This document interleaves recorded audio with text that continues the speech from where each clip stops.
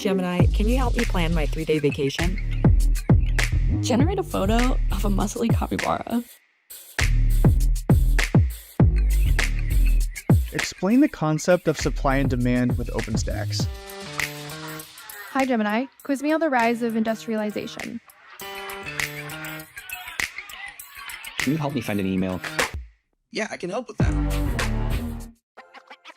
This December, the world's top chess minds clash in the heart of New York City at the FIDE World Rapid and Blitz Championship.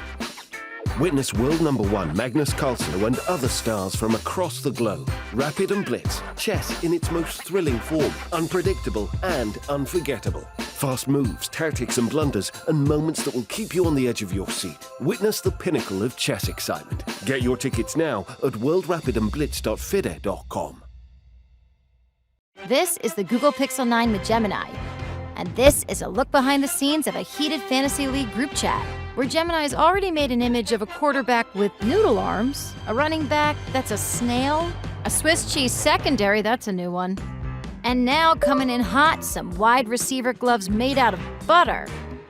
Oh, let's see how they come back from that one. Still anybody's game, or anybody that has Gemini.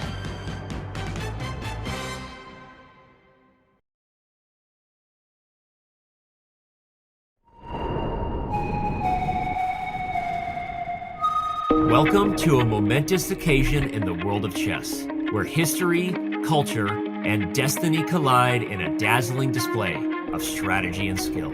We turn our gaze to Singapore, the illustrious Lion City, a global crossroads where ancient traditions meet cutting-edge innovation and the world's bustling economic currents converge. Here, on this storied stage, the Chess World Championship unfolds, capturing the world's undivided attention. In one corner, we have Ding Liren, the reigning champion hailing from China, where a population over 1 billion stands behind him, fueling a relentless drive towards glory. Ding's journey embodies a legacy of strategic mastery and an unyielding pursuit of excellence. The road back to the World Championship has not been easy for Ding. This past year has been one of his most challenging, both on and away from the chessboard. Opposite him, from the shadow of the Himalayas, is Gukesh, the prodigious talent from India. Gukesh represents a new wave of chess brilliance from the subcontinent, leading a generation of extraordinary minds who are reshaping the landscape of the game. Since winning the candidates, Gukesh has been in top form, having one of the best ever performances at the Olympiad, where he and India won gold for the first time. As we watch these giants battle for supremacy, we are reminded of chess's rich history, a game that has transcended borders and ages, uniting diverse cultures in a single shared passion. From ancient palaces to the grand stages of modern arenas, chess remains a testament to the universal quest for intellectual triumph. In this grand spectacle, Singapore stands as the perfect host, a beacon of global unity, where every move and countermove resonates far beyond the chessboard, symbolizing the ties that bind us all.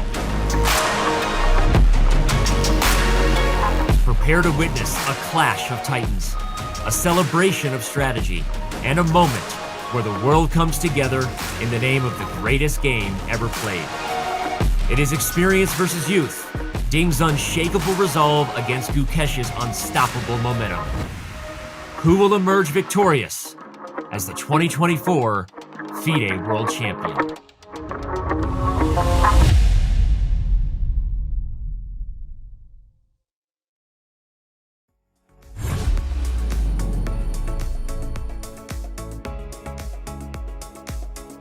It's day 6 of the FIDE World Championship 2024, and the match continues to simmer. Ding Liren and Gukesh Dommaraju remain locked in battle with both victories and near misses, keeping us on the edge of our seats.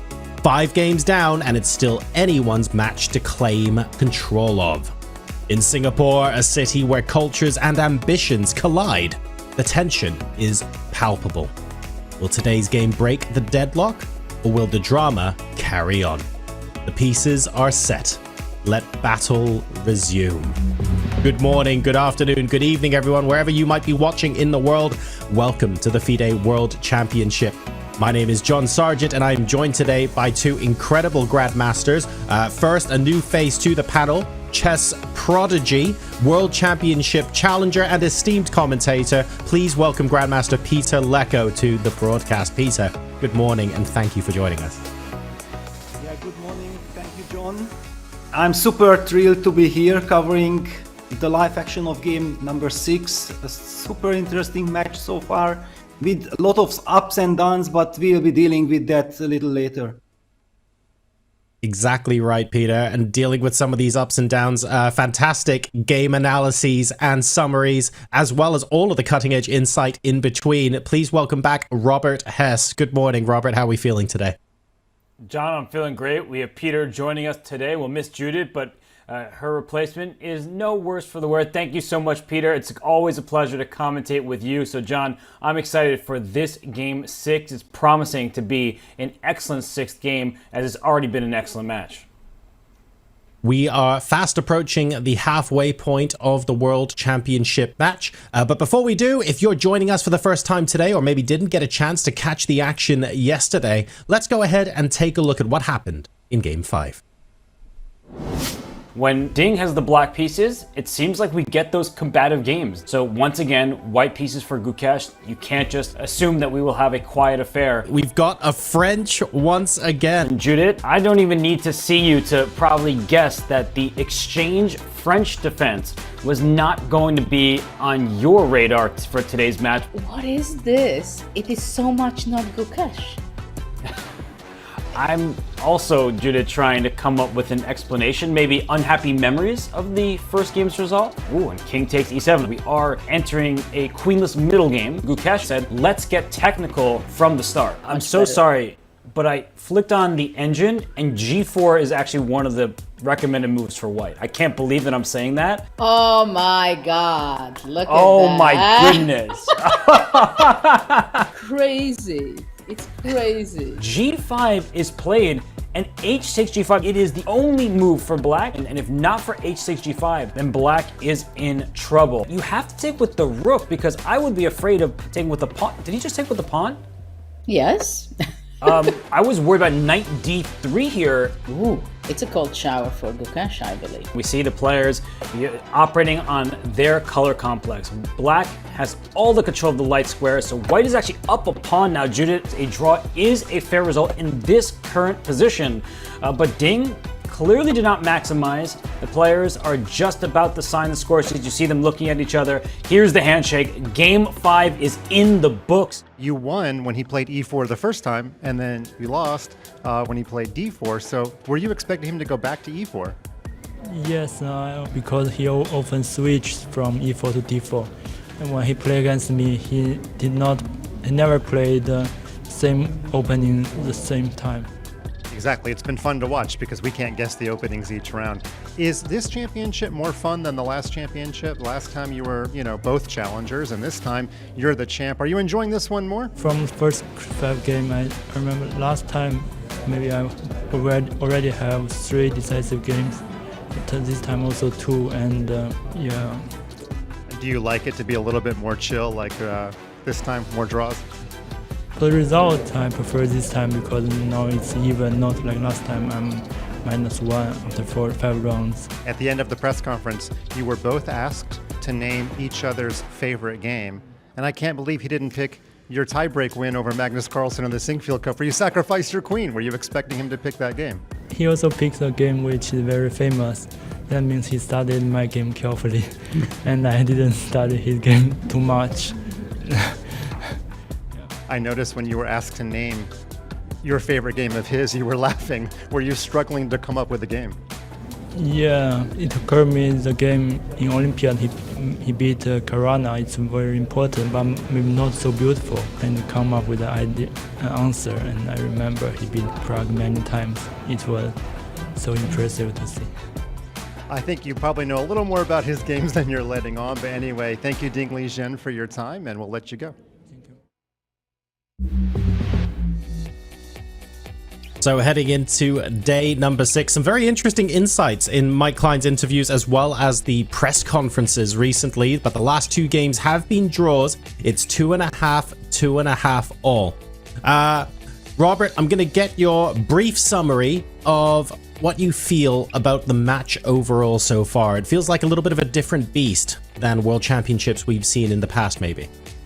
Well, definitely fewer decisive results than the last time Ding Liren was playing in the World Championship, his first and the way he won the crown. But for Gukesh, I mean, he is trying different openings. He's the newcomer. He's the younger player. We'll see if he can really find his footing, because yesterday's opening decision, that was one that many were critical of, and it didn't feel like it was true to his style.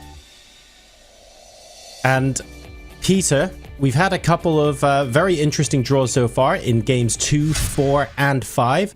Some people might say there have been plenty of opportunities to try and press for an advantage during some of those draws, and the players haven't really dived headfirst into it. But at the same time, we're quite close to the start of the match. What's your take on that?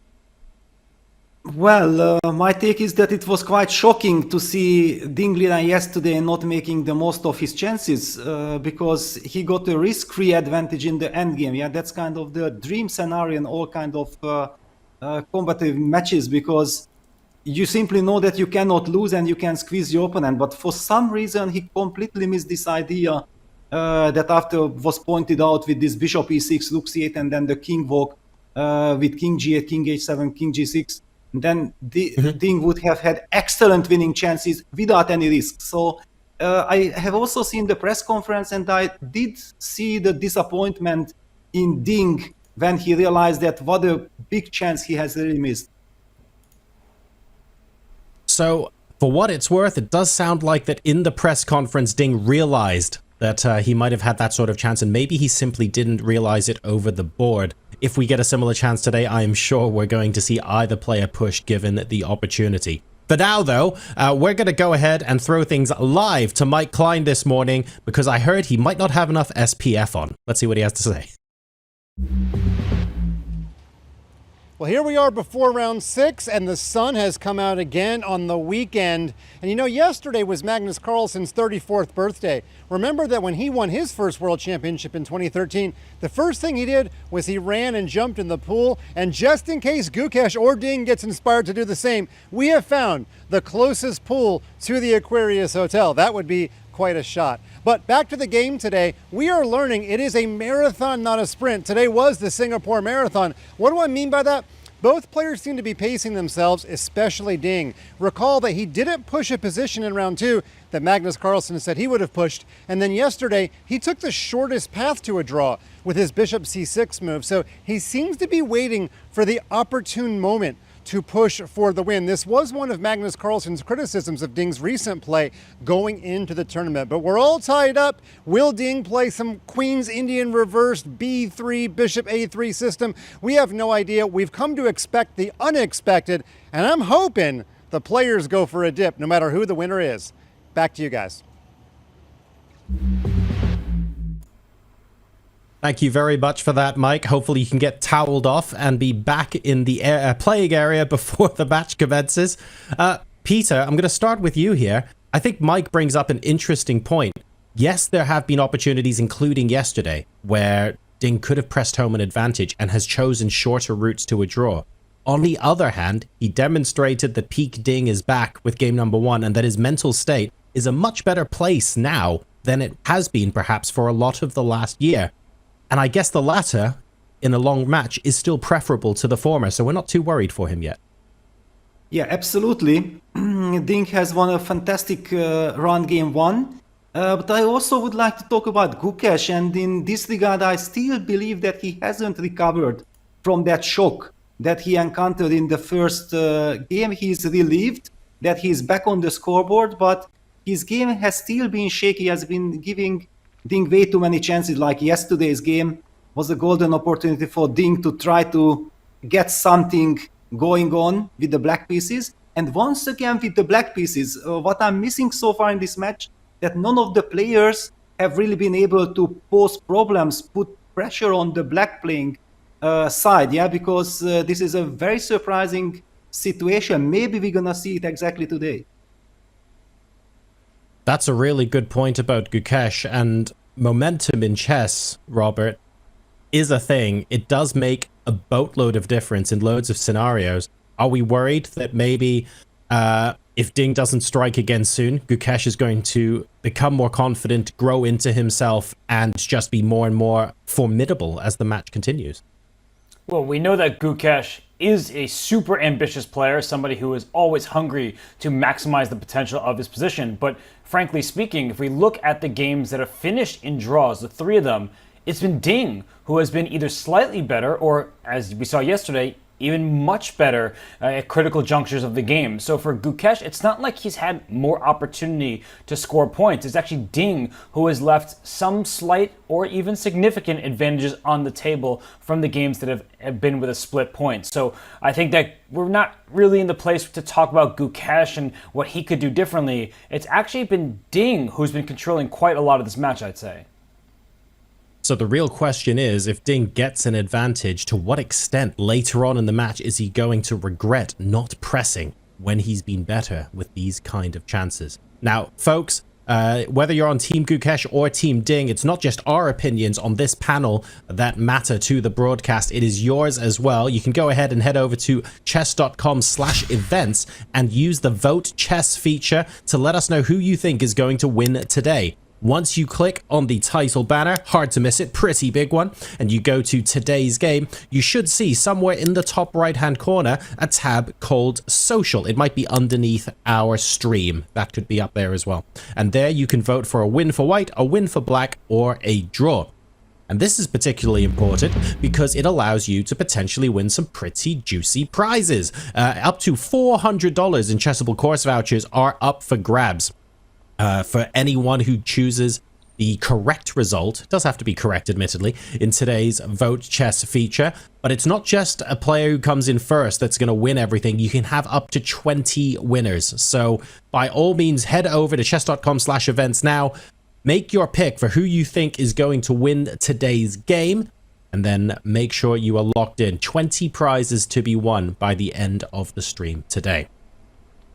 So there we go, Battle of the Chairs. It's so amusing to see the size difference in them. The players did choose them themselves. And we are getting ready now. Ding Liren with the more humble office chair. Although I have to say it looks very, very comfortable. And then Gukesh picking the gaming chair. We love to see it with the black pieces today.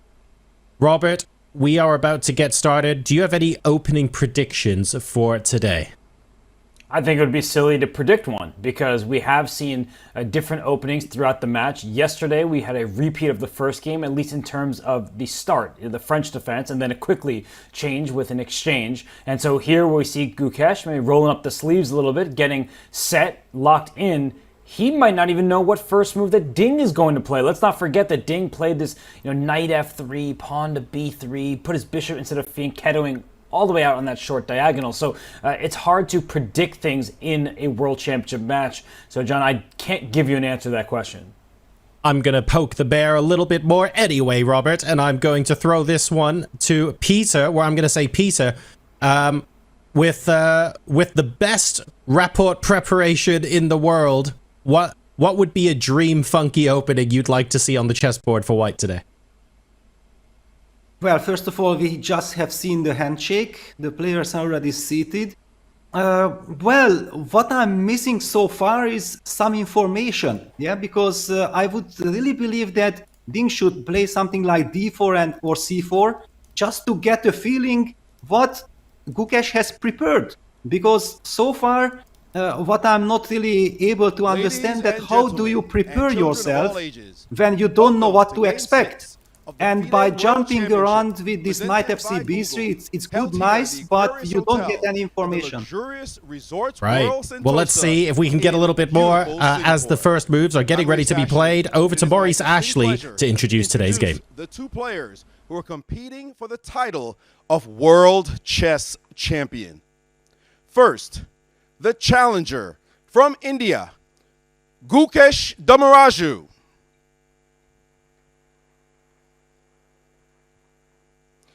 And from China, the world champion, Ding Liren.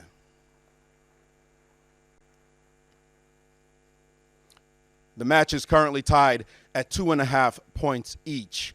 The players are giving it their all, an incredible fighting chess for all the fans around the world. Before I introduce the gentleman who will be making the ceremonial first move, I'd like to talk a little bit about the sponsorship of this tournament by Google. Of course, chess has been seeing a great boom as of late after the Queen's Gambit. We saw the internet boom during COVID, and the fan base has tripled in many places and websites around the world, taking great advantage of this incredible interest in chess. And now we have, for the very first time, 2 Asian grandmasters competing for the title from 2 of the great chess superpowers, India and China. Naturally, Google took note of this and has brought their incredible, one of the most valuable brands in the world, that prestige to the championship. And of course, as chess fans, we're grateful and we hope to see this continue in years to come. And now for the first move, he is a great fan of the game. He spearheaded the effort at Google to sponsor this event. The president of the Asia Pacific region at Google, Scott Beaumont.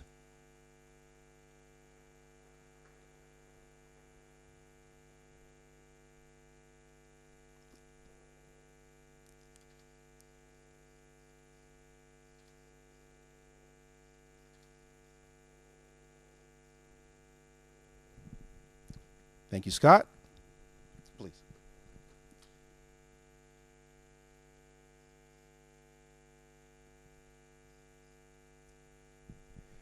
And with that, let the game begin.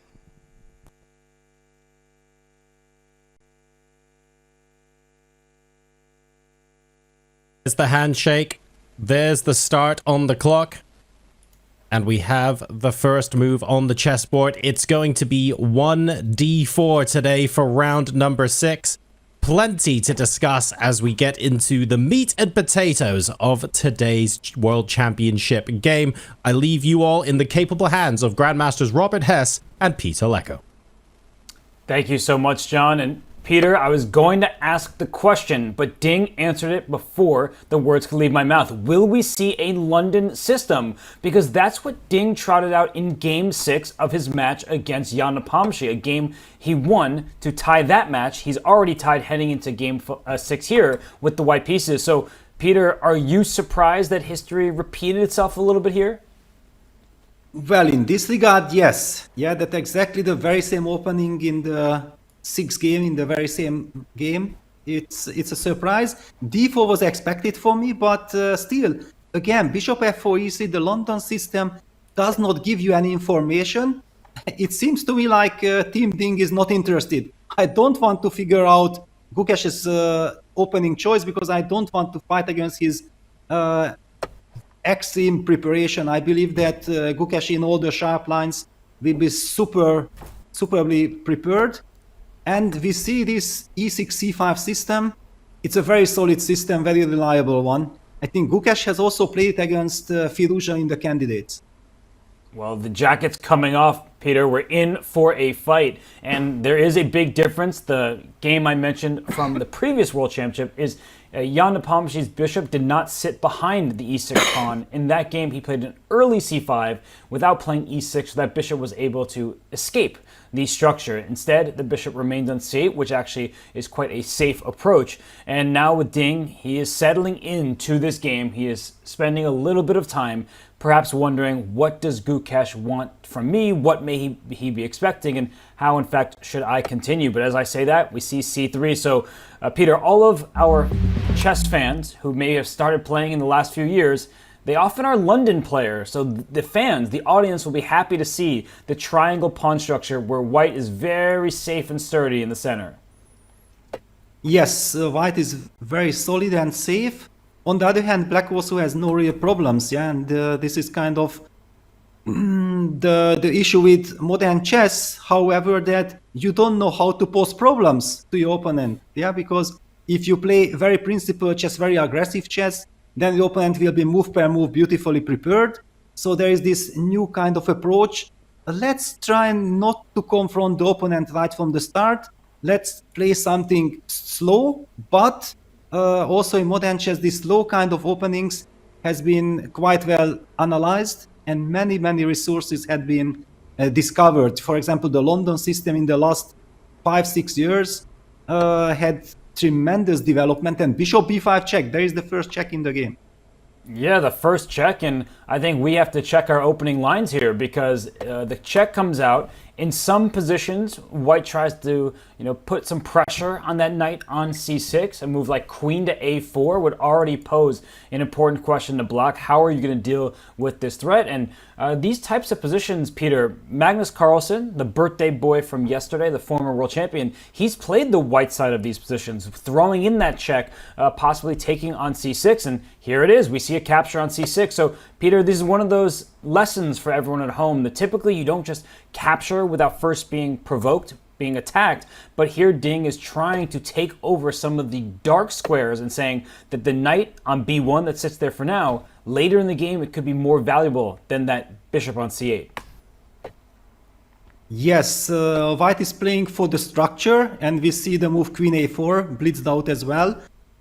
Obviously, white is trying some ideas like queen back to a3, pinning that pawn on c5 and the queen on d6, and then imagine some knight bd2, knight b3 idea, putting some more pressure on the c5 pawn, could potentially win that pawn and the game. So black has to be very careful in the next couple of moves.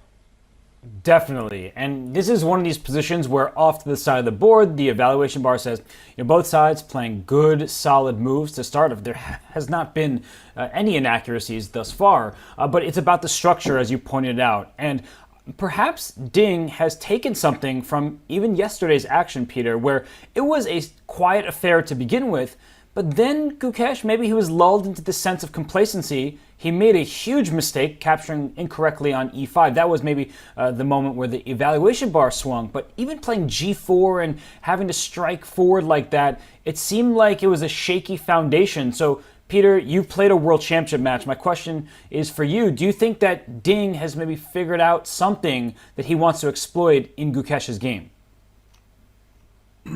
Well, I don't know exactly if it's exact strategy or it happened the way it happened. Yeah, because I would like to go back to this game one. You also told me that I played this World Championship match 20 years ago against Vladimir Kramnik, and I have also lost my very first game with the white pieces in that match, and it also had its effect on the match. I know exactly how it feels, and what I really felt from Gukesh's play in that first game, that he was way too aggressive. Yeah, he was way too aggressive and it backfired. And ever since, we haven't seen that very aggressive Gukesh. Yeah, so this is a very interesting kind of situation, like he finally managed to bounce back in game 3 and might feel like, you know what, I shouldn't be so aggressive. Yeah, that was kind of the message from the exchange French. Yeah, that's the only thing we can understand. And at the same time, you absolutely correctly highlighted that so far things have worked more in the way of Ding. But these matches are so long, and I'm loving the fact that we have 14 games. There is so much time for things to turn around. And Ding has missed so many opportunities so far, especially yesterday's. These kind of things will, if you don't use your chances, they will haunt you. Yeah, and also I believe that Gukesh can get quite a lot of confidence from yesterday's game that, wow, I got into trouble, but my opponent was not ready to use the maximum out of those chances. That gives you confidence. It can indeed give you confidence, and what else can give you confidence is when you play an opening and your opponent may not be expecting. I think this is a first critical moment to dive into some of the details because, Peter, Magnus Carlsen has played these positions from the white side. They may not be completely unfamiliar to Gukesh, but there's a bit of a, I don't want to call it a trap, but a difficult decision to be made here because I think most players would prefer to play knight e4 at this moment, but in doing so you allow white to immediately approach that knight, and with this pin along the line here, I believe that the best move for white is knight f to d2. It's a very awkward looking move, but a major point is that it takes away options with c takes d4, which in other circumstances would be quite strong. And if I'm seeing this correctly here, knight to e4 has been played, and I'm curious how quick, immediately, Ding plays knight f3 to d2. So Peter, this promises to be an exciting start to this game. Absolutely, yeah. This is one of those big theoretical clashes, and we spoke about this, that the London system is modernized. Yeah, there are so many new kind of ways of playing this position, and this is definitely a 21st century London. It's kind of a hybrid.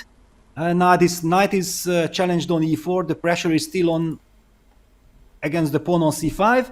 And I believe in order to solve the problems, black actually has to go into the jungle. Yeah, you just can't play this safe. And we see the move played by Gukesh. Is it e5?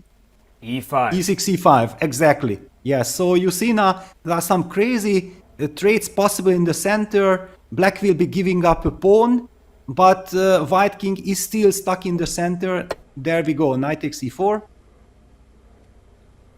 And Peter, this is going to test Gukesh right away, because now after queen takes c5, white will temporarily be up a pawn, but it seems Gukesh knows what he's doing. He will swing his queen over to g6 to immediately apply pressure on the white king side over here, and things are getting messy. So the players are really just settling in to what is an important theoretical discussion in this London variation. The London's supposed to be quiet, Peter. Why have things already been so lively?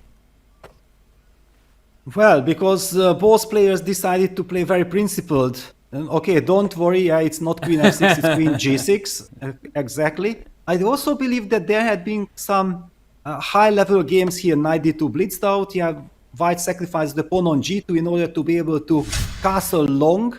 Yeah, that king needs to evacuate from the center, and then we're gonna see a very double-edged pawn structure. Wasn't it Levon Aronyan against Dominguez that featured this exact variation? I'm somehow recalling it. It's a very sharp battle. Especially imagine that if white goes long castles, black takes on g2, then the g file opens up. This isn't the quiet London. This is definitely not quiet at all. And I actually looked it up briefly, and Sam Sevian had a game against Wesley So back in the 2021 US Championship in this exact position.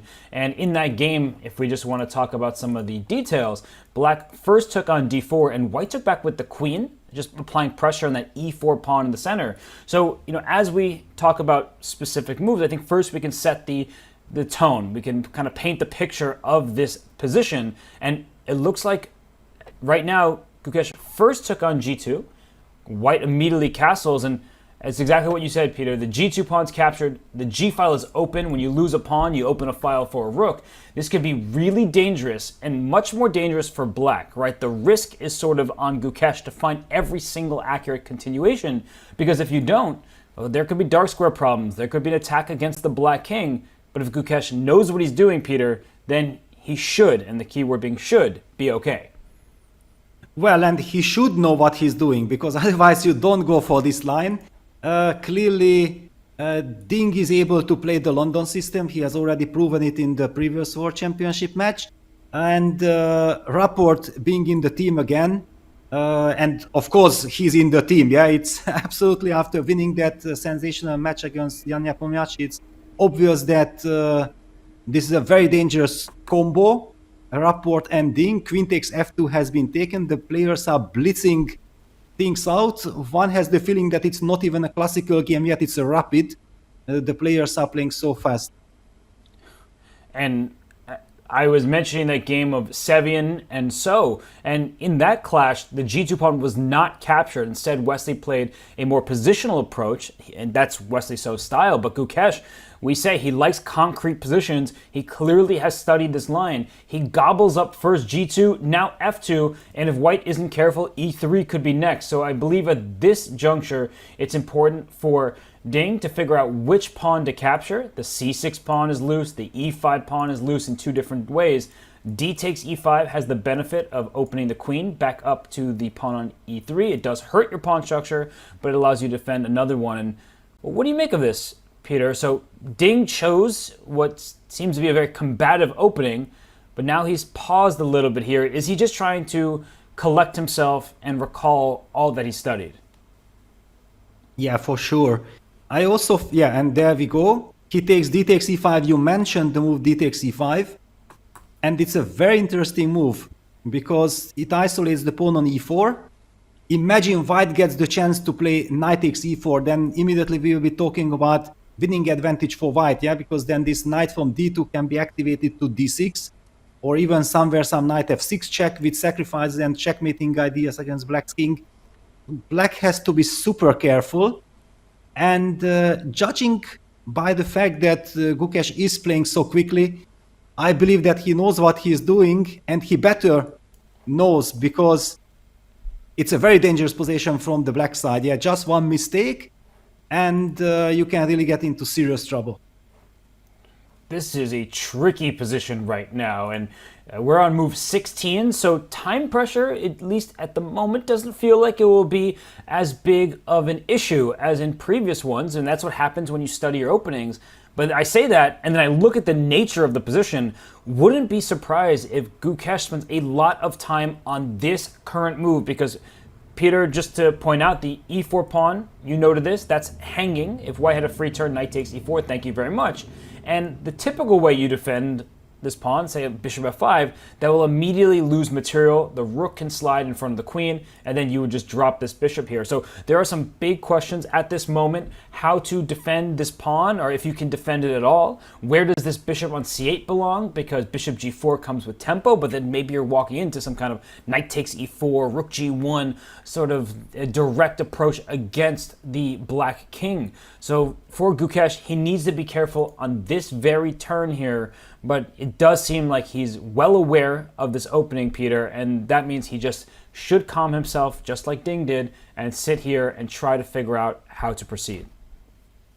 Yeah, and he's looking on the side. Yeah, this is a typical pose when you are trying to recall that how were these lines going, because it's very risky. And I also would like to mention that I have seen quite some excitement in Ding's posture, the way he was sitting, the way he was looking. His shirt was also kind of opened, as if Ding feels that this is maybe a chance. Look at this, how determined, how concentrated, focused Ding is sitting. And I'm pretty sure that Rapport told him that this is a very dangerous, very promising position. Let's go for it. It's a really good idea from Team Ding, and I agree with you. The way that he's sitting over this board, glancing up at Gukesh, it feels like a much different Ding than we've seen for much of the last year, where oftentimes he looks a bit dejected. We know he's really struggled with his mental health, and we all, the chess world, completely wishes him well. It's not rooting for him in any individual game. We don't pick sides, but it was a huge struggle for the world champion. And I actually noted that in his interview yesterday, Peter, where he was laughing a bit more. Yes, he was upset with himself, as any chess player is when you spoil an advantage without really making your opponent fight for that half point. But he does seem to be a different version than the Ding we've seen across the last year. So in this moment, I think it's actually important that perhaps you and I analyze a bit and try to get into the mind of Gukesh, because he's posed a difficult question at this moment. Is e4 dropping? Can I defend that pawn directly? Can I defend it tactically? Peter, what ideas come to your mind? Somebody who's played in a world championship match knows what that pressure is like. When you're faced with a massive decision like this, you're in your opponent's preparation, you know it, and you may or may not recall all the ins and outs. What's going through your mind if you're Gukesh? Well, I think that if you don't recall, then you have to slow down. This is very critical moment. You just can't be blitzing your moves unless you know exactly that that's the right decision. That's how the line goes. Otherwise, because this is now a very dangerous psychological situation that Ding has played fast. You know that the whole world is watching. People are expecting you to blitz out your perfect preparation, to recall every single detail in every single line. But if it's not the case, then you shouldn't be pretending that this is still my prep. This is classical chess. Ding knows the lines perfectly. One mistake can cost the game. And sometimes, now for example, if Gukesh is unsure, then he might have to simply spend 10, 15, 20 minutes and forget about what people are thinking. How does it look that I'm playing a sharp line and then suddenly I'm, instead of blitzing out my prep, I'm really taking my time. But you have to, because the position is very dangerous. And just to put a few moves on the board, it's something I mentioned, so I'll just show everybody. Bishop f5, defending the pawn. Typically, you want to defend loose pieces. It immediately loses to rook h to f1, and the bishop is lost. The queen can take a pawn, but you lose a more valuable piece at the end of the line. So bishop f5, easy to eliminate that option. Peter, how else can we defend this pawn on e4? Rook b8 comes to mind to defend it tactically, because if you're not awake yet and you take this pawn on e4, queen takes b2 is checkmate. So you can defend that pawn by creating a different threat. So those are two options that, we're just going to examine. What other move candidates and what other variations do you want to go down, Peter? We have some time. I think Gukesh is going to be thinking for a bit. Yeah, rook b8 is kind of the dynamic move. Yeah, it makes perfect sense. But then you have to calculate what happens if white starts chasing that queen with rook df1. And then also rook 8 g1 is coming. Somewhere some rook take g7 checkmating ideas will be threatening. So obviously black will have to activate that rook and develop the bishop. Normally that bishop on e6 would be probably a good piece. But we have to make sure that white won't be able to collect all the pawns. For example, okay, rook b8, rook df1. Where do we go with the queen? I guess we have to slide to e2. Yeah. And we have a move. We have rook to b8. Yes, correct. So we're analyzing the correct stuff at the moment. And I guess this queen to e2, I saw the evaluation bar jump, and I guess it's because this black queen can actually retreat to a very useful square, offering a queen trade, creating threats immediately against the white king. And let's not forget that there's a bad pawn structure here. So as the game continues, that could be an issue that white has to deal with. Yes, so then what do we have? Yeah, knight c4 played. All right, so the knight is activated. However, in this case, we can forget about the hanging e4 pawn. This is already kind of a good news. Bishop e6 would be very tempting. Yeah, just get that bishop out, putting pressure on the knight on c4. The knight cannot move because it still needs to guard the b2 pawn. How does white react to bishop e6? I guess rook d2 comes to mind, but then I'm noting you have queen f3 hitting the rook in the corner, and I'm not sure, because if the knight gets captured for that bishop, Peter, I'm a little at a loss to figure out how then white is going to create a serious initiative. I mean, a trade of these pieces seems to be in black's favor. But of course, Ding is playing instantly, so he's chosen this for a reason. Yeah, somehow the feeling is that once the knight moved from d2 to c4, the position looks much less frightening for black. Now everything makes perfect sense. And we did see that Gukesh slowed down a bit, but it was really worth it. He recalled, I believe, his preparation with rook b8.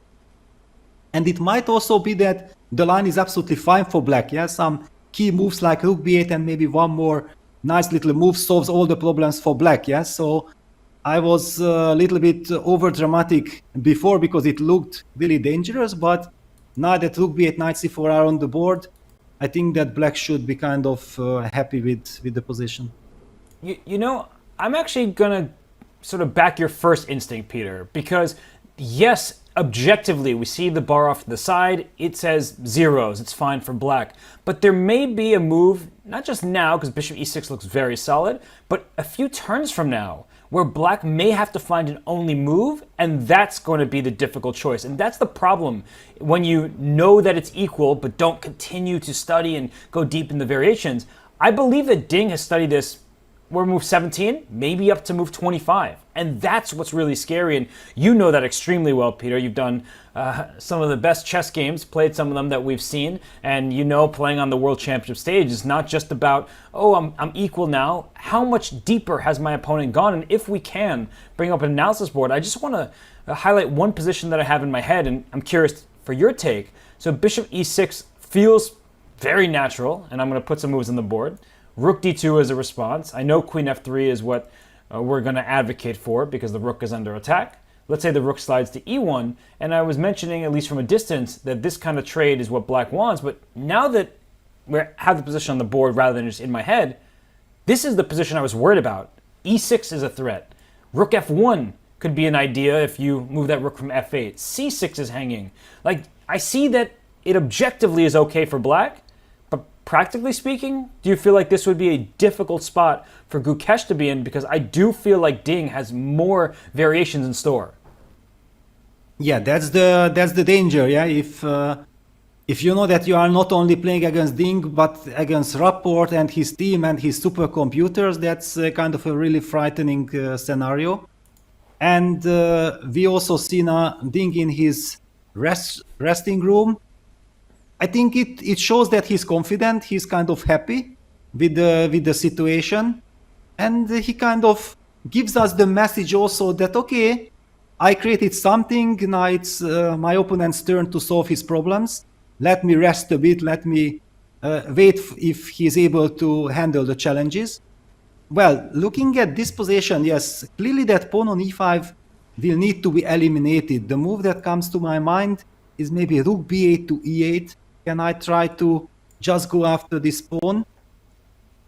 I'll put it on the analysis board. We have some time. Rook b to e8. I see you're going for my pawn. What if I get into this sort of position? Queen takes c6. If you take on e5, I was just looking at this and thinking, can I just go pawn hunting and claim that I have a material edge? And at least there's plenty of things to talk about in terms of imbalances. Well, actually, you are winning my a7 pawn.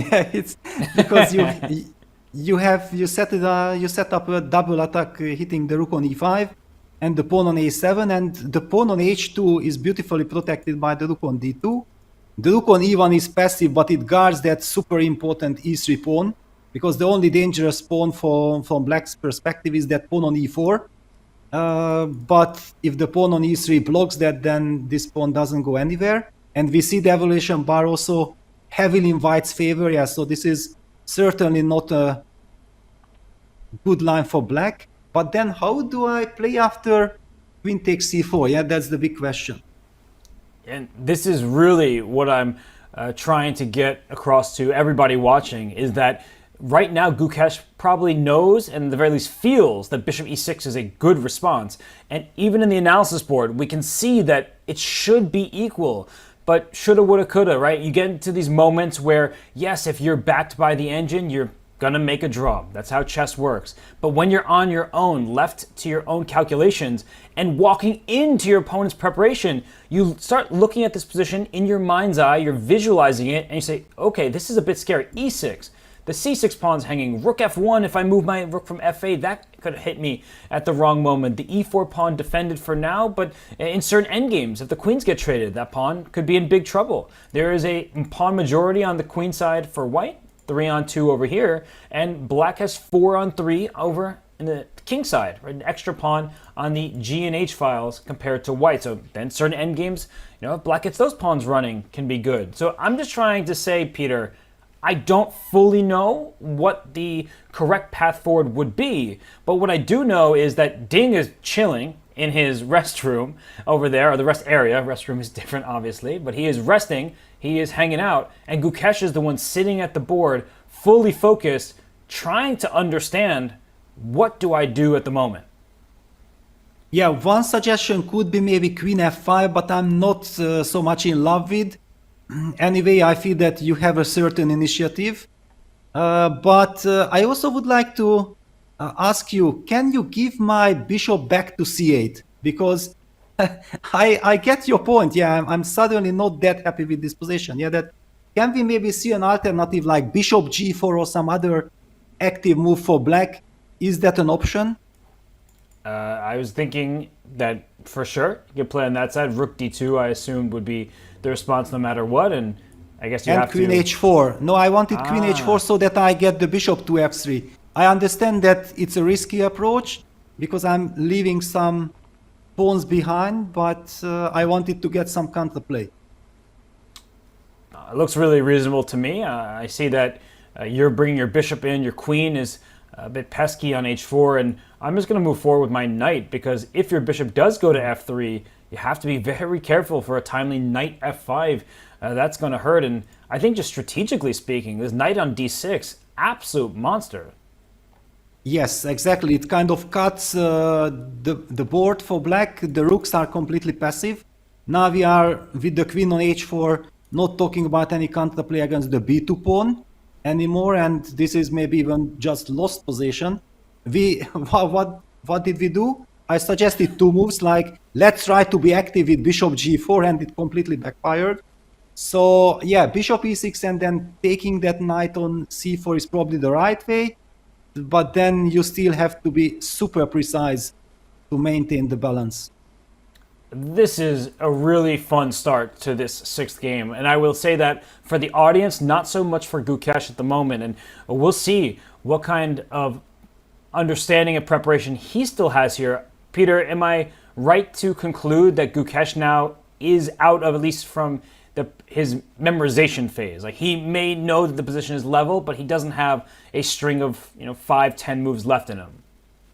Yes, exactly. But when I see Ding like this in the resting area, I feel that he really believes that there might be a chance here. Yeah, look at this. He is holding his head because he senses that this is a very critical, very interesting moment. He's recalling the analysis that, yes, there it continues, I can pose problems. I really feel in his body language that he's extremely determined today. He chose an opening that ended up being quite sharp in nature. It started from a London system, and Gukesh is the one on the clock. So opening battle clearly won by Ding Liren. He is up about 20 minutes, and we'll see if Gukesh has a move in the near future. But this is not a comfortable position to be in.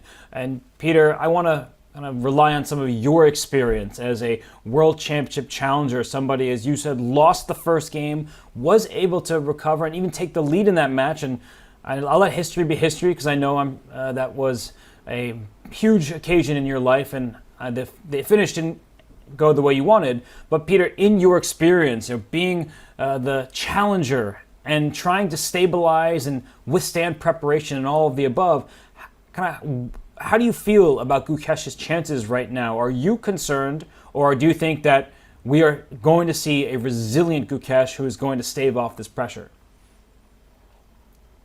Yes, I can really feel this moment, because Kramnik was posing me quite a lot of opening problems. I was working very hard over the board, and that famous Marshall, that I won. Was it, I think, game number 8, when I ran into his preparation. He was blitzing his moves, and I spent 55 minutes at one moment in time, and I was more than 1 hour behind on the clock. Probably everybody thought that, okay, I'm gonna lose. That would have been the logical follow-up of what happened, but I went on to win one of my best games. So this kind of situations are always very tricky, that the player who is not thinking, who is really like Gukesh working into the position, is going very deep. But on the other hand, if he will face modern technology, supercomputers, it will be very unpleasant to defend. Okay, well, it's great to hear, Peter, about your experience and some of the struggles you faced, but also some of the better moments as well. And so you know what it's like to be in Gukesh's shoes from your previous World Championship. And here you see him cracking his fingers. He is working hard at the board. So, John, this opening, it started off as what might have been a peaceful beginning, but here we are. The action is heating up. So, John, as we take you in and bring you back, what are you most excited for as you see this position unfold? Exactly right, Robert. The London system is perhaps known for being solid and a bit peaceful, but Ding giving it a little bit of a new lease of life there, as we understand the pawn move, d takes e5, being a theoretical novelty. Very interesting to see how Gukesh chooses to respond to this.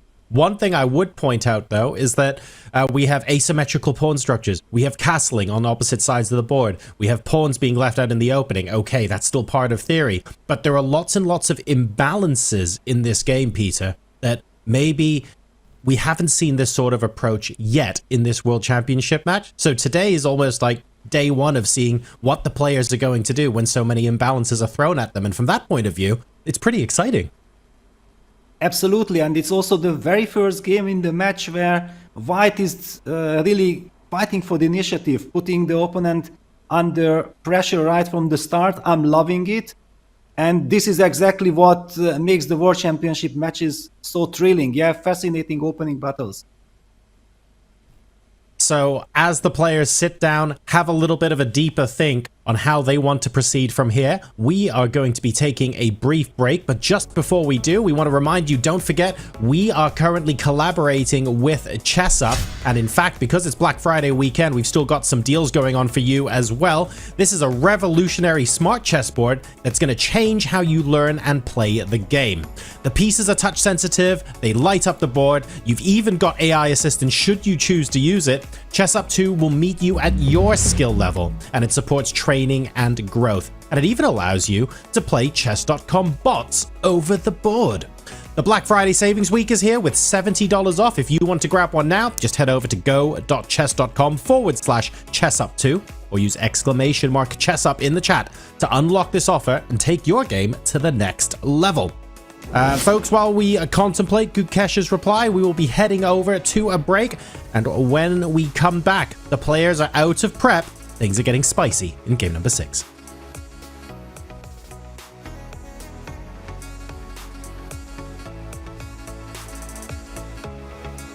One of the big additions to this year's World Championship is that the presenting sponsor is one of the biggest companies in the world, Google. This is their corporate display, and over here we can see the derivation of DeepMind's AlphaZero. Remember when that changed the history of chess in 2017. But if you really want to get inside the corporate culture of Google, if you ever want to work at one of the world's best companies in Mountain View, you have to nail the beanbag.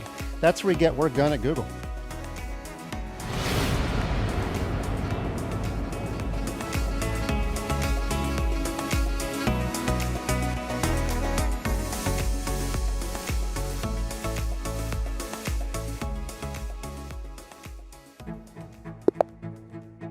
This is chess. Chess is an experience. The excitement, the joy, the devastation, the undeniable drive to play again and again.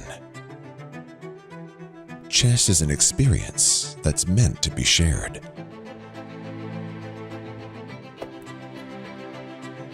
What if you could experience chess in a completely new way? On a real chessboard with the power of AI at your fingertips. This is ChessUp 2. Take everything you love about playing on chess.com and experience it on a real chessboard. Play a blitz match against a random online opponent.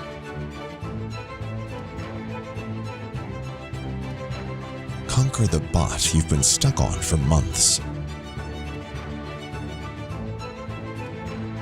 Or challenge a friend halfway across the world. ChessUp 2 is always ready and always connected with built-in Wi-Fi. Never miss a move with full piece recognition. And review all your games right on chess.com. ChessUp 2 is more than a chessboard. It's a chess trainer.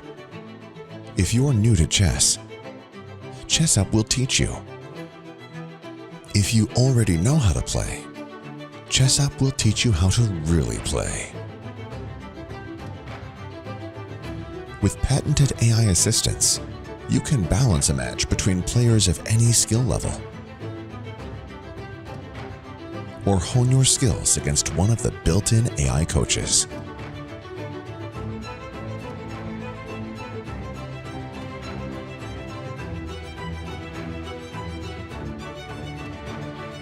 The makers of ChessUp 2 are the same team behind the original ChessUp,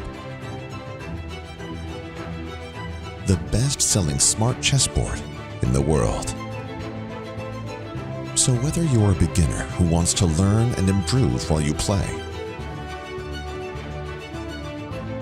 or a chess pro who wants to go deeper into the world of chess, experience ChessUp 2 and level up your game.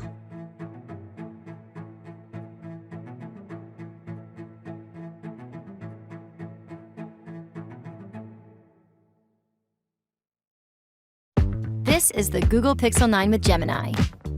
And this is Dan, suggesting some places to meet up and watch the game tonight. But you know what's better than a list of places? Knowing how close those places are. Which is why you're just gonna ask Gemini to put these places on a map. Whoa, how's that for teamwork? Why can't you cool? Just let me cool. This December, the world's top chess minds clash in the heart of New York City at the FIDE World Rapid and Blitz Championship. Witness world number one Magnus Carlsen and other stars from across the globe. Rapid and Blitz, chess in its most thrilling form, unpredictable and unforgettable. Fast moves, tactics and blunders, and moments that will keep you on the edge of your seat. Witness the pinnacle of chess excitement. Get your tickets now at worldrapidandblitz.fide.com.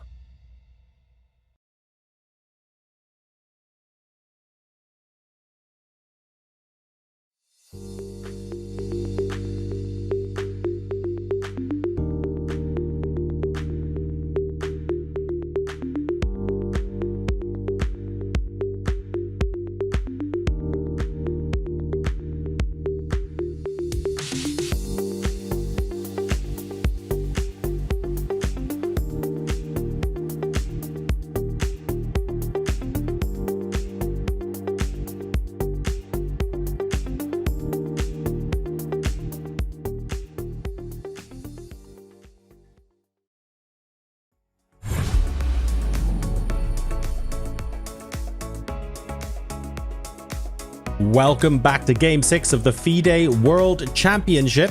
The London system is on the board and there are fireworks. It's New Year's Eve across the Thames as far as the World Champs are concerned right here.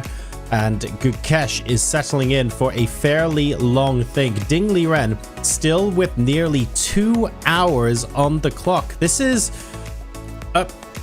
Go on, Robert. Tell me if you disagree. I feel like this is the most comfortable I've seen Ding all match long so far. What would you say? I completely agree. And you're usually quite comfortable when you've caught your opponent in some preparation. It's not like Gukesh's position with the black side is anywhere near that bad, but it's uncomfortable to play against somebody who is blitzing out their moves, and every decision for Gukesh is a challenge. So we'll see how resilient he is. We know what a strong player that Gukesh is already at just 18 years old. But for Ding, yeah, this is a moment where he's looking at this as a turning point. So it's a very scary position to be in for Gukesh. And Peter, I'm going to throw what might be a very long question at you, but hopefully a very worthwhile one for people who are watching at home on the stream. In such an imbalanced position where we've got bishop versus knight, castling on opposite sides of the board, white getting his rooks connected, but we're still waiting to see exactly where they end up. Black trying to defend against some of these ideas. Can you help talk us through some of the main ideas for where to attack for white and maybe some of the counter-attacking chances for black? Where are both Ding and Gukesh looking at the board at the moment? Well, so far this is also the line that we discussed with Robert, and it was very natural. Yeah, we felt like it's kind of nice to eliminate that monster knight with bishop takes c4, but then we get a completely different dynamic. Yeah, then we eliminated that knight, but still all these e5, e6 ideas, opening up the position black's king, the pawn on c6 was vulnerable. I did try to go after the e5 pawn, but it turned out that it wasn't so simple. That's exactly the reason why we are really worried for Gukesh, yeah, that if you haven't analyzed this position, it's very tricky. Now, I was using the break, and I felt like, okay, hang on, okay, I haven't been playing for 5 years. Yes, I now returned for the Chess Olympiad, so I did quite some rehearsing of my opening lines and so on. But this line was also something that I had in my mind 5 years ago. And I just opened my notes. And my notes were actually, if we can go back 2 moves, just after knight c4.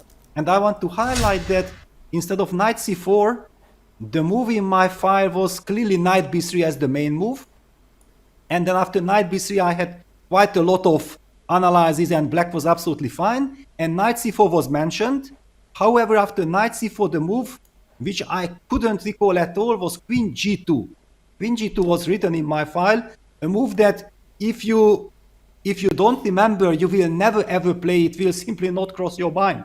It certainly did not cross mine.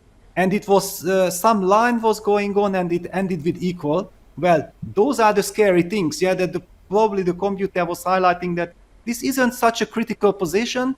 And when you look at it with the computer, then everywhere you see all this 0-0 evaluation, and you think like, of course I have the B file, white also has weak pawns, I will develop that bishop somehow, and of course things will be fine. But when you go deeper into it, like Robert highlighted very quickly, that yes, 0-0, but maybe a couple of moves, and you have to play with computer precision in order to maintain the balance, and then it's already extremely scary. I just want to talk about this loving queen g2 move. Sorry, John, I heard you there. I didn't mean to cut you off. You go first.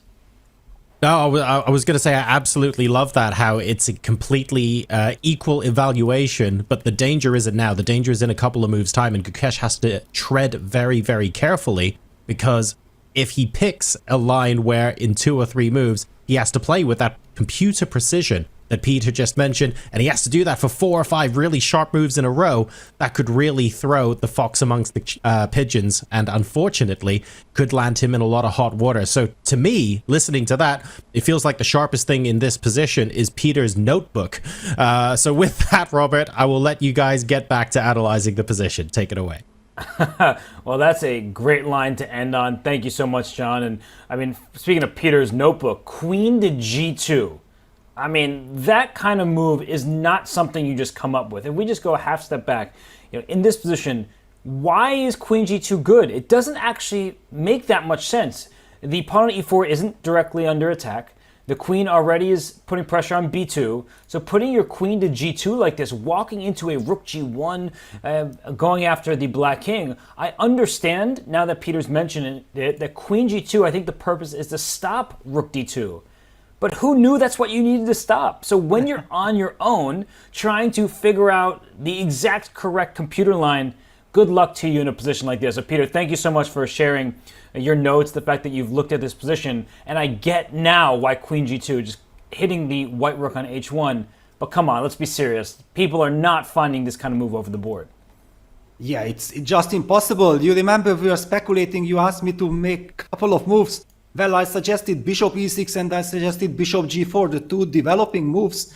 And if you would have told me that, Peter, queen g2 is the move, I would have told you, no way, that's ruled out. And that's exactly the reason why it's so tricky when you are following some computerized lines. And the line was going, I think, rook hg1, queen takes h2, pawn grabbing, again, something I would have discouraged that, no, we are not going pawn hunting. The position is about dynamics, not counting pawns. But yeah, computer does not care.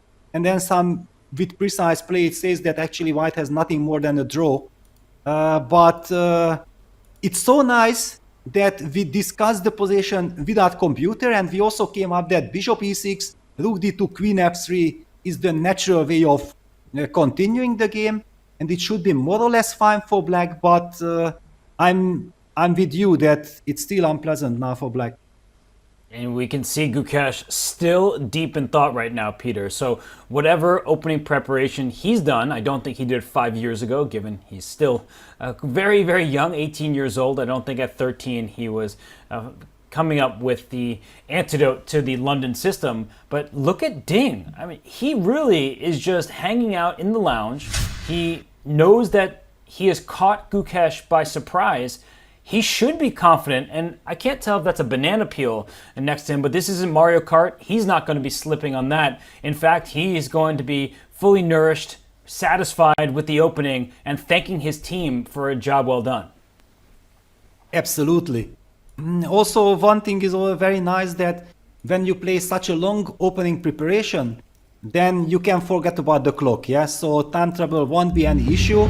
He also knows exactly that if Gukesh makes a mistake, then he might get real chances. So he's already ready for that scenario. Yeah, we have talked about this the previous game, that he might have simply not believed, because it was such a dry kind of possession, that okay, it's gonna be a draw no matter what.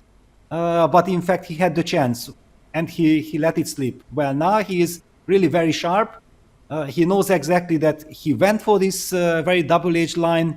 His team came up with a great idea. It was not d takes e5, but to understand that this knight d2 to c4 might be a very unpleasant move to face over the board. And here I believe that Richie is very much in the house, because these are those typical Rapport's ideas where he does not care about the engine evaluation. He senses that this position is, humanly speaking, dangerous for black, and let's try to test him. Let's try to test our opponent.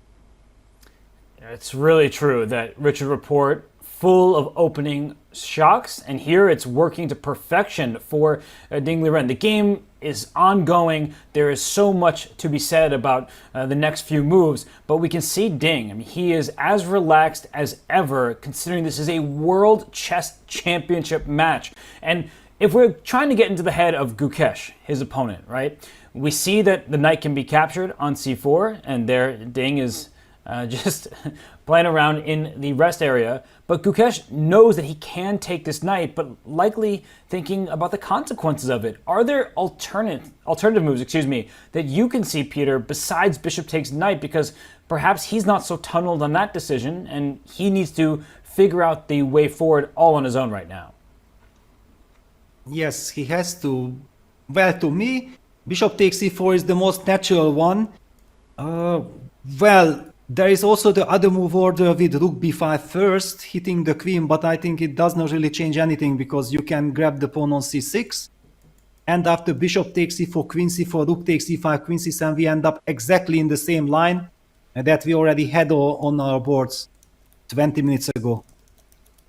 Yes, so we'll analyze some of these lines just to show everybody what Peter is talking about. It just says transposition, funnily enough. Rook b5 hitting the queen, but once the knight is captured on c4, the queen takes back, and yes, e5 falls, but after rook takes e5, queen c7, that's a double attack. And at the very least, white can gobble up the a7 pawn. And I think I just want to finish one thing here, Peter, is rook back to e8.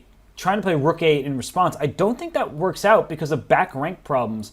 And it's funny how chess can work like this. Queen e7, rook takes a2, and then in this position, rook d8 wins the game for white because the black king does not have luft. So yes, black gets the check in first, but the checks run out very quickly. King c2, you can even get another check on f2, the king escapes to b3, and that's that, Peter. Game over because the black king has nowhere to run. It's a wonderful line, just to highlight that how sharp the position is, We have just played natural logical moves. It looked like both sides have their chances, and all of a sudden black has to design. A very scary scenario. And hang on, after queen e7, I couldn't play rook fe8, picking that queen away with the tempo. Because then you just play queen d7, right? Yeah. This is a theme today, Peter. Bringing the queen to attack one of the rooks so the second rook isn't free to move up the board. Yes, well, very unpleasant situation for Gukesh, because if the logical follow-up is not good enough, then he needs to find an alternative. First of all, he has to understand that playing naturally leads into some trouble. This is the first step in order to try to understand what else should we do. So, okay, let's return to the starting position. You asked me to suggest different alternatives. Well, maybe I'm biased, but this knight on c4 scares me so much. And do you see some other alternative, Robert? I think you and I are on the same page here, Peter, that knight d6 feels so worrisome that I'll make a random move like a6 or something like that. Like knight d6, this is not what you want to see from the black side, because you can't kick a knight off of a dark square, especially when it's defended by a pawn, a rook, and a queen, when you have a light square bishop. This is the downside of having a bishop compared to a knight. A knight jumps from color complex to color complex. The bishop only sits on the light squares in this game. So I was just trying to show the point. a6 is obviously not a very strong move from the black side, but still, that a knight landing on d6, that becomes a unicorn, and that's a mythical creature that nobody wants to face off against. Yes, well, luckily there is this pawn on a2 hanging, yes? So can we actually now grab on a2? Is that a kind of an idea for black not to play a6, something else, but with the intention that against knight d6 we might be able to capture on a2? So this case then maybe some h6 or something would be more useful. I was about to ask, so your question, bishop takes a2 here. Can you get away with it? At first, clearly you can. This objectively still is just fine for black. But what if I try to trap your bishop in here? Like, I don't take any material just yet. This bishop isn't participating in the game. And Peter, I know the type of player you are. I feel like I share some similarities with you. That knight on d6 is definitely worth a pawn. Yes, certainly. Certainly. I can hear it in your tone, Peter. You're just like, please, I never want to face a knight like that on d6. Yeah, we are strategists. Yeah, we see all the potential in white's position. And for example, okay, I would give the argument that, okay, I can put the bishop on b3, and that bishop is also not bad on b3, creating some pressure against white's king. But certainly would love to be with the white side here. Yeah, same here. And there still is attacking potential against the black king, and this knight on d6. The reason it's so frustrating is look at the squares it covers. It's not just attacking a pawn on e4. That's not really the critical point. Is no rook b7 if you want to defend the 7th rank. The knight covers b7. It also stops the rook from going c8 or e8, and it can drop back to f5 at the right moment to help with an attack. So there are problems in the heart of black's position here because of this knight on d6. And Peter, if we just throw in one more suggestion, because in this position I don't like the h6 pawn. I'd rather my pawn be on g6. But then I'm thinking in my head, if we go back to the start, g6, let's say, knight d6 anyway, we get this type of position and I shut the bishop out here. Now I'm worried about this f6 square, because if white is able to even make a move like queen d4, knight takes e4, then that knight gets into f6, so that's another dark square weakness, and it's a light square bishop that isn't even helping the black king defend itself. Yeah, absolutely. But I'm very happy that I see Gukesh capturing that monster knight with bishop takes c4. It had to be played. Queen takes c4 on the board, and now is the big question: how is Gukesh gonna handle the position? And Peter, oftentimes when someone spends a lot of time, they then follow it up quickly. But I actually think that first decision was very challenging, and it doesn't get easier. So just to determine, I need to get rid of that knight. Knight on d6 is too much to allow, but this is the big moment, and we had this on an analysis board a while ago. e6 is a threat. Queen takes c6 is directly winning a hanging pawn. So how do you stop all of these threats at once? Queen f5, I think you mentioned that move. It seems like a very fair response from black, but ultimately we are going to have a dynamic where white has more pawns on the queen side, black has more pawns on the king side, and especially if the queens come off the board, Peter, then we're talking about rook endgames, but not just a stale affair. We're talking about pawn races and which side can try to promote first. Yeah, those are very dangerous scenarios. Yeah, I also feel like since the position is completely out of control, it's good that it's Gukesh who is sitting on the black side. I imagine myself, as I just want to highlight that because there are so many imbalances in the position, I think someone who is rusty, you put him on the black side and he will just collapse. Yeah, this is the way how I see it.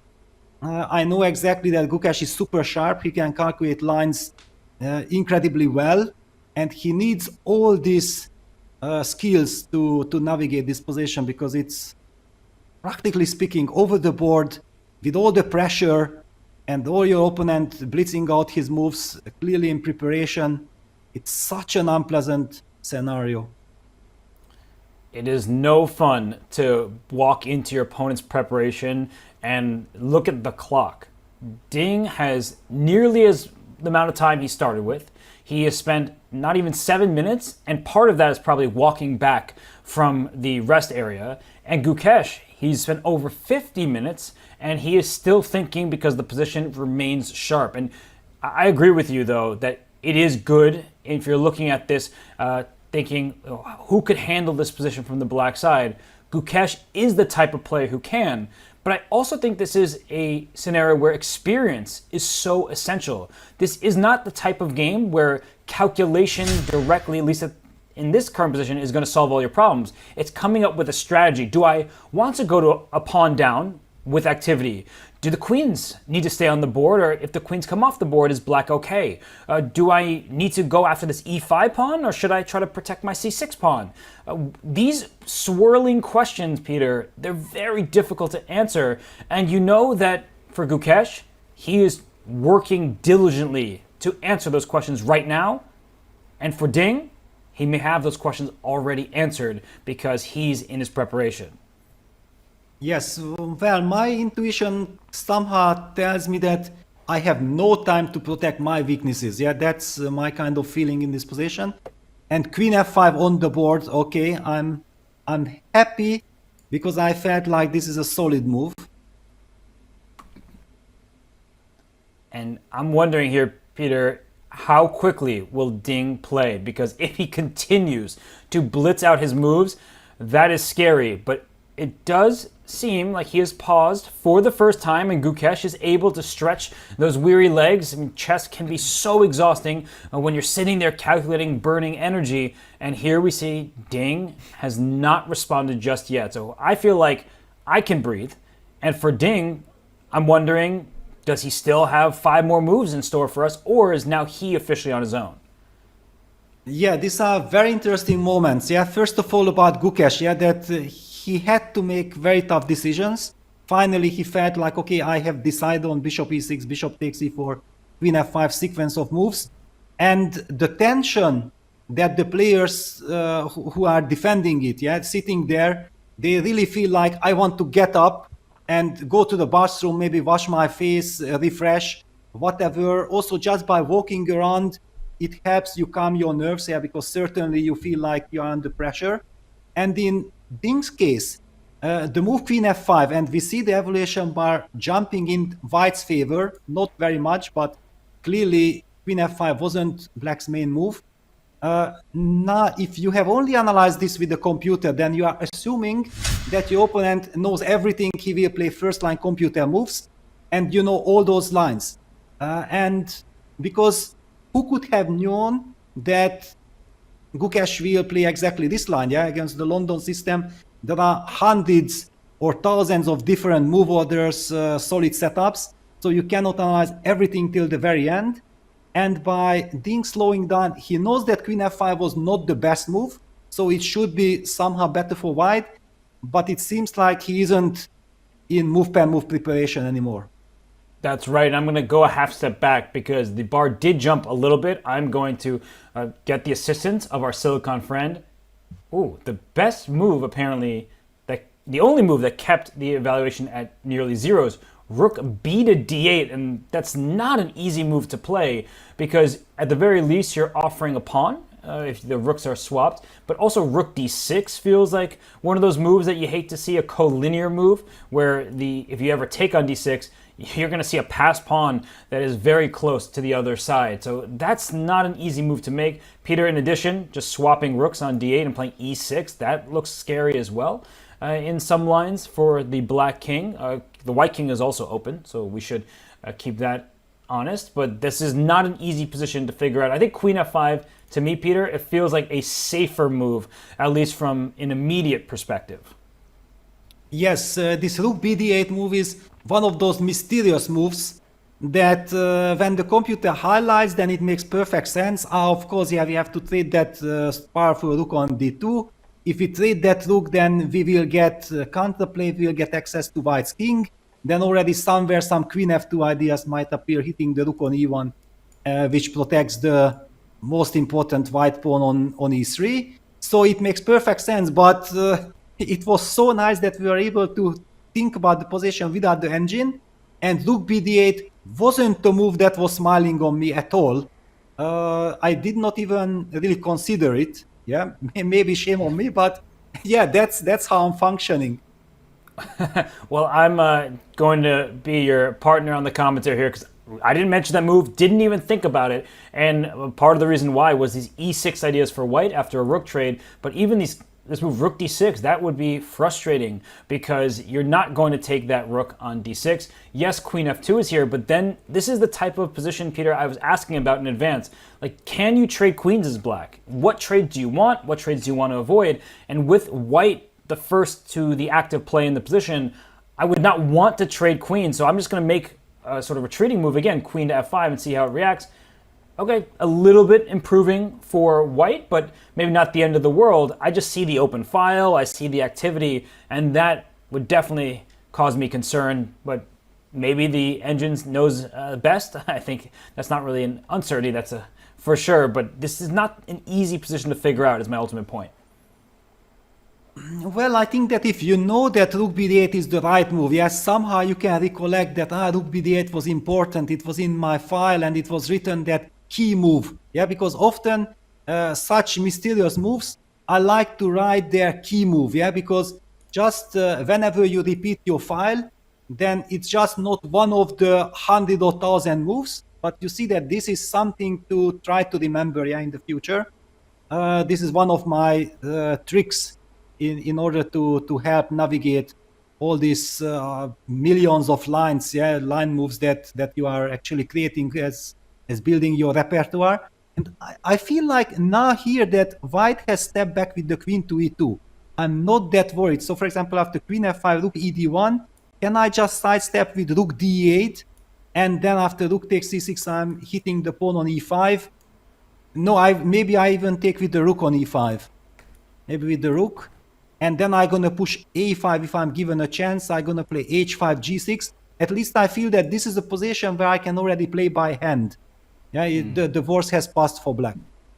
You know, it's funny you say that because I simultaneously agree with you that there are a number of moves that come to mind for black, so that at least will make you breathe a little bit easier. But on the other hand, you're looking at this position and you see the imbalances. Now white has these C and B pawns. Then if the queens come off the board, how fast are they? Black's pawns seem a little bit slower out of the gates. So I'm totally with you that there's so many more ideas that come to mind for black, but I'm also looking at the position white's rooks are active. There could be some rooks landing on the 7th rank. And as we return to the game position and Ding still is thinking, I'm wondering, Peter, like if we take on c6 and take on e5, sort of a similar premise. Does white gain control of this fully open file? And does that leave black sort of gasping for air for a few moves, just trying to figure out what exactly do I do, because there is going to be mounting pressure against the black position? Certainly, yeah, white has initiative. If I would not see the level bar, then I wouldn't be able to tell that white is better. I feel that white is fighting for advantage, but if white really has an advantage, I would not be able to tell. And from the body language, I think it's very important to talk about this, with that finally Gukesh has made his decision. He kind of feels that, okay, maybe I haven't found the perfect computer solution. Maybe I'm objectively slightly worse. On the other hand, I made sure that nothing really serious can happen to me. I'm in the game. He's leaning back on his chair, showing confidence. Ding is looking at him. And now Ding feels a bit disappointed. He feels like if I would have checked this move, queen f5, and I would have been able to blitz out one more move, and put one more pressure on Gukesh. That might have been super important. Yeah, this kind of small things can affect the game so much. I know it from myself. Yeah, that when you are under pressure, you spend tons of time. You are still in opening preparation. Then you finally make a move with which you kind of agree that yes, I'm not neutralizing my opponent's preparation. I'm slightly worse, but I'm solid. And then suddenly my opponent slows down and pings. That's when I feel like, okay, I'm gonna survive this game. I'm gonna hold this. It's all okay. But if your opponent at this moment still blitzes out one more move and you feel like you are fighting against a computer, not against your opponent, then psychologically it can have an effect that you crack. And I feel that in this case, now Gukesh is really relieved that he has the other scenario. Yeah, and we both acknowledge rook b to d8. That move wasn't on our radar, but I like the way that Gukesh has handled this. And it's still not going to be easy unless Ding is not ambitious. And John, I know we've talked about this in previous days. You're here watching this game unfold. But I guess part of the equation is how ambitious will Ding be? His opening choice, clearly ambitious. But sometimes when he's had these little advantages, he allows the game to peter out sooner than many others would. I love the way that Peter just summarized. An extra move blitzed out here might have had an important impact on the game. And I think that plays into what you're saying right now, Robert, about how ambitious is Ding being. Because an extra move blitzed out could have ended up in a situation where Gukesh is sweating that much more. But I'll also throw the flip side to you. What do you think, Robert, about if Gukesh sees that Ding is thinking, okay, I should be able to survive this. My position is solid. I think I can take the game and carry on from here. But he runs the risk of being a little bit complacent. He runs the risk of maybe missing something in a position that, quite frankly, is still full of imbalances and is still quite sharp. There's also that risk to mitigate, right? Well, one of the joys of being a teenager, long past for the three of us here on the call, is that you have a sense of confidence, a sense of joy, just looking at these positions, and you feel very sharp and you're willing to battle. But on the other end of that is for Ding, he has vast experience. He's the world champion, and well before he was the world champion, he had a 100-game unbeaten streak. He's able to pressure even Magnus Carlsen, the #1 rated player on the planet. So I'm just trying to set the tone here that, yeah, Gukesh is playing really, really well, and I'm very impressed with the way he's handling himself. And Ding has not proven to press to the greatest degree, at least in some of the previous games, like yesterday. But Ding has great experience, a wealth of it. And in an endgame, if the queens come off, then we could see, can a player like Ding, in better form, can he actually try to secure victory and use a nagging advantage? Or will Gukesh be solid like he has been and able to stave off the pressure? So far, the story, at least where draws have been concerned in this World Championship match, has been Ding maybe not capitalizing as much as he could when he's had an advantage. Is that going to change today as he puts Gukesh under a tremendous amount of middle game pressure? The players are settling in for a big think as we come to you live from Singapore. Mind you guys, this is not the only event where you're going to be able to attend live in the month of December heading out of 2024. We've also got the Champions Chess Tour Finals, live and in person in Oslo, Norway. And why are we telling you this right now? Because some of the folks watching the game are in Singapore right now, and you can be in Oslo, invited into the room alongside 8 of chess's greatest titans, including Magnus, Ali Reza, and MVL. You'll get all of the high stakes and high caliber action, but tickets also include perks like hand and brain chess, simultaneous displays, photo opportunities with the players, and much more. Use !CCT finals in chat or visit go.chess.com/CCT finals 24 and secure your tickets now. We are back in the thick of things at Ding versus Gukesh, folks. Let's see what these players choose to do with their remaining time in the middle game. We'll be back after a couple of minutes to see if anything gets resolved.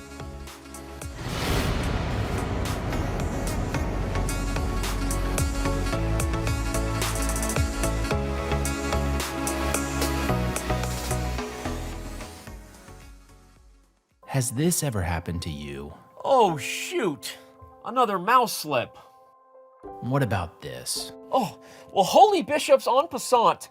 I think I'm getting carpal tunnel. If only there was a way to play online chess with a real-life board. What if I told you you can with Chess Up 2? That's right. With Chess Up 2, you can now play over the board online. Wow.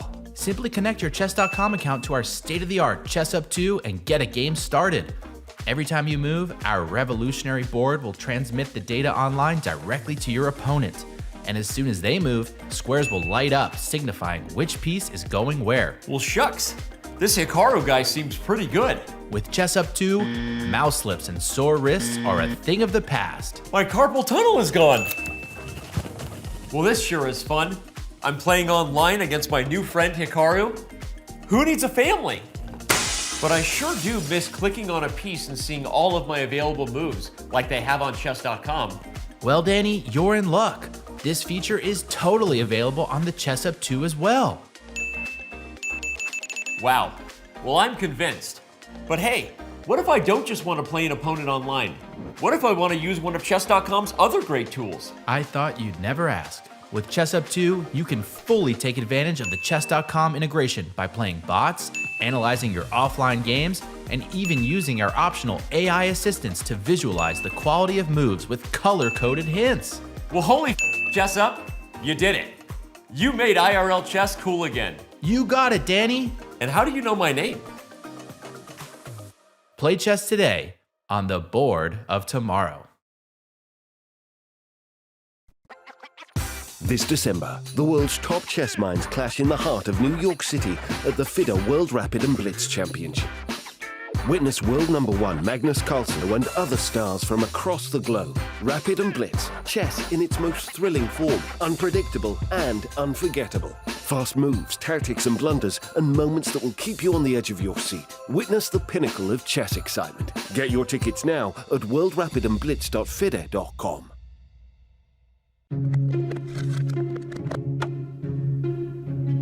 A lot of people would say Fischer, I guess. Not so sure about that. I think I will go with Capablanca though.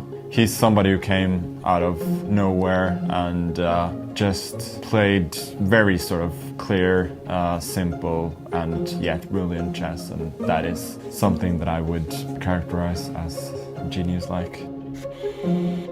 When it comes to entertaining, it starts and ends with Tal, and I don't really see any great competition there. So both really on and off the board.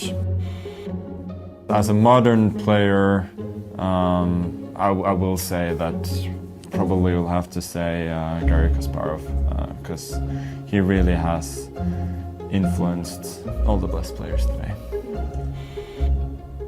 I think somebody who definitely stands out as extremely sane and level-headed and just a wonderful person to be around in every way is Anand, so that's the one I will go with.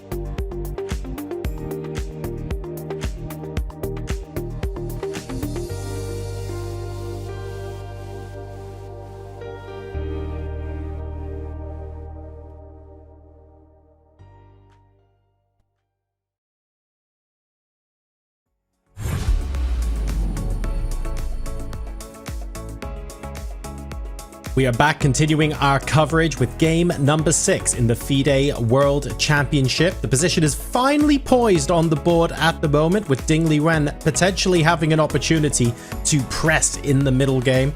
It hasn't been smooth sailing for Ding up to this point though. The current world champion has had a turbulent 12 months, so to speak, and his challenger has seen a meteoric rise up through the ranks of the chess world. Let's remind ourselves what's gone on in the year heading up to the World Championship match.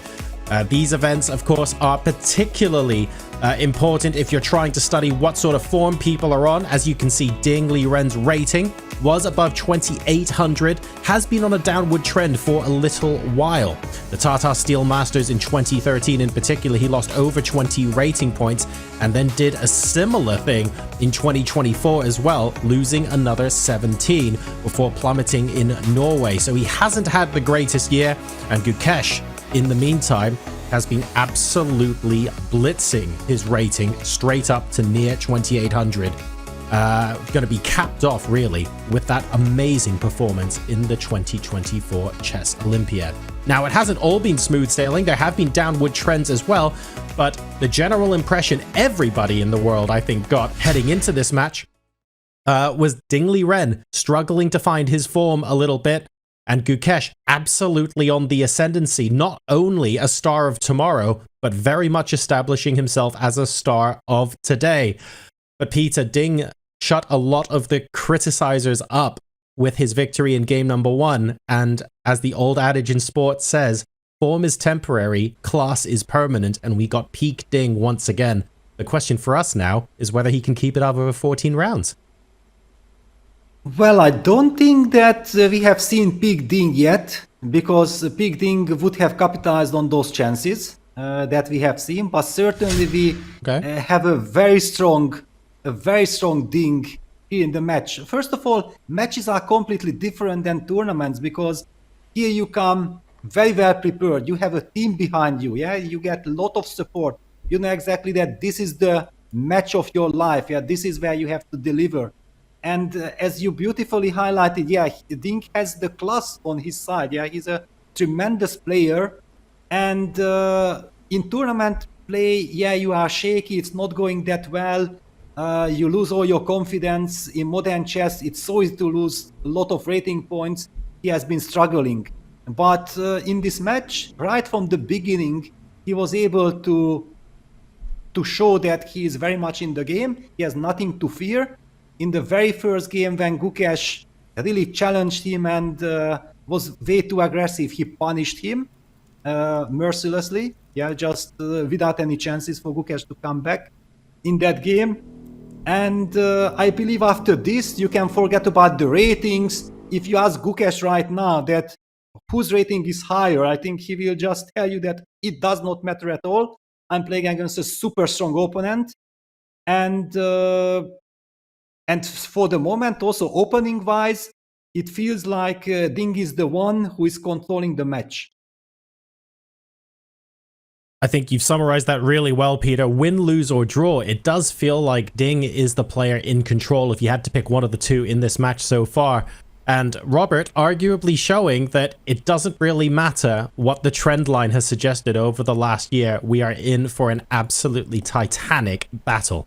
I'll hand it back over to you guys now for this next segment. Thanks so much, John. And yeah, I think that it all comes down to match play. And for Ding, ever since he won the World Championship, his next big event was the upcoming World Championship. So it's one of those awkward positions to be in. And Peter, you have that experience firsthand. And Ding has been very vocal about some of the pressures he's faced, the struggles he's been going through. But also from a chess perspective, when you win a World Championship and you want to retain that title, sometimes you hold back a bit, don't you? Well, you might hold back, but also if we go back in time, then we can recall Vishy's reign. Yeah, Vishy was extremely doing well in tournament play. Then suddenly he became the world champion.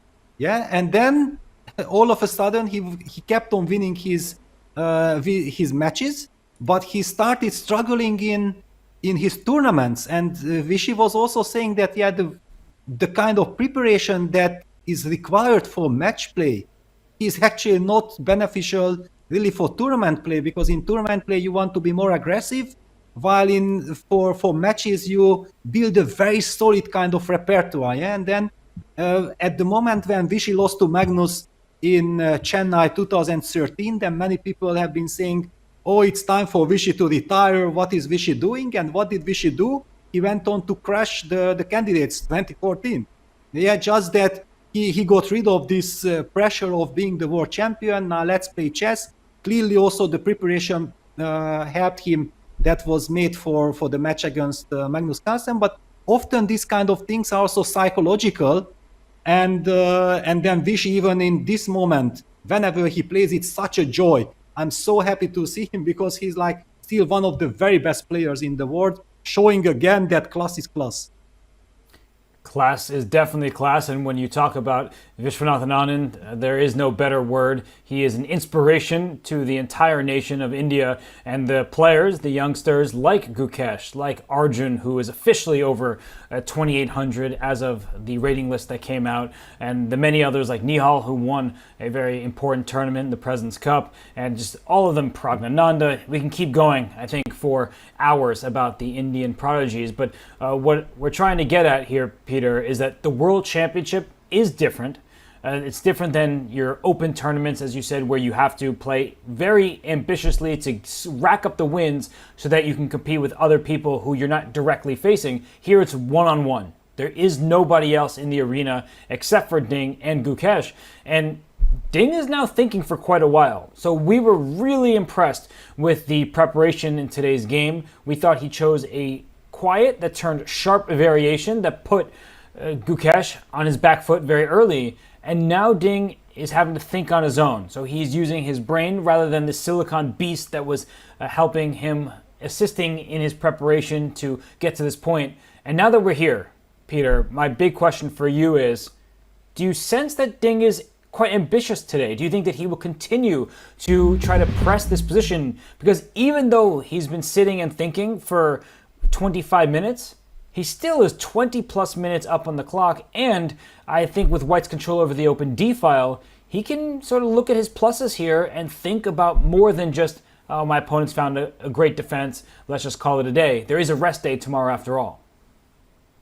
Well, there is this, I believe, mixed feeling inside Ding, yeah, because on one hand he's very happy that his preparation worked. On the other hand, we talked about this or not, then I have to mention that Gukesh is already very much into the game, yeah, because the last 1 hour he had been very hard working, trying to understand what are all the finesses in the position, how to get the stability in Black's position, yeah, because the problem that Black really faced is that it's not really clear how do I stop White's initiative. How do I handle the situation? It seems like he found it. And in Ding's case, knowing that it was his preparation and he might feel like if I would have analyzed this Queen F5 move a little bit longer. And here comes the point, yeah, that nowadays, in order to make great preparation, you have to use the computer, yeah. There are hundreds of positions to be analyzed. You can't devote to each and every one. Yeah, but often, for example, now if we just take this position, imagine that old school players would have analyzed over the board and the player Ding Liren would have asked his second that please make a move on your own. And then Black would have probably played bishop e6, bishop takes e4, and queen f5 in the analysis. And then you guys would be laughing and spending interesting time together that, yes, it's a very logical way of playing. How do I play? You start analyzing, you might not be able to find the way with White to pose problems. And then you tell to your second, okay, let's open computer, let's try to understand what computer says. And then the computer tells you the exact right scenario that this is the way to go forward. And then everything clicks and you are super confident. This is the ideal kind of scenario, but it's clear that it did not happen. And this is what Ding Liren is now regretting. And I think he's very upset in this regard that just very little, and it could have made his preparation fantastic.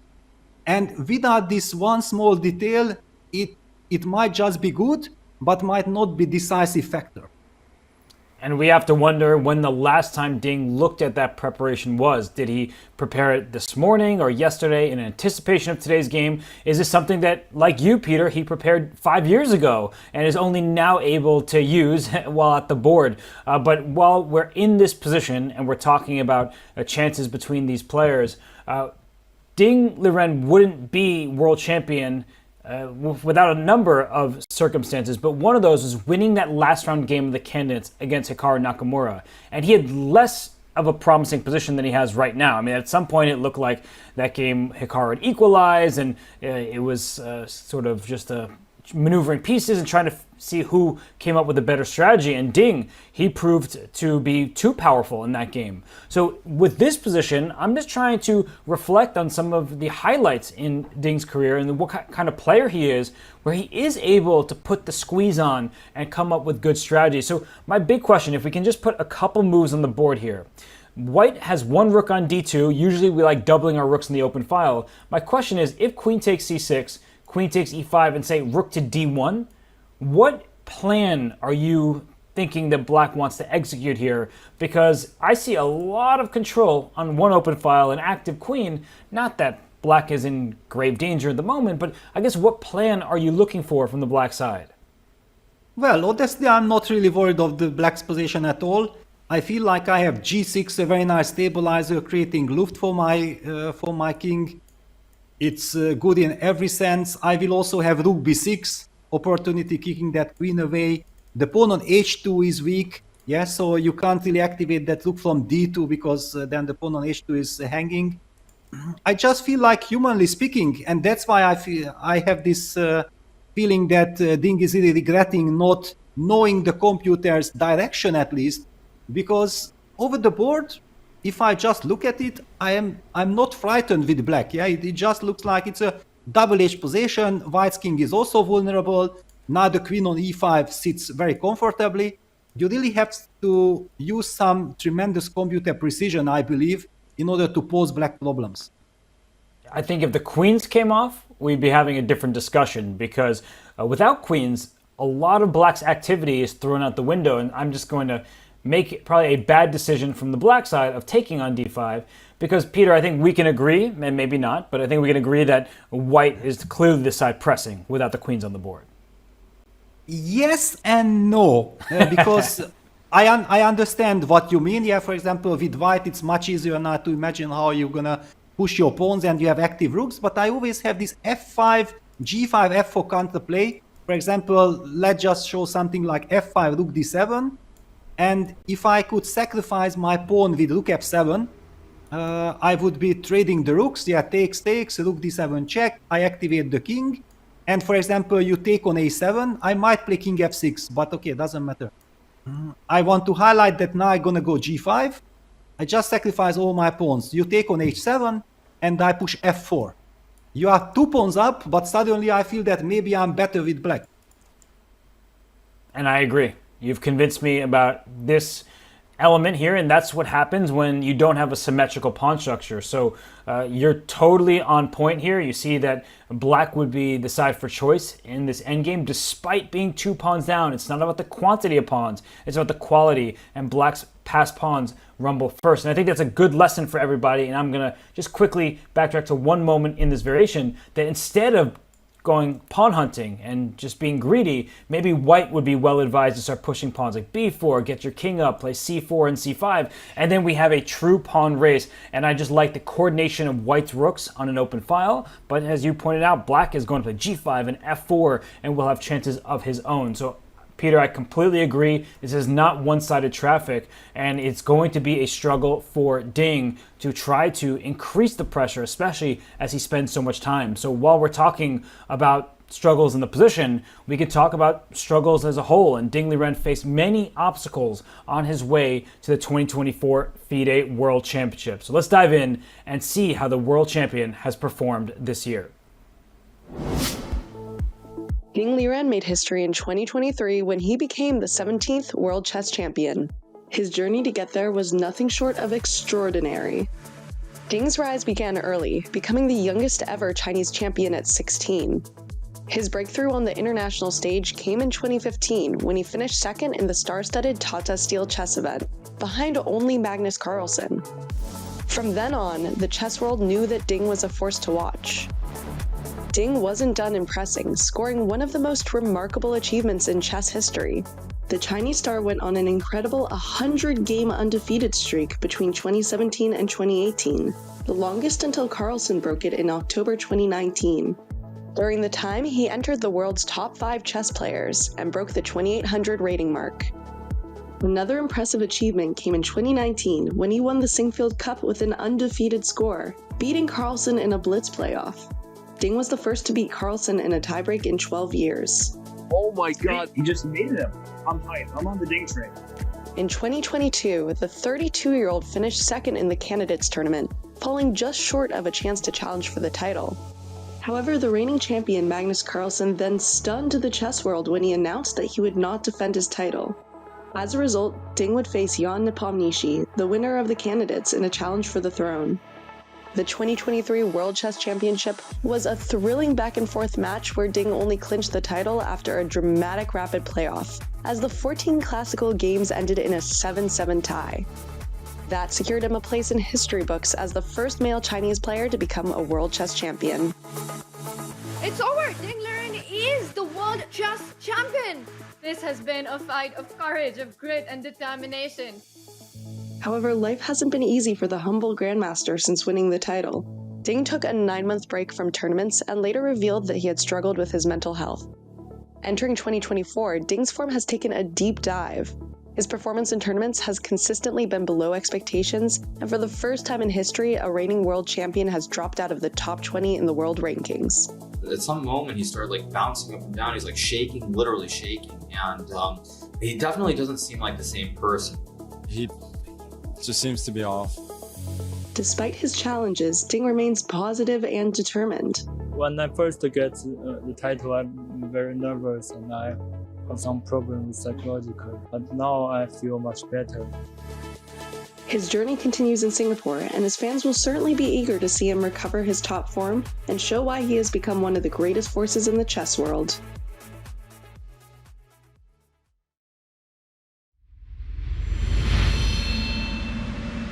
Ding Liren had a long path to the World Championship title. He won that in 2023, and that's why he's our current champion. He had an unbelievable 100-game unbeaten streak from August 2017 through November 2018. Incredible to see that kind of play from the world champion. Not only is he great at chess, he's a law graduate, and he is a big football fan. He likes Juventus and Bayern Munich. Earlier in the competition, I raised the question how can you be a fan of multiple teams? Because I know how diehard fans are in the football sphere. But Peter, what an impressive career from Ding Liren, and hopefully there's so many great games left to go. Yeah, absolutely. I actually also have a history with Ding because I played in Nanjing in 2009, the Super Tournament, and at that point I believe it was Ding just 16 years old when he won the Chinese championship. Yeah, and I saw that, and I also saw that he is playing F3 Nimzos, he is playing some sharp King's Indians and so on.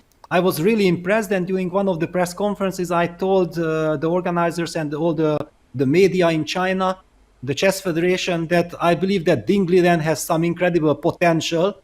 I think that you guys have a fantastic talent. And afterwards, I heard from Ding and from the Federation that based on my words, the Federation took it very seriously and started supporting Ding very much. And I'm very happy to hear that because I saw his games and I immediately sensed that this is some fantastic player. His rating was not yet over 2,500. And then he started climbing. And the best game, and we are talking about, I heard everyone speaking about this, that what is Ding's best game? The best game that I recall and comes immediately to my mind is his game against Duda from the Olympiad in Batumi 2018. That Vienna variation where he came up with this Queen D2, Queen F4. I think it's also an incredible illustration of what combines all his skills, yeah, that he goes for principal lines. He was not shying away complicated battles, and it was one of these games in this 100 games undefeated series. Yeah, so he went 100 games undefeated, not by playing solid chess, by going for complicated lines, and that's what makes it all the more impressive.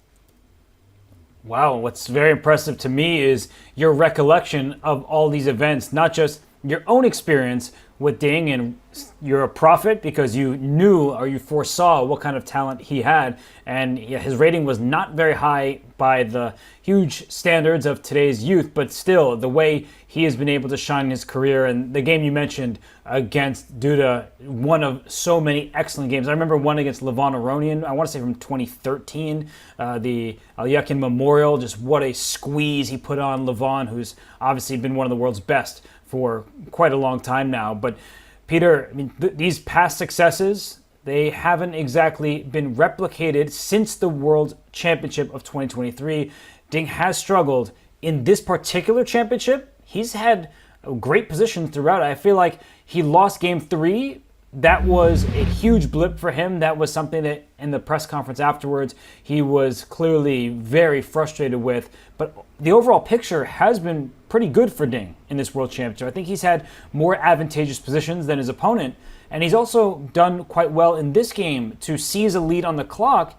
But now that I say that and look, most of that time advantage has been burnt, and he is trying to deeply calculate what to do next here. So Peter, as we talk about Ding as a player, as we know his strengths and also some of his weaknesses, what is he aiming for in this position? Why is he spending so much time? Is it, and we hear a cough from him, so we hope that he's doing okay physically. But Peter, at this moment, what's going through your mind? How do you believe that Ding is processing this position?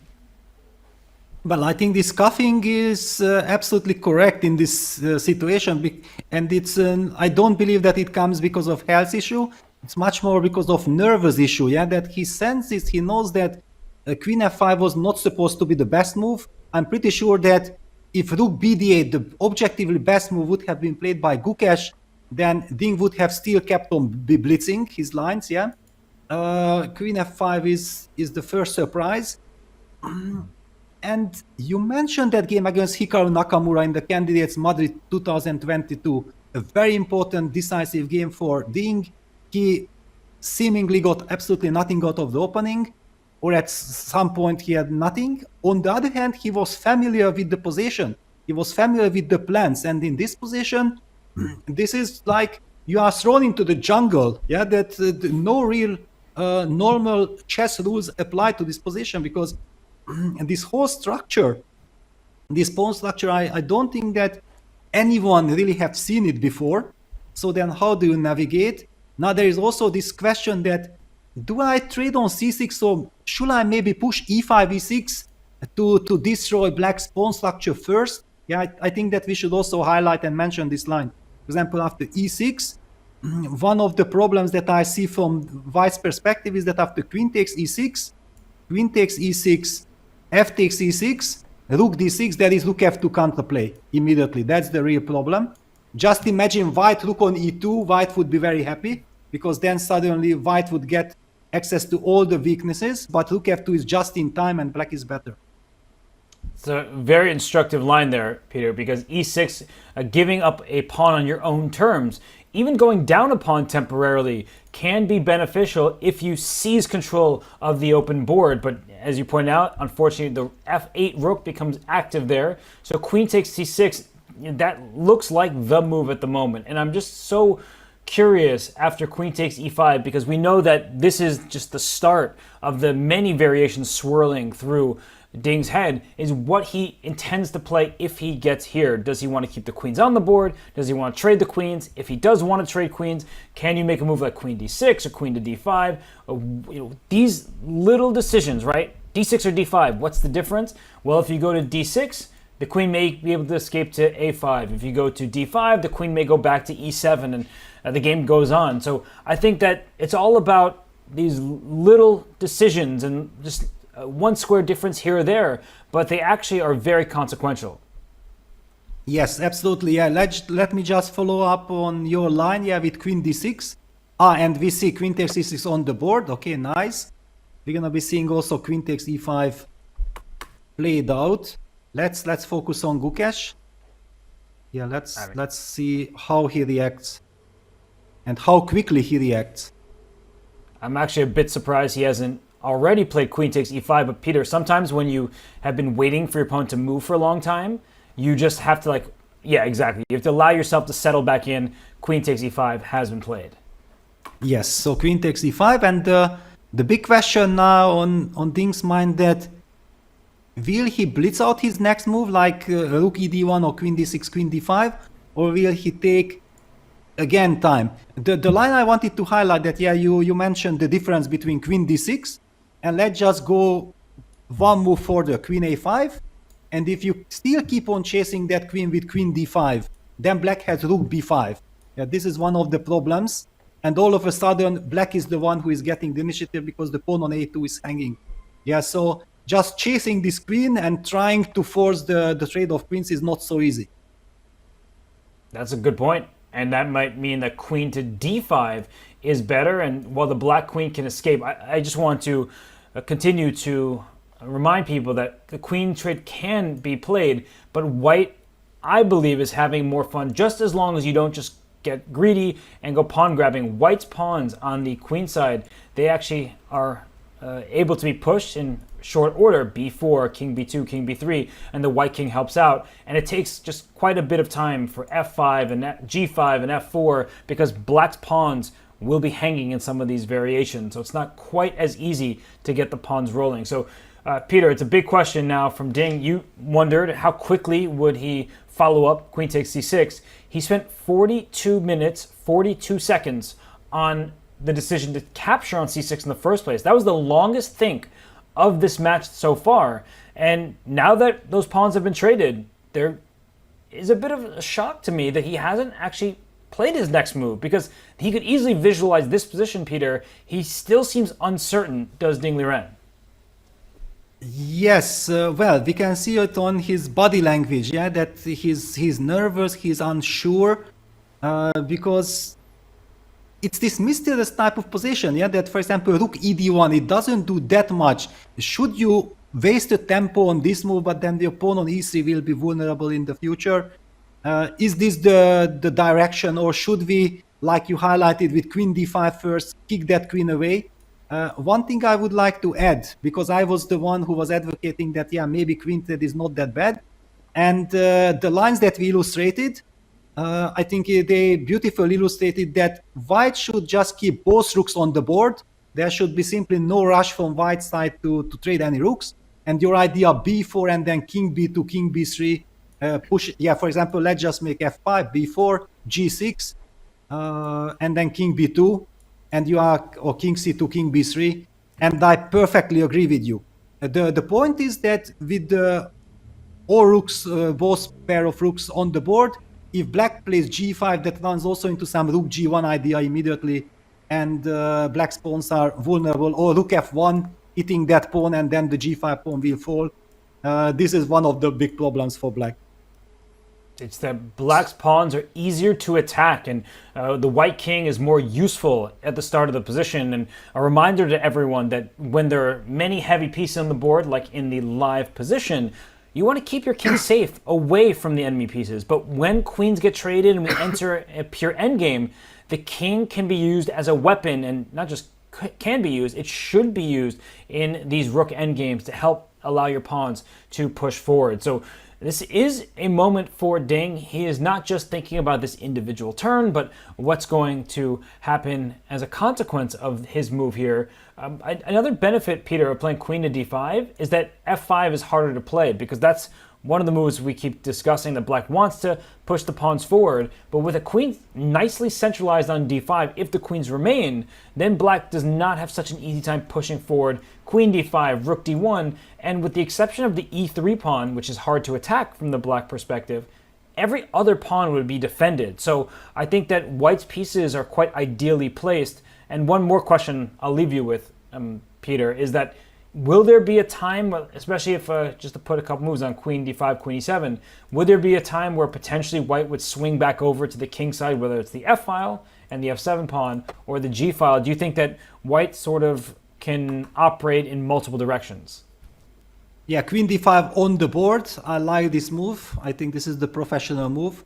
But before getting into, because we're gonna be talking about all these lines, I just want to quickly rush back to the moment that Gukesh was standing up.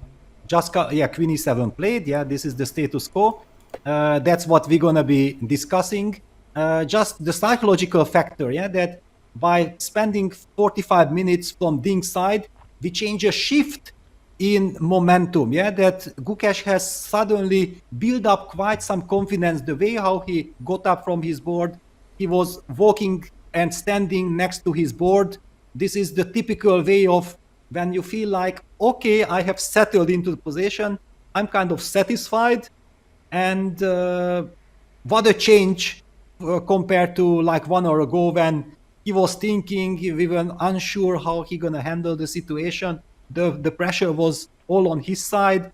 Ding was just enjoying life in his resting room, resting area, looking forward to the game. And all of a sudden, Gukesh is the one who is calmer.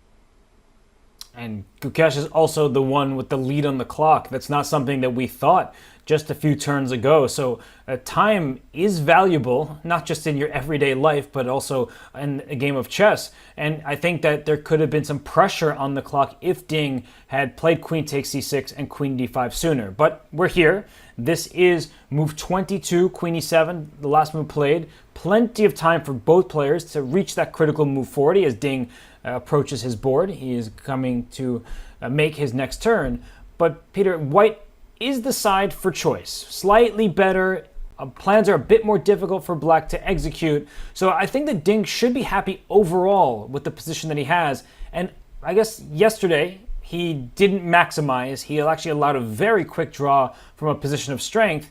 Here I get the sense that he wants this game to continue because there's no doubt in his mind that he should be at least slightly better. Well, he might sense that he's slightly better because he knew that my preparation was indicating a different move for black. Yeah, I think that helps. On the other hand, that he spent like 45 minutes or already more than 45 minutes on this position indicates that he's unsure how to really continue. And if we see there are quite some imbalances, yeah, you highlighted that maybe white can also at some point shift towards the king side, some action on the g file, like with rook g1. Yeah, hitting that g7 pawn. Clearly, black will push g6, g7, g6 at some point. And then also black will have the possibility to play rook b6. For example, this rook b8 to b6 will be beautifully protecting that g6 pawn if you ever try to double on the g5 with rook g1, rook dg2, and then try to take rook takes g6 check, for example. It would be a beautiful checkmating pattern thanks to the pin. Yeah, maybe let's just show this. Yeah. Yeah, exactly. I knew where you're going with that, so I'll do us all a favor and show what can happen.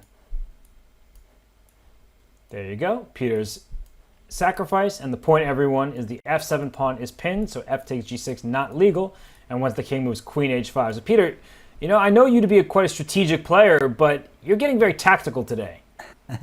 Well, no, but actually that's the point of being strategical, that you hinder all your opponent's ideas, all the threats, yeah? So in order to be a good strategist, you have to be also a good tactician. It's only that I find it always more easy to try to stabilize the position instead of creating my own ideas, yeah? Because I'm still laughing at my father that when he taught me to play chess, when I just turned, it was 1 week before I turned 7, and one of his advices was that, my son, always watch out what your opponent wants to do. And if I'm like a good boy, I have really followed my father's advice all throughout my career, because instead of thinking what I could do, I first automatically stop my opponent's play.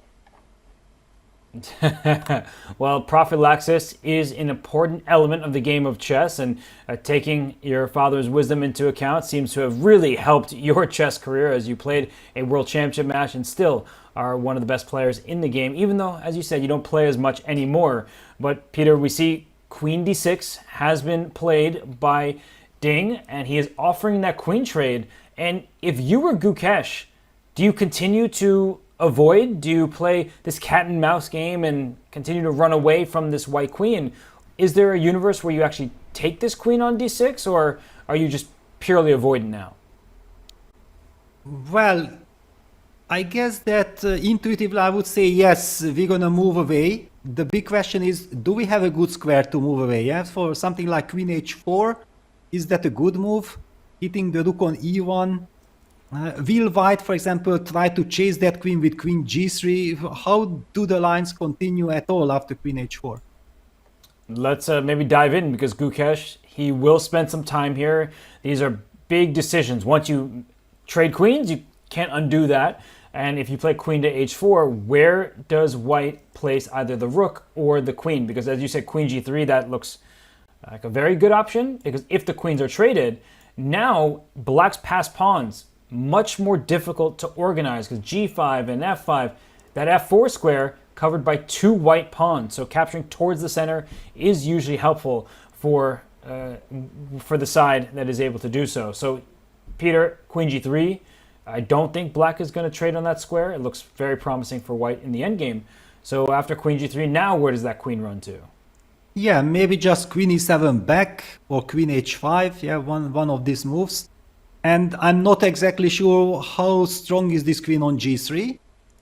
Okay, this is one question, but I would like to give some alternatives. So after the move queen d6, there is also this this kind of idea that what if I say that, you know what, with queen d6 you are trying to trade queens. All right, I don't mind if we trade on my own terms, and I'm gonna go rook b8 to e8. Yeah, it's a cemento move.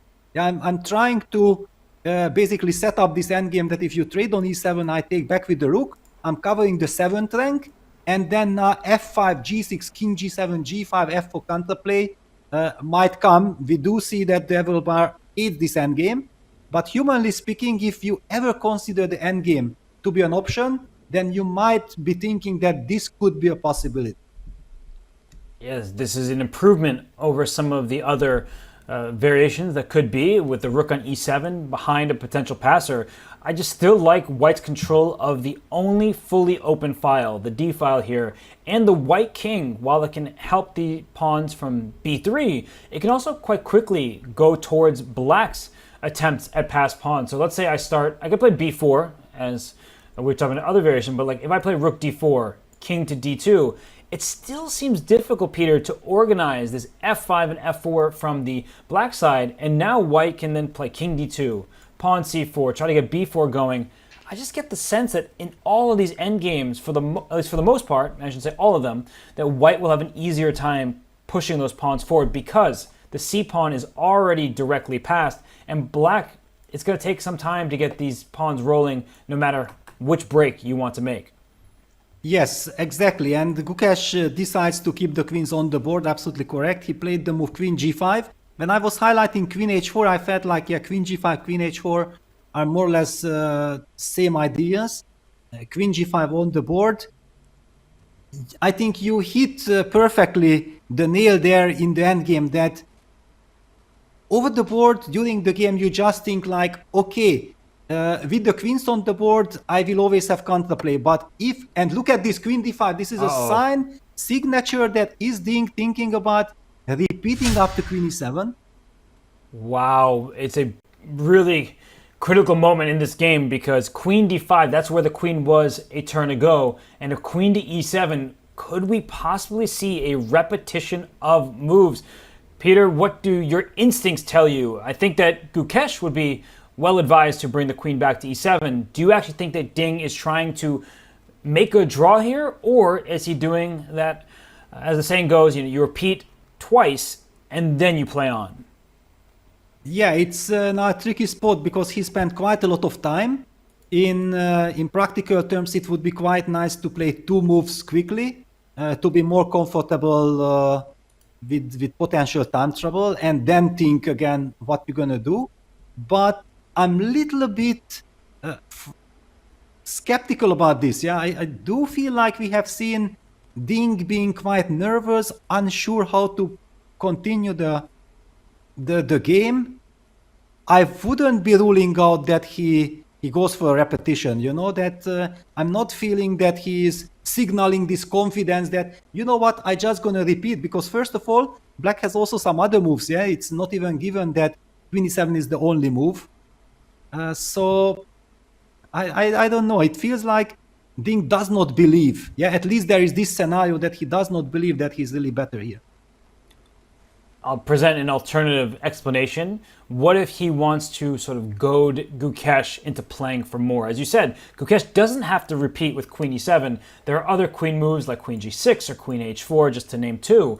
And maybe he wants Gukesh to play on because the queen on d5 is nicely centralized. So if it's the black queen that decides to make a different move, then white's happy to keep the queen centralized. Still, the similar ideas are available with rook e to d1. So do you think that maybe it's Ding who is playing a bit of a psychological game? Well, but on the other hand, from Gukesh's point of view, queen e7 is such a natural move, yeah? First of all, his queen was on e5, yeah, there he had to play the move queen e7, so that's the reason why he's not thinking about his options. But we did see him get up from the board and show confidence by standing next to his board, moving a little bit, relaxing there, at the same time being focused at the game. Queen e7, or is he thinking that after queen e7 I was not that happy and I'm a little bit surprised that my opponent quiz queen d5 and probably he does not want to repeat, and then let me maybe try to use my chance to improve my position. Yeah, there are all kinds of situations. What I really like that he's taking his time. Yeah, he's not rushing like, okay, I'm gonna play the move queen e7, signal to my opponent that, okay, do we repeat? Because maybe Ding does not have any intention of repeat. Well, look at Ding right there. I mean, he doesn't look so confident, at least at the moment. Earlier in the game, he did seem like the player who was hungry for victory. He played this position that is quite rare at the highest levels, and it was a London that turned sharp. And now Ding is just staring at this board, and Gukesh, he is spending his time wisely, as you said. But Peter, the more time that Gukesh uses on this specific turn, perhaps that will encourage Ding to then play on, because if, say, Gukesh spends 10 minutes here, which I don't think he will, but if he did, then I feel like Ding's looking at the game, looking at the clock, and saying, I can keep this one going for a little bit longer.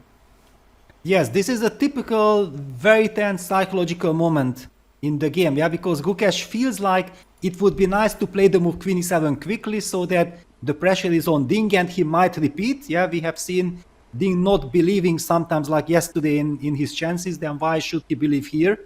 After all, yesterday he had a much clearer advantage. Yeah, here, for example, if we remove the Evel bar, I would say that actually the repetition is very natural, because why is white better with the queen son? Yeah, I perfectly get it.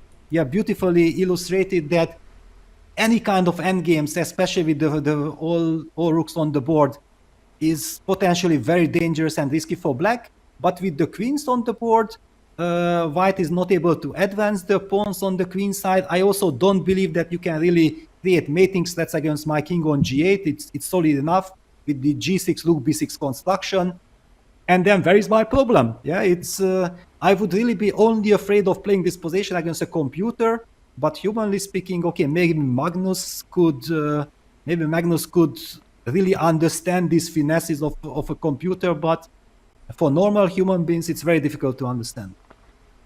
I completely agree with what you just said. Keeping the queens on the board, it poses challenges to Ding's setup, because you can't just push your pawns freestyle with queens on the board, because anytime you push a pawn in front of your king gets more exposed. So there's ideas in the endgame, if the queens come off, that pawn push to b4, never going to happen so long as a black queen is there. And we saw queen e7 just played by Gukesh. He kind of screwed the queen into e7 as he dragged it back, and now is the massive decision from Ding Liren. Does he play queen d6, offering a draw by repetition, or does he play on with a rook e to d1 move? And Peter, there's another queen trade that he can offer. I don't know if it's any good, but queen d7, that's a square he hasn't ventured to just yet. But if the queen's gonna trade on d7, that's the best square that white could trade the queens on. Yeah, but after queen d7, really black goes queen h4, hitting that rook on e1 with a tempo, I believe, and this should be good enough as a counterplay. Also, this rook on e1 is kind of vital, yeah, because it's seemingly passive, but it protects the vulnerable e3 pawn. I like the way how Gukesh handled the scenario, that instead of blitzing out the move queen e7, he did spend some time, because he also signals to his opponent that if, for example, Ding is thinking about repetition, that maybe I'm not going to repeat, maybe I have something else, maybe I can play for an advantage. The players don't have the evaluation bar at disposal, so it's more about emotions, yeah? And finally, okay, Gukesh settles in that, no, I cannot really play for advantage, so okay, I come back with the queen to e7, it's a very logical, normal square. So I would give at least 50-50 that the repetition could take place here. I think it's quite likely, and I think that Gukesh was wise to spend some time, but not too much time, because had he really dug deep there, and he probably wouldn't have played anything besides queen e7. They say long think, wrong think. That's often the case. So to play that move relatively quickly, and you see Ding looking up at Gukesh there, right? You just saw that, Peter. He may be asking, in a sense, are we just going to make this draw, head into the rest day 3-3? And given what Ding did yesterday, it wouldn't surprise me if he just settled here and now. Yes, I think even the odds are not 50-50. It's maybe 70-30 or even maybe 80-20 that the repetition could take place. And in this regard, I would also like to highlight that the move queen d6, queen g5. Queen g5 is a superb move, and way better than my suggestion with queen h4, because with queen g5, you hit the pawn on e3, but you also discourage white to go for any of these queen g3 ideas, because then black can immediately activate the queen to a5, for example, create counter threats against white's king. So queen g5 move is, practically speaking, much more unpleasant to face with white, and it kind of encourages white for the repetition. Yeah, it's a beautifully played sequence, queen e7, queen g5, and queen e7 by Gukesh. It's a really good point. Instructive that the queen on g5 is more flexible, because a queen on h4, if that's where it decided to go, it's staring into its own pawn, so can't immediately reroute itself to the queen side, where it is the side that black wants to play on. So, Peter, the question I was asking, at least in our heads, was if queen did d7, I'm saying, please take my queen. Now my rook gets to the 7th rank with pressure against your queenside pawn over here. You're not going to trade queens. I know that. Where's your queen going to go to? Back to g5, up to h4? Where do you see this queen belonging? Well, because actually queen takes a7 isn't really a threat because of rook a8 with the queen on g5. That's why even the move queen g5 maybe could be played. Or you are hitting me with, no, rook d5, I have queen g2. Okay, I can play queen g5. I don't see anything more here than queen to d5. I would be nervous to play on as white. I know I've been suggesting some positions where a white can press, controlling the open file, but the white king is quite exposed. Open files for black's rooks are valuable with heavy pieces on the board, and especially if this queen can go back over to a square like a5 and you get some lift for your king, no back rank checkmates, it can turn. And we have seen that the move queen d6, queen g5 has been played. So here for Ding, does he repeat a third and final time, Peter? You might not have much time to answer the question. Do you think he's repeating right now? Yes, he is, yeah, and it's on the board, queen d5. And now Gukesh, if he plays, he plays on queen h4. Wow, what a surprise. A shocking decision made so quickly. I am very surprised by that decision. You see the question mark appear on queen to h4. So objectively, this was not the best decision. He should have repeated. But Gukesh, we talk about this day after day, Peter. He is an ambitious player. He's a hungry player. But sometimes our blessing is our curse. I'm not suggesting that he's going to lose this game. It's still so much ahead in this complicated battle. But he could have made a draw with the black pieces. Isn't that what you're taught at the highest level in match play to do? Well, especially if you face some very strong preparation, yeah? And it's clearly based on the fact we have been also talking about that he senses that Ding is extremely nervous, yeah, that Ding felt he had a chance, he knew that he should be better, but was unable, despite spending 45-50 minutes to figure out the way how to pose problems. And all of a sudden, he is forced to play.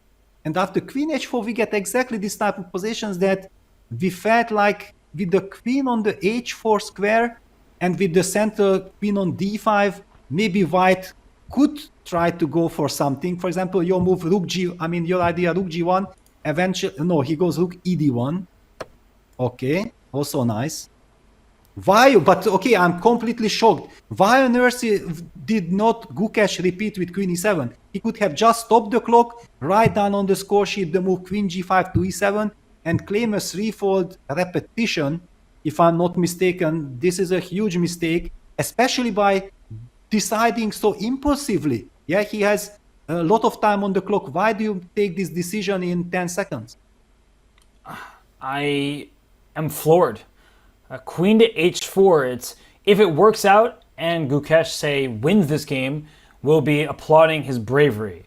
If he goes on to lose this game, every critic in the world will circle that move and say, what was that? But I do think, Peter, we're not trying to make more of it than it is. I do think, objectively speaking, this was a questionable decision because look at White's coordination.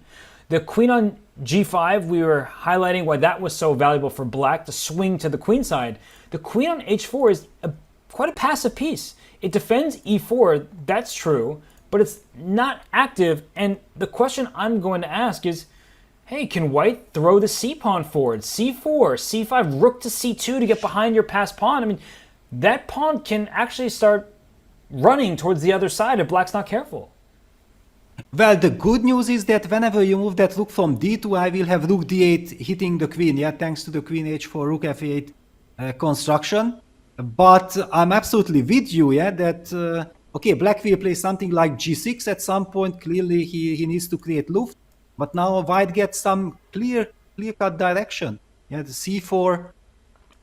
Does White have time to play even some b3, king b2? Yeah, c4, b3, king b2, just activating that king, making it more comfortable, because the long diagonal is always close with queen d4, yeah, so I'm not really worried of Black queen switching back to f6.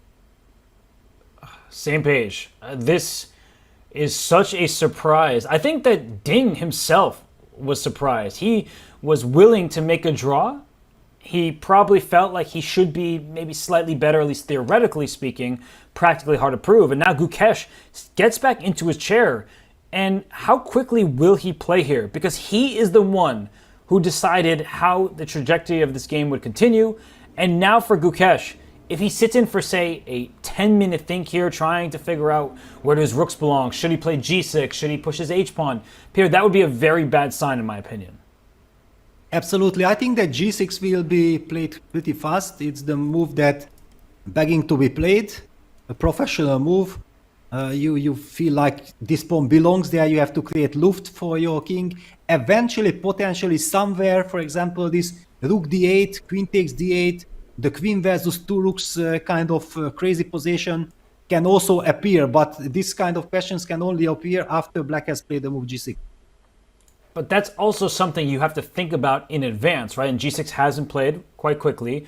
To play rook d8, it's not a decision you take lightly because the two rooks against the queen, it's usually the better side is determined who has the safer king. Without the Black two rooks and without the White queen, I don't think either king is unsafe. But White has passed pawns that can start pushing. I mean, I'm just going to put that on the board if we can very, very quickly. And I mean, this has to be shown because let's say White makes some, I don't know, c4 is what we've been talking about, but we get this position with the queens traded for the rooks. This looks really scary to me, Peter, because I'm going to get a rook back to the c2 square if I want to. I could probably even play c5 right away and say, I fear not for your queen because my pawn is going to rumble forward. But I don't believe in the queen against the rooks here. I believe in the passed pawn and maybe a new queen appearing for White. Yes, I understand, but I have this trick, yeah, that after c5, queen g5 is like a double attack on the e3 pawn. I want to get your e3 pawn, And if I get e3 pawn, then suddenly I will have this very dangerous puzzle myself. It could be extremely sharp. It promises to be sharp from here. It started as a quiet game. It was heating up thanks to Ding Liren's preparation. Then Gukesh, it felt like he was stabilizing, but he did not just want to draw. So John, what a bold decision from the player vying to be the youngest unified world champion in history. I absolutely love the psychology in this position, Robert, Peter. I cannot hide my excitement right now with Ding offering the draw and Gukesh saying, yeah, you know what, maybe not today. There are going to be some very big implications as a result of that move. Even if this game does end up in a draw, there's so much to talk about. Let's settle in for a think after G6, folks, and round 6 of the FIDE World Championship continues after this.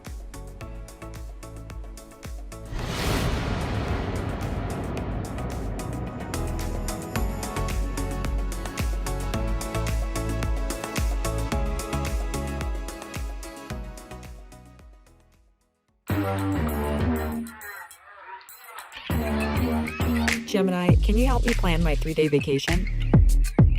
Generate a photo of a muscly capybara. Explain the concept of supply and demand with OpenStax. Hi Gemini, quiz me on the rise of industrialization. Can you help me find an email? Yeah, I can help with that. Let's dive into Gukesh's top 3 show-stopping moves of his career so far. And at number 1 is a huge game from the candidates. This is round 8. Vidit Gujrati with the white pieces against Gukesh Dommaraju. Now Gukesh has just lost round 7, the only loss that he had in the candidates against Ali Reza. And this is how the 17-year-old bounced back right after.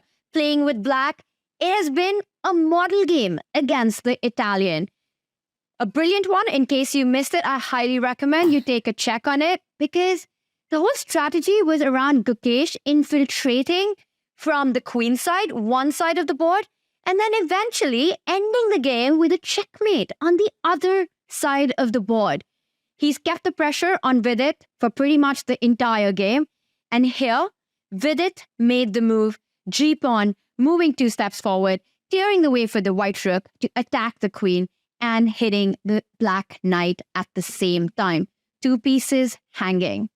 And this is the moment I want you to pause. I want you to channel your inner Gukesh. I want you to channel your Puzzle Rush God mode. Black to play.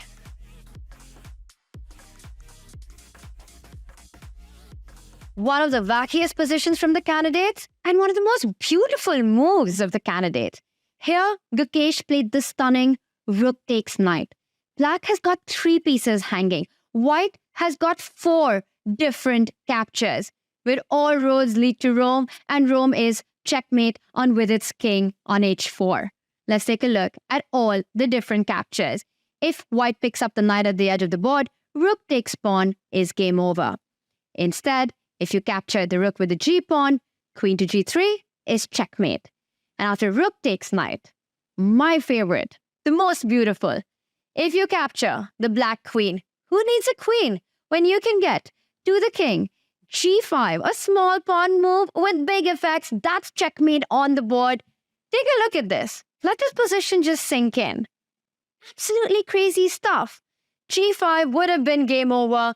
Nothing can be picked up. Instead, after rook takes knight, Vidit captured the rook with the e-pawn. This only delays the inevitable. A check on the board. The king forced to move forward, and now after the knight retreats to h7, giving another check, Vidit resigns as the only move is picking up the knight, and queen takes pawn would have been checkmate.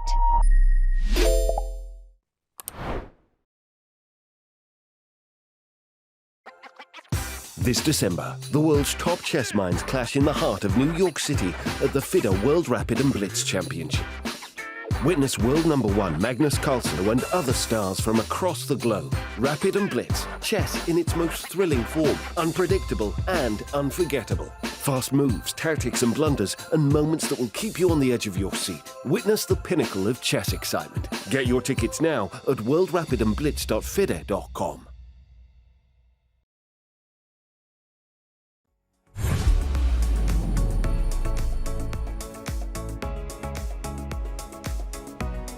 Welcome back to round number 6 of the FIDE World Championship. Oh, you thought this was going to be a draw? Absolutely not. We suddenly have a lot more to talk about. And Robert, let's start with I'm floored, because I think we all are at this point, but for great reasons. This is a really interesting psychological blow. Gukesh saw Ding's offer of a repetition, thought he was going to take it, and then he went, you know what?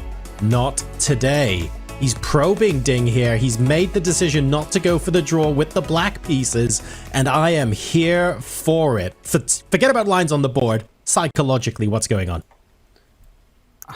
I'm still speechless. I really am. I mean, this was such a bold decision from Gukesh.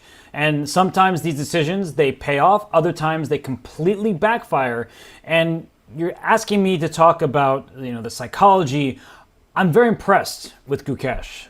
Even if it doesn't work out for him, I think that it's impressive to be on this stage in the first place, but then once you're there, to sort of neglect or say, I don't necessarily care about the common wisdom of, I have to make a draw with black. That's necessarily a good result. If he senses that his opponent has played a bit timidly in previous games and he feels that there are enough imbalances that benefit him, I guess for Gukesh, he's thinking, I can actually get this one to work. I do think, objectively speaking, I've been sort of singing the praises of White's potential in this position. I'm worried for him, but I have to say it's a brave decision, and sometimes fortune favors the bold. Well, Peter, let's lean into your World Championship experience. You've been in similar situations to this before. Maybe Gukesh is thinking, Ding actually hasn't really probed me, hasn't really shown that he's able to hold on to an advantage under pressure. Maybe Gukesh is thinking, Ding's not only going to let me equalize, but he could make a mistake here. Let's explore a little bit. I think it's connected with yesterday's game. Yeah, if in yesterday's game, Ding would have been more ambitious and force Gukesh to defend for a long time, and then, for example, he escapes with a draw, then he would have definitely taken this draw immediately today. Yeah, so in match situations, I think that it's kind of a chain reaction. Every single small detail is connected to each other, and Gukesh wants to signal that, if whenever I will get a chance in this match, I'm gonna go for the maximum. But here there is a very special moment.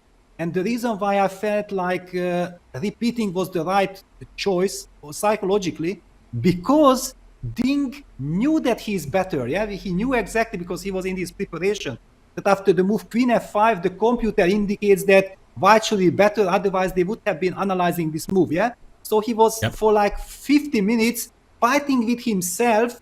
That how do I play for a win? I know that the position should be better for me, but I cannot find the way. So finally he gives in and he says, I don't see it. Okay, let me repeat. And at that moment, Gukesh plays the move Queen H4. And I do remember Robert asking me the question when the repetition first appeared, that could it be that Ding is actually luring Gukesh into continuing the game, and then he will be much more comfortable with the situation. And this is exactly what I feel that happened now, because ever since this Queen H4 business, Ding has played Rook ED1, and after G6 also Queen E5 quite quickly, and he shows confidence and he's ready to continue the game. That is, I mean, there are two different, equally amazing outcomes there, right? On the one hand, Gukesh might be thinking, well, hang on a second. Ding spent so long thinking, and now he's offered to repeat moves. Maybe he's a little bit lost at sea. I'm going to push this boat out a little bit further and see what I can grind out of this position. On the other hand, Robert, I love the fact that you guys have discussed that, and it's possible that Ding is luring Gukesh in. Maybe that 42-minute, 42-second think is preparation to win on move 42. Who knows? Back over to you guys for this bit of the broadcast.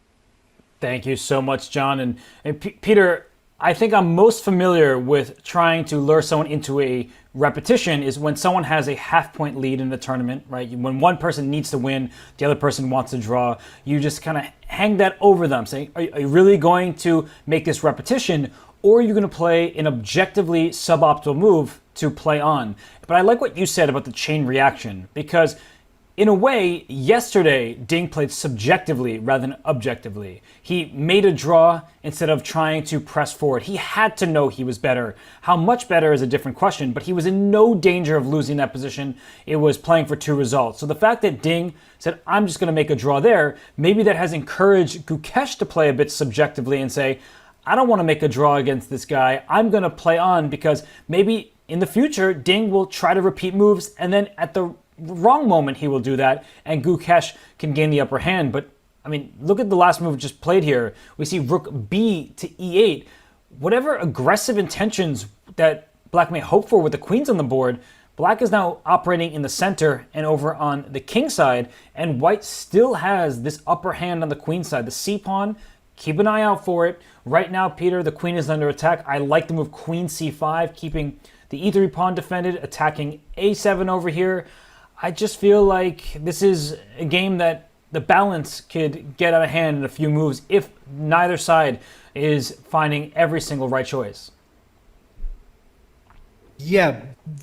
Also in my mind, the rook b8 to e8 was one of the main candidates. I felt like this queen should be kicked away from e5. But, and you remember also in the endgame I was highlighting that black's rook on e7 could prove quite handy. However, yeah, for example, after your line queen c5, there is one problem that I see in the position, yeah, that if black plays the move rook e8 to e7, protecting the pawn on a7, then he has to kind of watch out for the move rook d8. And I'm not exactly sure. One really has to calculate a lot in order to understand how all these complications work out. Maybe black does not need to worry about it, but certainly requires a lot of calculation. And all of white's pawns are protected, except for a2, right? But that pawn is hard to get to. e3 defended by the queen on c5. The rook on d2 not only controls an open line, but protects h2. And black's pawns are also defended. So to be clear, it's not like white is about to win material. But I'm starting to wonder, can white start throwing pawns forward? Is that an opportunity now? In an earlier position, we said it's too soon, the queens are on the board. But a move like a4, a5, can I just start pushing my pawns? Maybe we get a b4, king b2. I know it looks risky, Peter, but I just don't quite see how black would be able to take advantage of pawn pushes, which usually weaken your king side. Yeah, exactly. If for example, b4, king b2 can be played and it goes unpunished, then white makes huge improvement to his position. Yeah, this king on b2 will feel very secure. One factor that is very important, that the vulnerable pawn on c3 only matters if black is able to double on the c file or get his queen back to f6. But none of these issues really work, because queen f6 can always be met by rook d6. Also, queen can get back to d4 whenever it's needed. So there is no problem in this. I don't know if b4 immediately or a4, but I'm absolutely with you. And also this rook on e7 is loose. Yeah, black can never really fight for the c file. I'm really surprised. Gukesh played the move rook b8 quite quickly. I want to see how he reacts to queen c5. And because Gukesh decided to play on, in a way, I'm wondering if he really is trying to play for a win, because if the outcome of his decision to play on is to be in a worse rook endgame, well then of course that was an incorrect decision, because if you're just trying to make a draw from there, you could have already made that draw. So we'll see how ambitious Gukesh really is if he was just testing his opponent. But I think step one here for me is queen c5. Queen g3, of course, we analyze positions like that, and you can offer a queen trade. That's not going to be a bad move at all. But yeah, Gukesh is playing in the center and on the king side. So Peter, he is testing Ding, but sometimes you offer a test and your opponent aces it. Yes, and also we haven't reflected on their teams. Yeah, for example, imagine Rapport and Nihua and all his team. Yeah, I think it's also not fair just to mention Rapport, it's clear that there are many other people behind, and we don't know whose idea was it. Yeah, so it's Team Ding came up with this idea. The team at home was very happy, euphoric that yes, finally our preparation worked. We got the upper hand and everything. We are up on the clock. Then suddenly Ding spends a lot of time, then offers the repetition of moves. At that moment, probably some incredible disappointment in Team's Ding spirit that we had this golden opportunity and he lets it slip so easily. Oh no, this is unlucky. And then suddenly Queen H4 happens. And then the team probably jumps from joy that, wow, but now Ding will be forced to play the position where he's probably better. And we get a chance again. And then if you compare that to, for example, the team of Gukesh, who was really under pressure and they felt like, maybe we should have definitely analyzed this position deeper. Maybe it was analyzed, Gukesh could not remember, we don't know exactly. I'm just speculating. But at that point when suddenly Ding starts to think, and Gukesh gets the confidence back and then he's given the chance to repeat, then the team is euphoric that, okay, we survived this game, great, now we will cover for the next game this line, that won't be a problem anymore. And then into this celebration suddenly comes Gukesh's Queen H4 move. How do you feel as Team Gukesh? Yeah, it's so, so fascinating, all these kind of match stories. And that's why it's not only just move per move over the board what we are seeing, but also what's going on behind the curtains. And as you're very wisely pointing out, that this is a team effort, right? This isn't just one player against one player. At the board it is that, but in advance there's preparation with openings, there's preparation with mindset. We've heard a lot about how Gukesh works with a coach for his mental state, for his performances and that competitive drive. And so I guess, Peter, I have a question for you as somebody who has played a World Championship match, and maybe not just in that match, but in your career working with a team, working with seconds, is how often would you say that you kind of ignored the advice of your team where they would say, I think, Peter, it's best you just play solidly and make a draw. In a moment where you can play on, do you feel like there were times where you just said, you know what, I feel like in the moment, this is the right thing to do. I don't need to just make that half point. I feel encouraged to go forward. Well, normally I think my team always encouraged me to be more ambitious, yeah, because one of my big weaknesses was throughout my career that I was kind of too cautious, yeah, always looking at my opponent's chances than my own chances, yeah, and this is then also not objective. So my team usually always told me that, okay, believe in yourself and of course listen to your intuition, yeah, that's kind of very important. But everyone is individual. I think also one of the beautiful things in this World Championships that the team spirit among the team members, all the helpers. Yeah, for example, in Gukesh's case, we know that it's Gaevsky who is leading the team. We have absolutely no clue, just not even any goal ship, who else could be in the team. In Ding's case, we know Rapport and Nihua because we have seen them.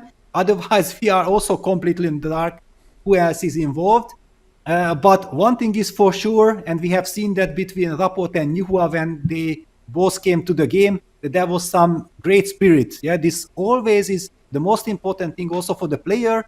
He wants to have a very nice atmosphere in his team because it's not about chess moves, it's about, like you said, it's a team effort. And in order to be as successful as possible as a team, you really have to support each other. That's the most important thing.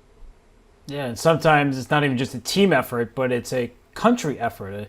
The Indian nation, they are watching this and they have seen Gukesh play on. So our very own Rakesh Kulkarni captured the moment when Gukesh decided not to make a repetition and instead played on. Let's have a look at that clip. What else? Oh, he has played it. He's played it, and now if Gukesh goes, he can actually claim. Oh!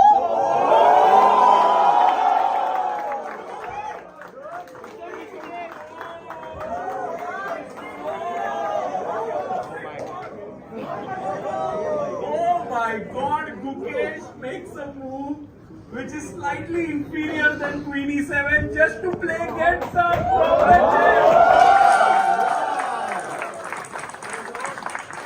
No one in the world expected this. No one in the world. A statement by Gukesh.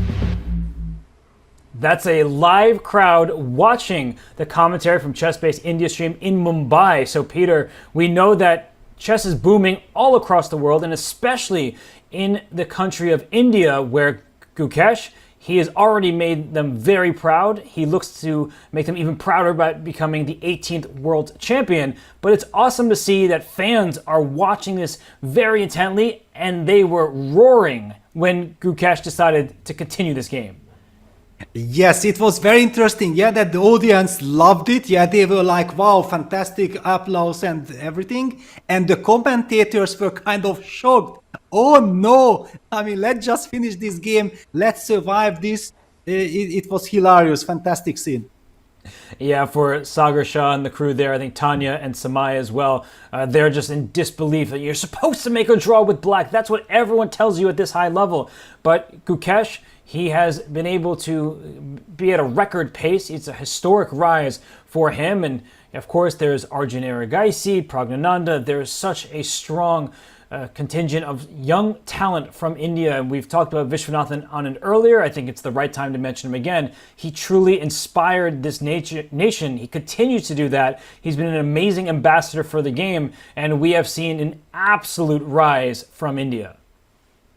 Absolutely. And not only that, he was like a model. Vishy was like a model. Yeah. And okay, fantastic career. But after he finished his career, okay, not even finished, because whenever he still plays this 1 or 2 tournaments per year, he still plays like a top player, just absolutely sensational stuff. But he created this chess academy, yeah, where Gukesh was supported right from the beginning. And I think that the sponsor that it's written on his shirt or also on his jacket, it's exactly the sponsor that sponsored the whole chess academy. So incredible efforts done by Vishy to make sure that the young generation, this extremely fantastic talents, can improve and really show their maximum potential. And here is the result.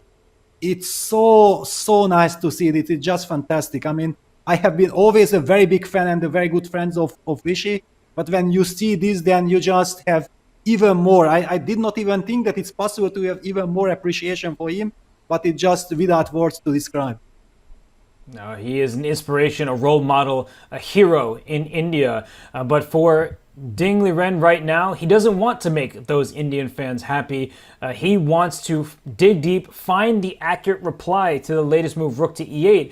And Ding, he comes from China, which has so many great chess players, a history of success, but maybe not always the same fan atmosphere where there is going to be live streams with all the people. But I think in recent years that has picked up, which is great. They have Zhu Wenjun as well, the women's world champion, before her Hou Yifan, and many other strong players, including former world champions, women's world champions, that is, from China.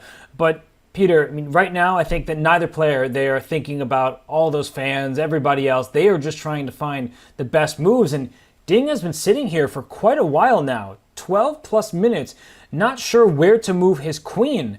A queen c5 was just what I threw out because it keeps everything defended. What else do you believe Ding is considering here? Well, Queen G3 and Queen C5, yeah, these two moves look the most natural. Let's just also highlight that, okay, why we don't mention the move Queen F4, because clearly Queen F4, Queen takes F4, E takes F4, that's, I believe, a rook endgame that even you dislike, because Black will immediately get counterplay with his e-pawn.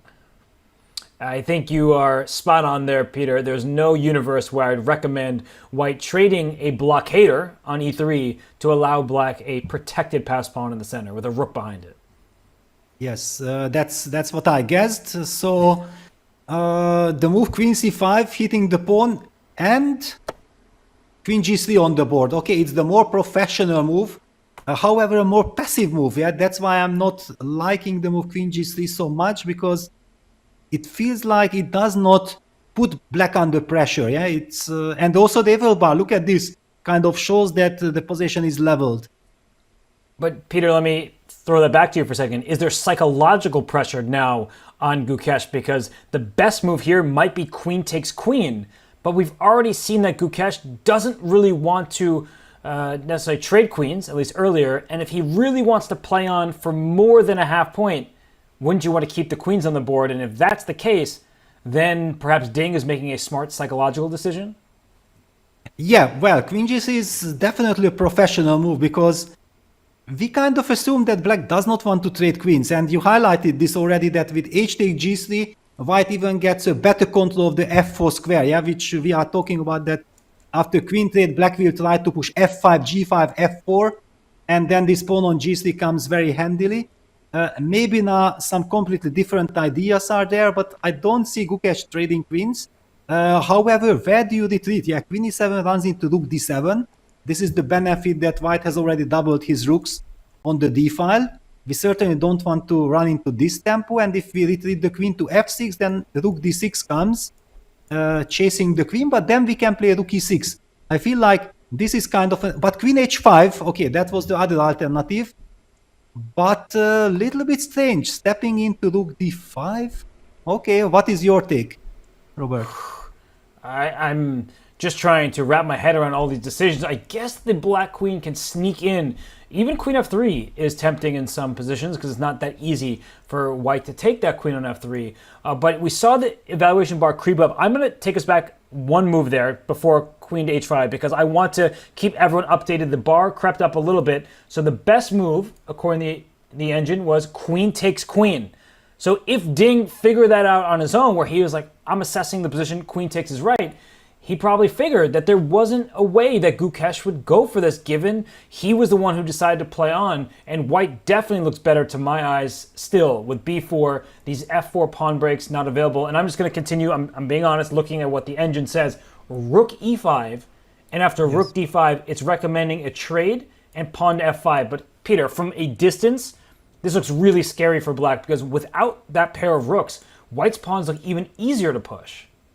Yeah, no way that anyone can go for this over the board. Yeah, it's very scary. You understand exactly that if something goes wrong for black, black can lose this. And maybe if everything goes well, then black can save it. But it's certainly not a practical decision. Wow, in this regard then, after queen g3, queen h5, I'm not really liking this queen h5 direction. Because if you look at this position and somebody tells you that just 2 moves ago or 3 moves ago, black had the chance to stop the clock, call the arbiter and say that with queen e7 I claim 3-fold repetition, then you say, no way, because only white can be better. I mean, where are black's winning chances? Black is trying to save this position. I don't fully grasp all the ins and outs here, and I mean, Ding, we just heard that cough there on the stream, but it might be release of some nervous energy, and now it's for Ding coming up with a plan. Does he have small or big improvements that he can make? I know we talked about earlier about b4 and king to b2. These type of ideas still in my mind. Also, you can play b3 if you want to keep pawns a little bit closer to you with the same idea of king b2 and later rook to d4. I do feel like white has his bases covered. So I don't see how black is at least immediately going to wreak havoc in the position and cause some serious damage to white. And if that's the case, Peter, then b3 or b4 is a move. Are there other improving moves that you see? And where would your mind take you if you were sitting at the board in Ding Liren's shoes? Well, I would exactly think like Ding is thinking, because I'm looking at him and I cannot even look at the board. He's extremely tense. He kind of senses that, okay, but I'm given a golden opportunity. I was ready to call it a day. And what is my opponent doing? And he also looked at Gukesh like, okay, I can only win this. Yeah, white is not risking anything. Black is the one risking. I believe already Gukesh, if he has calmed down, he certainly understands what he has done, because and look at this again. Yeah, Ding looked at him. He just cannot believe I'm better. I have all the opportunities. I don't know yet how I'm going to continue, but I'm enjoying my situation now. He should be. And that, I think, is the sign of a more confident Ding. He, I do think, didn't believe that he had much of an advantage. And objectively speaking, even at this moment, it's slightly better for white, but maybe not the biggest advantage that you could hope for. But I do think that it's a sizable one, and one where Ding can press, and he's trying to find the accurate continuation in this moment. So if we speak in move candidates for the white side. I mentioned b3. I think b4 is just a riskier approach. I don't really think Ding is going to do that, and it might objectively be bad. But Peter, I'm looking at b3, and I'm kind of tunneling there. So I'm wondering if, in addition to that, you have something else that catches your eye more. Well, for the moment, b3, if you can't get the queen to the long diagonal, and it seems like with queen on g3, queen h5, you are covering the e5 square. Yes, so this is not an issue, then okay, b3, king b2. The big question, do we worry about some a5, a4 counterplay? Is that an issue or not? Because if not, then b3, king b2 would be kind of tempting. And we have to highlight that after rook d5, black is always relying on this queen e2 kind of counterplay.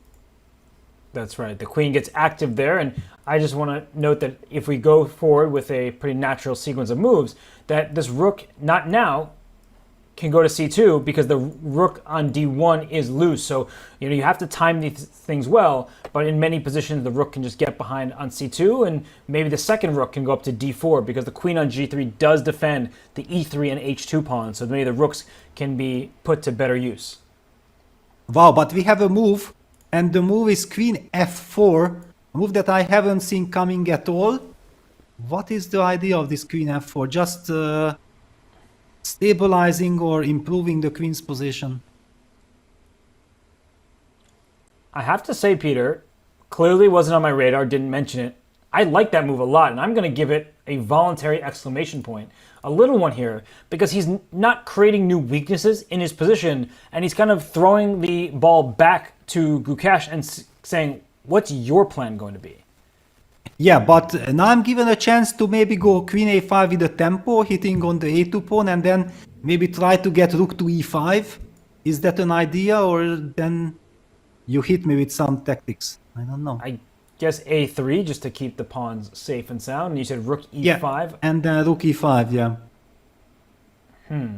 I was looking at queen f6, but I guess you're just going to chase my queen out of there very quickly, so I don't actually get to go and checkmate you. That was the plan. I'm being transparent here.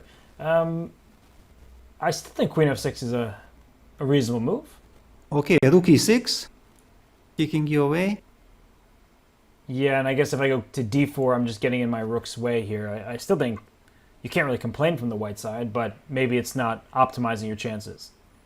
Yeah, but in any of these lines, we see that white is very happy. Yeah, white has control, and I'm thinking with black that, okay, how do I defend this position? Yeah, it's I absolutely have zero ideas for grabbing the initiative here.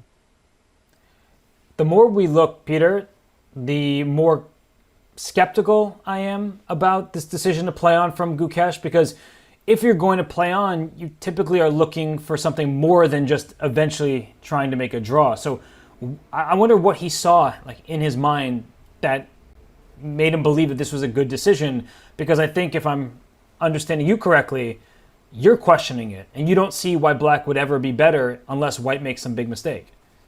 Yes, and the reason why I'm questioning it, that it was taken in like 5 or 10 seconds, yeah, this decision.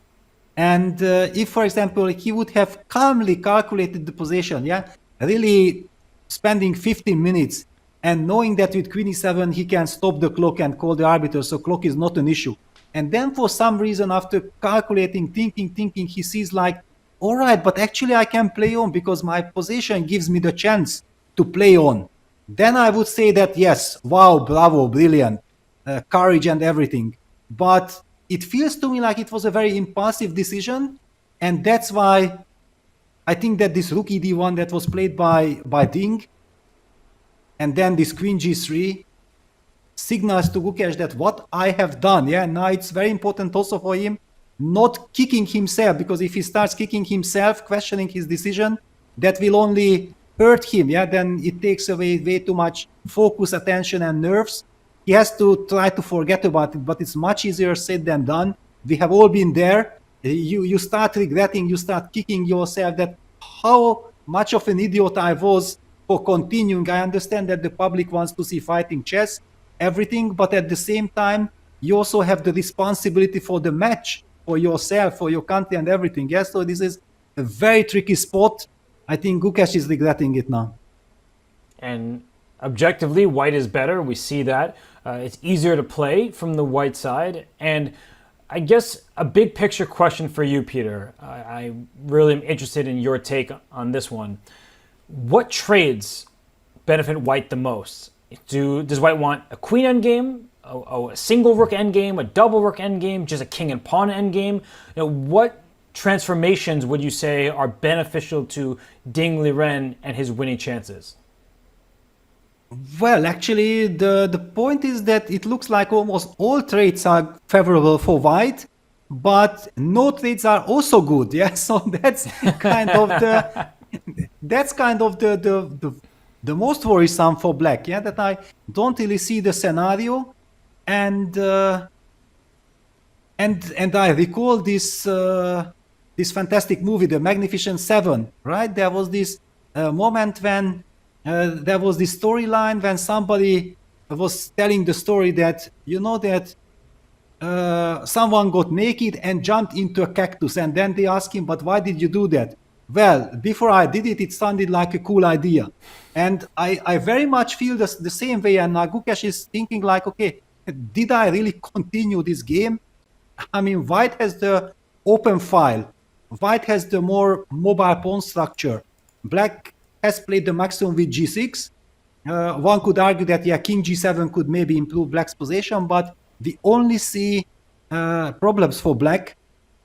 I really do hope for Gukesh that he survived this game, because otherwise it will be very, very tough to have equalized the scores after this terrible first game, which was a total nightmare. Then you fight back with this devilish trap, because people have been talking about Ding blundering something there in game 3. That's why Gukesh won.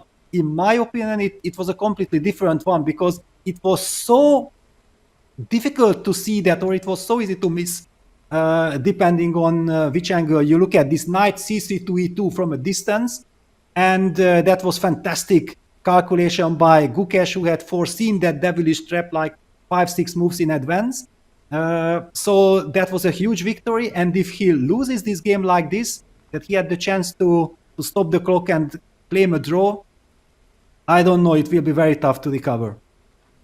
Yeah, this is not a game that you never want to lose any game in a world championship, but this would be of his own doing, because the draw was guaranteed had he dropped his queen back instead of marching it forward. And in this position, I have the rooks in green. You said that pretty much every trade and also no trades seem to be good for white.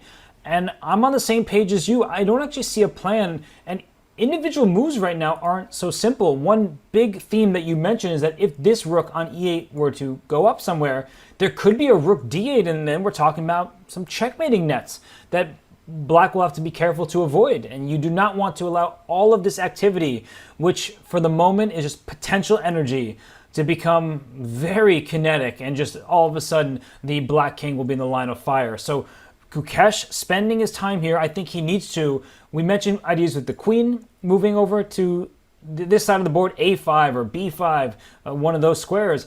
I just don't know what plan black will have. And you can attack a pawn on a2, it will slide up to a3, and then what, Peter? That's the question that I think Gukesh has to continue to answer turn after turn. Yes, the reason why I came up with this queen a5, rook e5 idea was not because I was happy about it. I just don't see what else to do. And also, now we see the change of body language. Now it's Ding who is leaning backward and is being happy. Okay, queen a5 is on the board, there was nothing else. And how quickly, Peter, that's the question now. How quickly will Ding respond with either pawn to a3 or king to b1? Those are the only two options that protect that pawn. I like a3 a little bit more, but we'll see what Ding decides to play. I also feel that a3 is more natural, because the king is, on the board already. Peter, I don't like to predict the future, because mainly I can't do that. I'm very worried for Gukesh right now. I don't see an exact plan for him. I really like how white has played these last few turns. He offered the queen trade. Again, anything that resembled a liquidation or a potential draw, that was decided against by Gukesh, and then queen f4. I think that was a really nice move, just taking away some squares from black's pieces and continuing to improve the harmony in white's camp. Yes, I believe that already if Gukesh has played my suggestion with queen a5, I believe that he will also follow it up with rook e5. That's somehow the feeling like you want to close that queen out of the game. However, you immediately use the chance to activate it with queen f6. But queen f6, rook e6, queen d4, then feeling-wise, it gives me the feeling like I achieved something with black. I agree that my position is still worse, but at least I feel that I made some progress. But I'm not enjoying the position. I'm going to ask you a difficult question. After rook e5, if I gave you a free turn as black, what would your follow-up be? King g7, immediately. And then if I gave you another free turn? Well, I'm already satisfied then, yeah? I want to make... Yes, I understand your point, yeah, that basically there is not so much that black can do, because whenever that rook from f8 moves, then white will go rook d7, yeah, that's your idea, hitting the f7 pawn. That's exactly right. So essentially what I'm trying to help our audience with is we see one move for black, a bunch of options, but I'm really trying to come up with a plan for black. So we have the analysis board. Thank you so much. Rook e5. Let's say go rook d7, just to freeze your rook on f8 and ask you that question. If you move your rook to f5, I can grab your e4 pawn, for example. Rook d8 is what I want to achieve if I get my queen to f6. And I'm also threatening in some positions a rook takes a7, not right away, but maybe if I bring this rook up from d1 or get the e3 pawn defended, I guess to show, Peter, king g7, rook takes a7, looks like a nice one. Yes, yeah, it's beautiful, yeah. So rook e5 is met by rook d7 nicely. Yeah, rook d7 is very nice. You don't give me chance to activate because actually one could argue that if you don't go rook d7, maybe I have this idea of going rook c8 and rook takes c3 check. Yeah, this is one tactic in the position that black can try to play for. I don't know, maybe it does not work at this moment, but something to keep in mind. But after rook d7, you make sure that no tactics. Black simply cannot activate his pieces. And I don't see moves. I'm truly struggling to come up with like an exact plan for black because king g7 no longer works, and that's why I asked you what your plan was going to be. Yeah. I really don't know what black does now, and I see the evaluation bar has been creeping up steadily to where it believes that white is like over a pawn better, and I think most importantly, practically, this is so easy to play for white, and where are the strategies from black? Yes, so let's go back to the current position after queen a5, a3, so rook e5 had not been played yet. But then also, what exactly black is doing? What options do we have? I was hoping that was rhetorical because I'm not sure. And rook e7, yeah, is rook e7 a move? But I'm also not feeling that this really helps me. You can maybe even go rook d7 if you want. Yep. That looks and then like rook fe8. Okay, so no, rook fe8 you take and queen f6. Yeah, that's horrible. Just the squeeze is fully on here. It's one of those positions, Peter, where I think we're thinking the same way. If we didn't have the evaluation bar off to the left, and actually even if we do have the evaluation bar off to the left, I still think that white wins this position a very healthy percentage of the time. Yeah, absolutely. It's very scary. And also, in order to understand that maybe this is not deadly, you have to spend awful amount of time, yeah, because the intuition tells you that, no, you just can't play like this. And every single decision for black, it's so difficult. He might also end up in really big time trouble because there are no moves that you can simply play from your intuition, from your chess understanding, because according to chess understanding, now white has really established a safe and stable advantage. This is problematic for Gukesh. He is going to have to burn time on each and every move. Reminder, at move 40, they gain additional time, but we are on move 31, and there's 32 minutes left for each side. So, John, this is a moment for Gukesh where he may be regretting his previous decisions, but he has to throw all that away, throw it aside, and then figure out what to do from here because This looks so much more fun to play from Ding Liren's perspective. It absolutely does, Robert. Although I'm going to throw a controversial opinion into the mix. I'm going to suggest that this is what Gukesh signed up for. At the end of the day, choosing not to take the repetition, choosing to keep the queens on the board, Gukesh knew this was a possibility, and he's trying to test Ding Liren right now. He's saying, I know my position is worse, but I think I can outmaneuver you in the long run anyway. And so far, it's not like Ding Liren now still enjoys a 50-minute advantage on the clock. They're both on 31-32 minutes, and both players are going to have to throw their intuition to one side and calculate every move, just like you guys said. So I'm keen to see how this plays out. It could still end in a draw, but it absolutely is going to be a slugfest.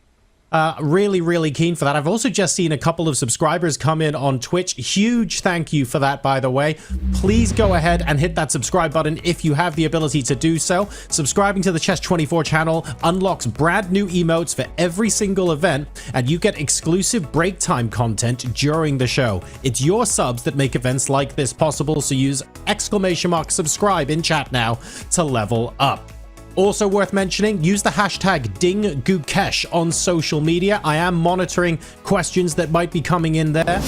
Please continue with your questions for Grandmasters Robert Hess and Peter Lecko.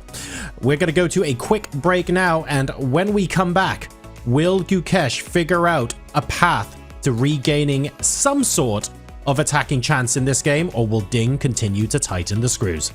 See you in a bit.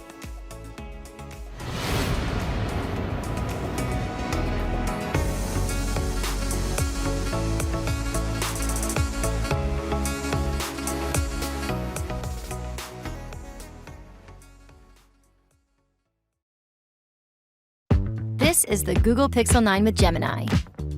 And this is Dan, suggesting some places to meet up and watch the game tonight. But you know what's better than a list of places? Knowing how close those places are. Which is why you're just gonna ask Gemini to put these places on a map. Whoa, how's that for teamwork?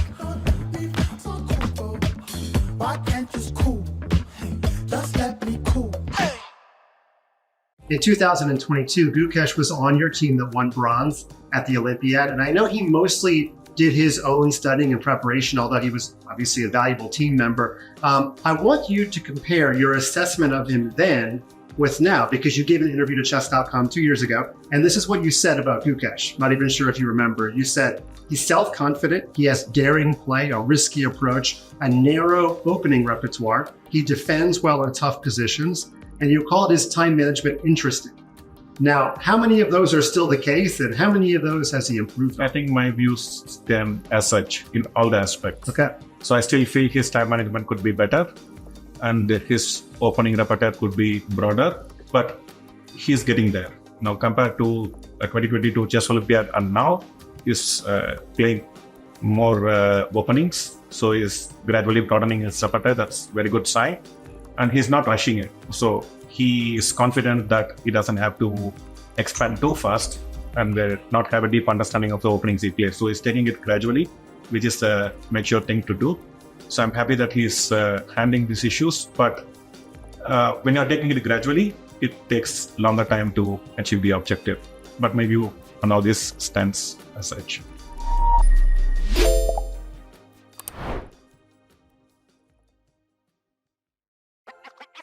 This December, the world's top chess minds clash in the heart of New York City at the FIDE World Rapid and Blitz Championship.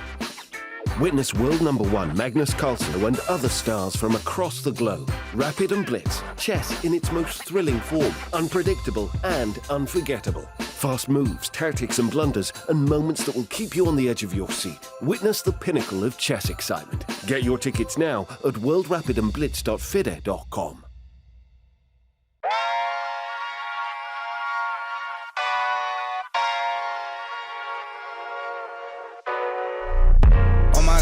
I'm just playing with him now, yeah.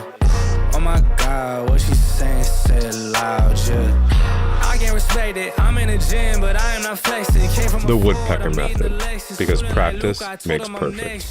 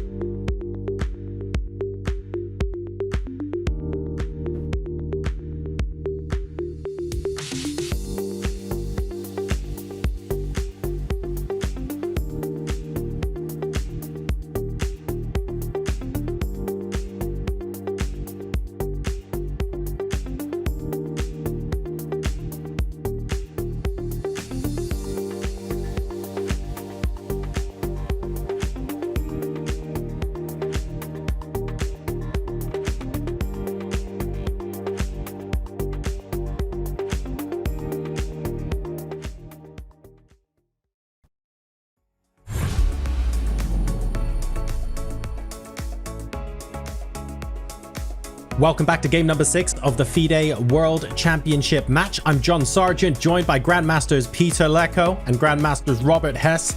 Absolutely fantastic stuff today so far, and a huge battle from a psychological perspective.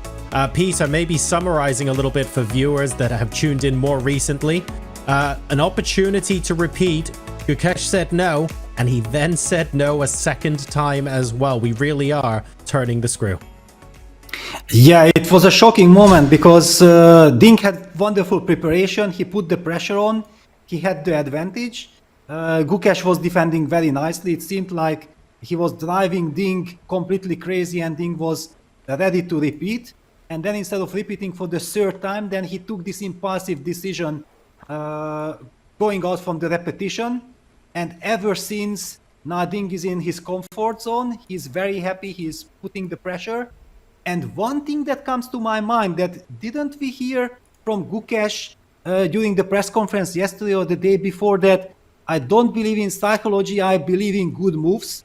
And in this regard, I feel like he fooled himself because he didn't stay true to himself. He should have repeated that was the best move in the position instead of playing some psychological games. Oh, that Kasparov versus Fischer quote might come back to him in the press conference today, Robert. I think that's a fantastic observation from Peter there. What's your take on where Gukesh's head is at right now? I'm with Peter there. I think that Gukesh, usually very stoic, very objective, calculating with the best of them. But that decision to play on was not one that he should have gone for. And I wonder if he did believe truly that he was playing objectively the best move, or if he was relying on some of Ding's question marks. The fact that Ding was less ambitious than he could have been a day ago, didn't quite realize the proper assessment of the position, or just didn't feel like he could press for more, and so he didn't try. But right now, Ding is looking at this position and looking at the clock, and he is a very happy camper.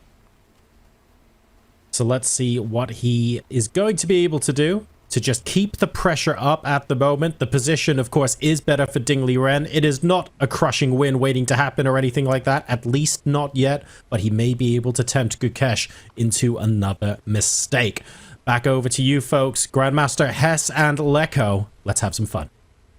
Thanks so much, John. And Peter, we've been talking about many things here, and I think that you referencing that press conference where Gukesh was saying he believed in good moves, and he made a psychological play that is probably one he's regretting. And you also said that each and every decision that Black is about to make will cost him some time, and he is burning his clock right now trying to come up with a move in this position.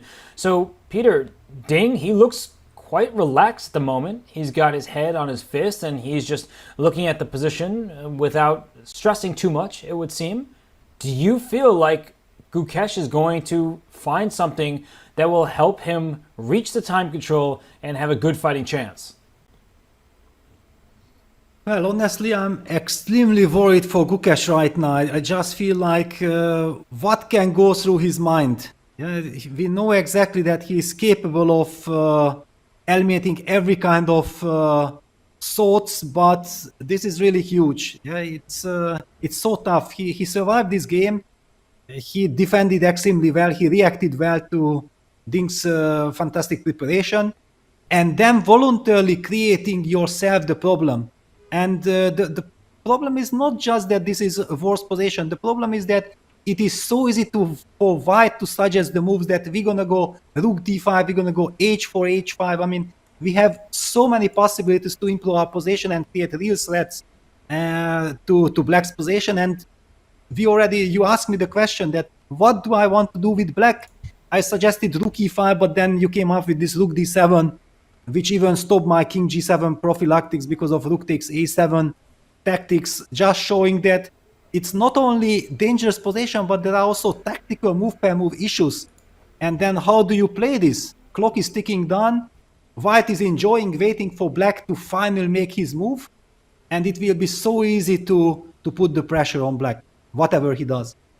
And Gukesh didn't want to trade queens. Not only did he avoid a repetition of moves. When the queen went back to g3 and there was a queen capture available on g3, he did not take that, and I think that would have been a really challenging endgame for him. But rook d7 followed by queen c7. I mean, how are you going to avoid all the queen trades in the future? And you mentioned an idea with trying to sacrifice on c3. If you ever move your rook to c8, you've left the e4 pawn hanging. I'm not even sure if white wants to take that pawn just yet, because there may be a sacrifice on c3. It just is something you need to calculate. But the point is that rook was doing an important defensive task, covering the e4 pawn. But honestly, Peter, I think black wants to get rid of that pawn because at least it gives him something to attack the e3 pawn in response, just to put that on the board, that if you get something like this, okay, it went to zeros, which means I know rook takes c3 check works. I didn't actually figure it out. I don't have to because the engine suggests that this is fine. But there is going to be, at minimum, a draw by repetition for black. For instance, if you drop the queen back, then you go queen a1. This is now a forcing sequence.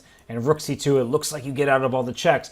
But I guess queen takes e3 here. If the king tries to run away, there's always a rook b8 check. And if you block, we get this draw because you can't run away with your king. So I think, Peter, maybe Gukesh will rely on rook takes c3 ideas, but Ding isn't just going to take the e4 pawn. I know he wasn't ambitious yesterday, but he must be ambitious right now. Absolutely, because now he knows that he's clearly better. That the chance came maybe surprisingly to him. Yeah, he already kind of thought like, okay, it's a logical game. It ends in a draw, and he did not readjust or adjust himself to the new situation. But here after rook c8, there is also the idea of just playing queen to f6. Yeah, this queen on f6 then beautifully protects, guards the c3 pawn, and we still have all these rook d8 ideas if black moves that rook from c8 with mating ideas. And Gukesh made a move. And it was queen b5, second queen move in a row. That is objectively a strong decision by Gukesh. He's just bringing his queen to a slightly better square. So, Peter, 19 minutes left for Gukesh. He finds the best move on this turn, but he doesn't have all that much time considering how complex the position remains. Yes, on the other hand, I'm really loving this decision, because with queen b5 at least he hints at some ideas like queen b3, queen a2, yeah, that the queen can sneak in. One could say, all right, okay, this is childish because white can always play the move king b1. But if white plays king b1, then suddenly black switches back with the rook from e8 to b8, and suddenly, due to the pin, the c3 and a3 pawns will be hanging, and at least there is some play, yeah, at least there is some direction. And the same applies with queen c4, queen a2, yeah, so the same ideas can happen in different scenarios. And it also puts little pressure on white, yeah, so all the things that we talked about, that white has a free hand, and white can play rook d5, h4, and so on. Rook d5 can be met by queen b3, and we are creating some threats.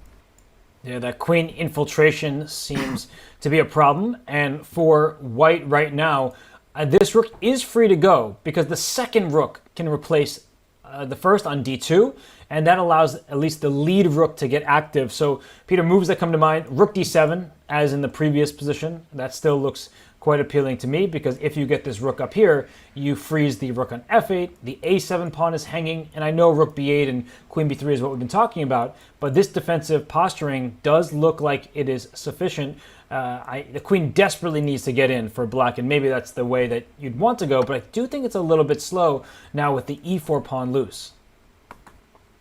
I think, like you already highlighted, just don't touch this e4 pawn, forget about this e4 pawn. It's good that this e4 pawn is there because black is lacking counterplay, but Gukesh, no, I think Ding has made a move, and he opted for rook d4. Yeah, he just in case gets rook b4 idea also in, the pawn on e4 is vulnerable. And this shows that he has a lot of confidence in his position because he played rook d4 quite quickly. I'm giving him a gold star for rook d4. That's a really nice move. I was thinking offensively, let's get that rook forward to d7, but Peter, these types of moves are often what win you games. It's not just about the immediate threats, but how to actually prevent your opponent from organizing their pieces. Rook b8 no longer a thing. Rook to b4, and black drops material or goes into a bad endgame like we've been talking about. Actually, I'm going to show that real quick. That rook b8, it threatens an attack down here on b2, but after rook b4, you have to go queen e8, the only way not to lose material. And then not only is rook takes e4 with tempo, let's get us into this endgame. This is like the worst possible rook endgame from all the endgames we've seen for black, because white gets to d7, the king comes up, the pawns go forward, and I think that white's already winning. I see the evaluation, but maybe it's a depth issue. This looks terrible for black. Yes, it looks terrible. You could have even started with b4. You could start pushing the pawns immediately. I'm absolutely with you that this is horrible for black. But then what does black do? Yes, and he plays a move.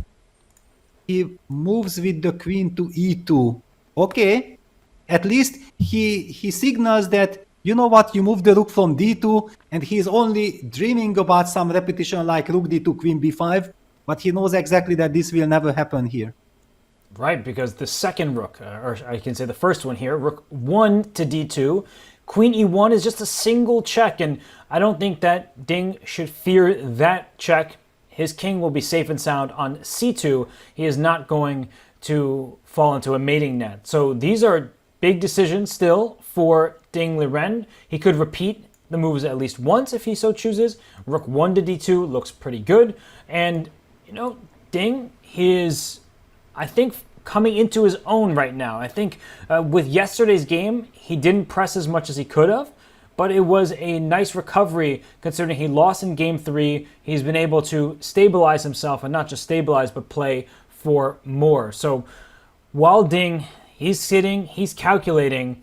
He talked with Mike Klein, and it was Mike Klein's with one of the world's biggest YouTube and Twitch chess streamers in Singapore. So let's take a look at that conversation.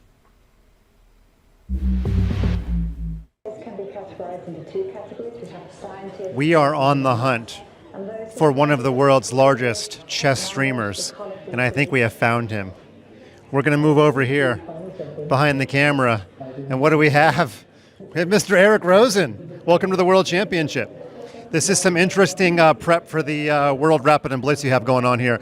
We're going to bug you during the game because anybody can play chess. Okay, and your opponent's in favor. Opponent's moves here, okay. so. Yeah. All right, so we're going to ask you some random trivia questions while you play the game. Okay, how many members of the cast of Friends can you name? 0. Okay, I'm also 0, so thank you for not naming them. How does it feel to have your rent paid for by the Stafford Gambit? Oh man, it feels good, but it requires a continual stream of Stafford Gambit content. Can we expect more Stafford Gambit content? Is there more that you're holding out on that you haven't released yet? I mean, it's difficult when my opponent plays knight c3 on move 3 and doesn't go into a Stafford. It kind of breaks my heart. But I think he's trying to win and not go viral. I actually have some students that play the Stafford, and I want to punch them, except I remember you're a nice guy, so I don't do that, actually.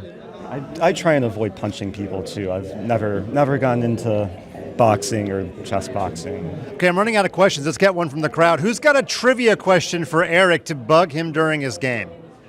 Anything. Okay, we're going to let you get back to it, but let me ask you, what else are you going to be doing besides streaming while you're here?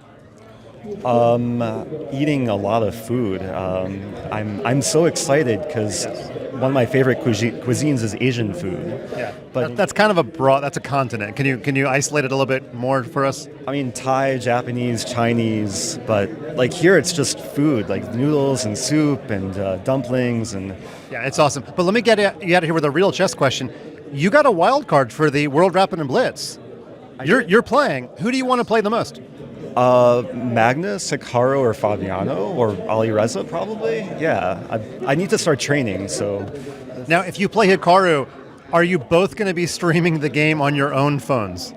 I'm not allowed to bring in any electronic devices or stream. Boo. I might try and get someone to do it for me.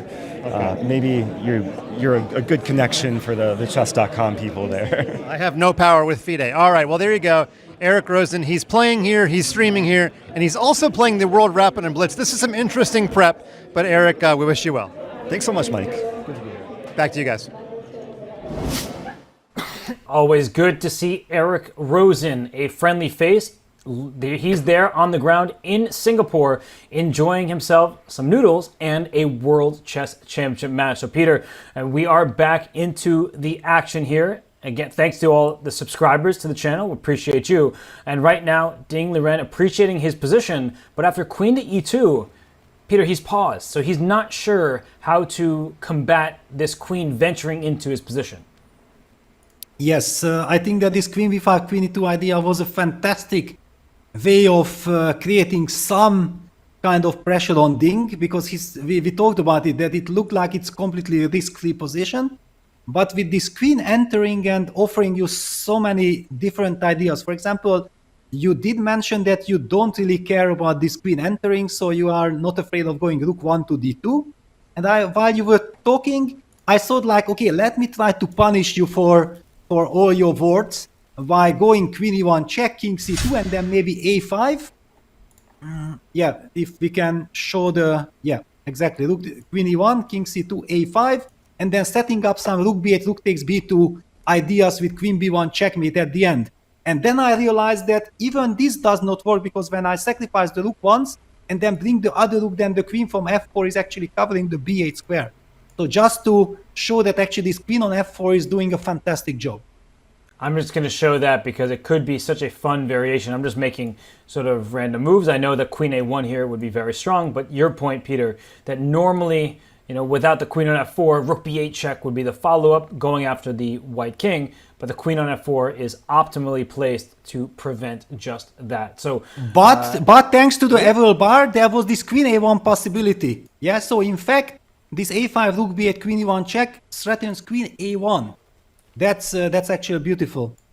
Yes, so white doesn't have all the time in the world, you know, just play h4 and h5. It's a bit slow, and then it begs the question: is what is the proper response here? Because you stopped rook b4. That was a big reason you played a5 to try to control the b file from black's side. And I can always chase your queen away if I'm thinking about this from Ding's point of view, because after queen e2, I can bring my second rook back. But I'm with you. I feel like black is able to better coordinate, or at least hint at an attack, if this queen can continue to just pester the white king and rooks. Yes, and actually Ding has played the move rook 1 to d2. It's on the board, so we might be seeing this type of direction. But I also feel that for Gukesh, knowing that he's in a passive position, he's desperately looking for counterplay. It's very tempting to give this check on e1 and then try to go with a5 for counterplay. Well, I'm wondering if white can play queen f2 here, because there's still the a1 square. I see the evaluation plummet. I forgot about that square. I thought I was forcing the queens off, but after queen a1, rook to d1, the queen gets out via a2, and then we see why black is in charge, because the king on c2 doesn't feel safe and sound anymore. So an oversight there by me, but one that Ding will not miss. Queen to a1 as a concept, that's not something that you want to see appear, because then you go from better to perhaps immediately lost. Yes, and now it's the big question, that, okay, Ding played the move rook 1 to d2 because he knows exactly that after queen e1 check, he can still play rook d1 and then think again. And maybe he also, by signaling that he's not afraid of queen e1 check, forces Gukesh to retreat with the queen. But I don't think that black can afford to retreat. If black simply retreats, then white got everything what he wanted. Then this b4, king b2, and everything that you highlighted before, also this rook d5 ideas, just everything works perfectly. So I think black has to go for, and look at this, the shoe. Look at the shoe of Gukesh. It's moving. Yeah, this is the typical sign where you are showing some nervousness, but at the same time also because you think like, aha, maybe I have a counterplay. Maybe I have a chance for counterplay with queen e1, followed by this a5, queen a1 at some point. And these two players, they're alone in that hall. It's a box. There are spectators that are on the other side. They can neither see nor hear them. So they're kind of alone in the world with their thoughts, with their calculations. And that's the point of view of the many fans that are in attendance. You see that big image of Ding Liren there on the wall. It's him in a pensive pose, but as we zoom in, we see those two players in that glass box in the arena where it's 1 versus 1, and They have to figure out what to do in complex territory. So Gukesh still thinking here, Peter. He's down to 13 minutes, 20 seconds. And that was White's 33rd move played. So he's got about, let's call it 2 minutes per move. But we know that this is a difficult position for Gukesh because, say, he has to trade queens. He now may be in even worse endgame than before, and he wants to avoid that. But how to do that without actually making more concessions? Well, go for this queen e1 check. I think it will be played because the other option of going queen f3 is there, but I'm worried of these endgames. Yeah? The queen f3 is a possibility, but I'm not really believing in it.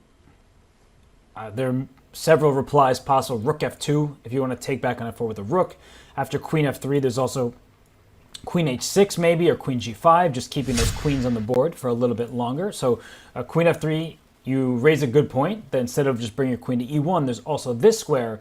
But I guess, as we say, we really don't want to allow a capture on f4 that gives black a protected passed pawn here. So I would move the queen maybe even back to g3 and say, okay, now what, Gukesh? What's your follow-up here? Yes, it's possible. Okay, one has the feeling that I improved the position a little bit with this queen on f3. On the other hand, what do I do next? It's a fair question. I just want to highlight one more small detail, yeah, that after queen f3, if you play the move rook f2, then queen h1 check would actually be a terrible mistake because rook d1 traps the queen. Just to highlight this beautiful small idea. But I think that if you play rook f2, I can trade on f4. Maybe after rook f2, I can trade on f4, because after rook f4, f5, suddenly your rook on f4 is misplaced. And this is counterplay. This is serious counterplay, and it's still going to be a long battle ahead because White does have the c-pawn, but Black's pawns are pushing up the board much more quickly than in some of the other variations. Queen f3, that move has been played. Gukesh down to 11 minutes, 45 seconds. He will have 7 more turns to make. And after queen f3, we don't like the capture on f3. I'm just going to put that on the board to show you why. That this rook on e8 stares down to e3, and now that becomes a weak point in White's camp. When there's a pawn on e4, that pawn was safe and sound. As soon as that capture happens, e3 is a weakness and a target. And so here, Peter, queen to g3 is one move I mentioned. The queen can escape elsewhere. If you choose to go to g3, g5, h6, all of these moves keep the e3 pawn protected. And what will Black's follow-up be if the queen trade, if it is offered, will be on White's terms? Well, actually, queen g3 is a very nice move. When you mentioned it, immediately I sensed it that, wow, this is super high class. Because you remember there was a moment when computer claimed that queen take g3, h take g3 is kind of okay for Black, but we said that we don't believe that it's okay for Black. It looks bad, and this is certainly not an improved version for White, so we don't have to worry about this. But otherwise, I can't really improve the position. I cannot play the move rook e5 because the queen from g3 is still covering the e5 square. It's a nice little touch, this queen g3, and also so frustrating if your opponent plays a move like this, and you wanted to dislocate that queen from f4 because the queen on f4 was so irritating, and suddenly the queen on g3 is just as effective. Yes, and the queen trades will favor White, and in this particular position, not just psychologically, but also in terms of the objective evaluation, White will be pressing for a win. And so queen g3, it's what's coming to my mind. I could see a more aggressive approach being taken here. It was right on by you that rook f2, it's not the best decision for Ding, and that means that a queen move looks to be stronger, and it's not easy to choose which square that is, and that's why Ding is investing some of his time, but he has a healthy lead on the clock as we approach move 40. Yeah, time trouble will be crucial, but still for Ding, I think time trouble isn't an issue because his moves comes naturally. It's much more of Black's problem here, yeah, because to find counterplay, it's so difficult. I have to give a lot of credit to Gukesh. Yeah, there was this moment when he played the move queen a5, a3, and he was thinking again. We were really worried, like, hey, how are you going to defend this? And he understood that the rook on e8 has to stay. This is kind of a stronghold. and he finds this queen b5, queen e2, queen f3, creating some practical problems. Yeah, this is the way how you have to play. You have to defend tough positions, giving your opponent also choice, but also giving the impression that actually, yes, my position might be objectively worse, but I'm playing very well. Yeah, Gukesh is doing the best that he can to hang on here, but the storyline, the dominating one, is that he could have already finished this game, made a draw, entered his rest day with a 3-3 tie where he'll get the white pieces 2 days from now. But right now, he has played queen f3, a very strong reply. And you see Ding, he keeps looking across at his opponent, and he's studying the board, glancing over at Gukesh. He is undoubtedly surprised that the game continued and that he was able to obtain this position. And now it's about maximizing your chances. So, Peter, as we talk about specifics, I know I mentioned queen h6. I'm actually going to throw that one away because I don't like the queen being so offside. It looks aggressive. It looks like you might set up a checkmating net, but I feel like the queen needs to be a bit closer to the action. So I don't love that suggestion I made so much. And by a process of elimination, it leaves us with queen g5, which I like, and I think my sort of calm, cautious approach is to play queen g3. Yes, queen g3 was your original idea. I'm here, I can confirm, all our viewers can confirm that it was the first move that you mentioned. As a good commentator, you also had to highlight aggressive intentions like with queen h6. I'm absolutely with you. I wanted to say that I'm not afraid of queen h6. Please play the move queen h6. I don't care about it. I'm much more worried of queen g3 because this small little move and you have the positional advantage. You don't need to create anything. You should just make sure that black is unable to create counterplay. And so queen g3 keeps everything protected in the best possible way. The queen is defended, everyone, but you do not want to get rid of this e3 pawn. Black would be happy about that because e4 then becomes a strong point rather than the liability that it currently is. And e4 is weak because the rook is needed to protect it. If you ever play f5, especially with the queens on the board, and the rook slams down on d7, the black king is the one that's exposed. So individual choices here, they are going to be of the utmost importance. Ding, he is spending some of that lead on the clock. I think he's doing the right thing right now. And for Gukesh, he is trying to calculate on his opponent's time. Peter, that's very important. Yes, absolutely. Okay, so what are the options? Yeah, queen g3 we are afraid of, but we have to find an idea.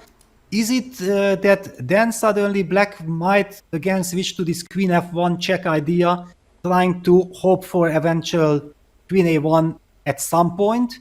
Or if you think like with queen g3 you want to anyway just block everything, then after queen f1 check, rook d1 would be the most logical. Then I play queen e2 and wait for Ding to show how he gonna try to kick that queen away from e2, because that queen on e2 was irritating as well. Yeah, we sort of have a dance going on where the position slightly changes, but the same themes arise. And here, you could bring your rook back from d4, but then we're really back to where we started when the queen goes back to b5. And not easy to figure out where the pieces belong. So, Peter, I'm going to just sit on the live board for a second here and ask you, where do you feel that each piece belongs from the white side? Like, if you could pick up a rook or a queen and place it anywhere you want, like, what are your dream moves? Well, okay, I would like to enjoy my position, yeah, but I think black has to keep on asking some concrete questions, yeah, like now what Gukesh is doing with queen on f3 is challenging the queen on f4. Also, it's psychological, yeah, that before white was always happy with the trade of queens. Now black is the one who is offering the queen trade. I think this is kind of the new element, and Ding is about to make a move. I think he will play queen g3. It's very much his style. Yeah, just a cautious approach where he is not taking any of the risk, but no, he's actually back to calculating. And while he does that and he looks across at his opponent, who may be regretting that decision to decline a 3-time repetition, let's not forget that Gukesh is a star, and it's his fighting spirit that brought him to the World Championship stage. So without further ado, let's have a look at how Gukesh became the 2024 World Championship Challenger. At just 18 years old, Gukesh is within reach of history as he challenges Ding Liren for the title of World Chess Champion. Born in Chennai, India, Gukesh is one of the most impressive prodigies the chess world has ever seen. He became a grandmaster at the young age of 12 years and 7 months. Had broken the 2700 barrier by the age of 16, he became the youngest ever to break 2750. His rapid rise toward the top has been nothing short of incredible. An impressive performance that Gukesh is pulling out, beating one of the strongest players in the world. At the 2024 Candidates Tournament in Toronto, Gukesh entered as an underdog, but soon he proved to be a real contender. After suffering a setback and losing from an excellent position to Fruja in round 7, the young Indian came back strong in the second half of the event by winning 3 games. What a moment. There it is. Wow. Gukesh Dommaraju, the 17-year-old, he is doing unheard of things. While leading by half a point ahead of the final round, the job wasn't done. Facing pre-tournament favorite Hikaru Nakamura with the black pieces, he needed to at least draw to secure a playoff, while a win would secure a victory. In the end, Gukesh easily held the draw, and when Caruana couldn't convert a winning position against Nepomniachtchi, the Indian super talent prevailed. Official congratulations to Gukesh, the youngest player to win the candidates and to compete for a world championship title. Since winning the candidates, the Indian teenager has continued to impress, climbing to the top 5 in the world rankings. Now, with the chess world watching, Gukesh stands on the brink of history. If he wins, he will make history as the youngest ever undisputed world chess champion and inspire a whole new generation of chess enthusiasts. I'm very excited to play the World Championship and really looking forward to all the preparations and being there.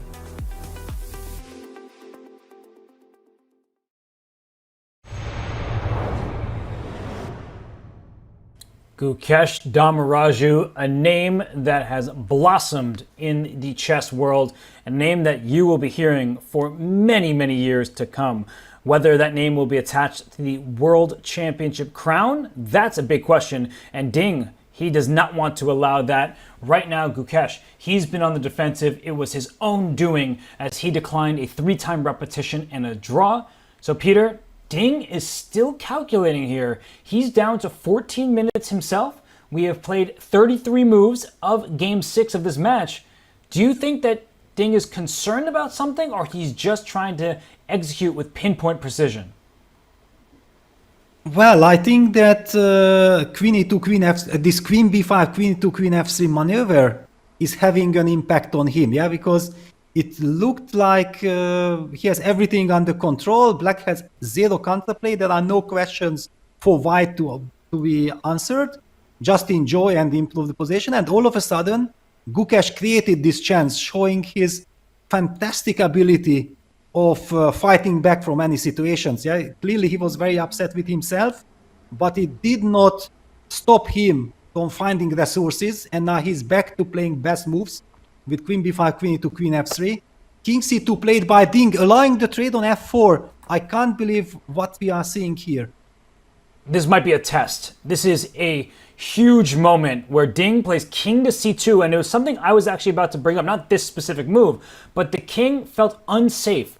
And if I'm just going to pick up a piece because I can drag it to A2. If the King were on A2, that's good when queens are on the board, but bad when the queens get traded because the King should be close to the center. And Peter, no player in the world can calculate so far ahead to determine with absolute certainty that Queen takes F4 is okay for Black.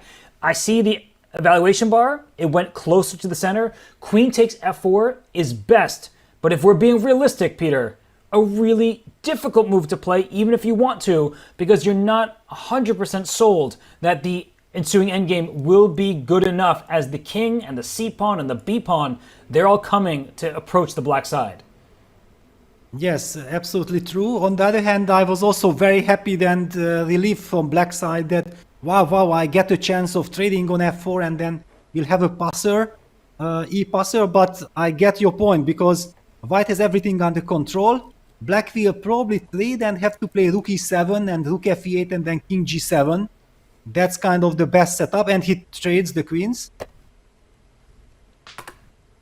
And the immediate reply, of course, is to capture back. And with Gukesh about to dip to 10 minutes, that was the 35th move played by Ding. So that means that Gukesh, he needs to play 6 moves in 10 minutes. So we're getting to that territory, Peter, where we're almost there, but not quite, F5. to get additional time. And F5 played.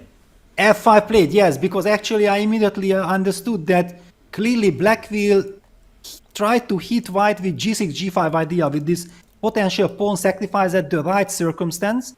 Yeah, at the moment G5 can maybe be answered by Rook G2, feeding that pawn and provoking it all the way up to G4, and then you don't get these breaking possibilities, but it will be in the possession, and white is not just able to enjoy. Clearly, okay, you're gonna push C4, B4, King C3. You have to watch out always for counterplay. King G7, King F6, supporting G5. It can get very messy. Black could even win this game. So we've been talking about one-way traffic for Ding Liren. Now with that G5 idea, and Peter, you mentioned this many moons ago, that you could sacrifice 1, maybe even 2 pawns to get some passers. You have a rook on E8 behind a protected pass pawn on E4. I think we have to just quickly bring up a board and show a couple lines, because if white is careless here, let's say you just say, I'm going to play B4 because Robert's been talking about that for a while, and we get G5, and you in fact take on G5, look at this, game over. Black would win because there's E3 and F4 and F3, and the rooks are perfectly placed behind those passed pawns, so white's ahead material, but is definitely going to lose that game. Yes, I feel that from white's perspective, H4 is the move that you really want to play on the board, I believe. Yes, of course, H4, just making sure that you control G5 in all circumstances. The problem with making a move like H4, while it takes away G5, you're putting your pawns closer to your enemy pieces. So in certain endgames, King G7, instead of going to F6, which isn't going to have the same threat, King H6, King H5, the H4 pawn and the G4 square. I mean, that's a long ways away, but that's just what I'm trying to anticipate. So suddenly, Peter, it was clear plus for Ding. Nothing could really go wrong. He allows the capture on F4, which you did not like. I mean, I could read that in your face immediately, and in your words, that this seems like it's heading in Gukesh's direction a little bit. Absolutely, I was shocked, yeah, that, okay, because we kind of assume that white has everything under control, so what we don't want to do, to give any kind of counterplay for our opponent.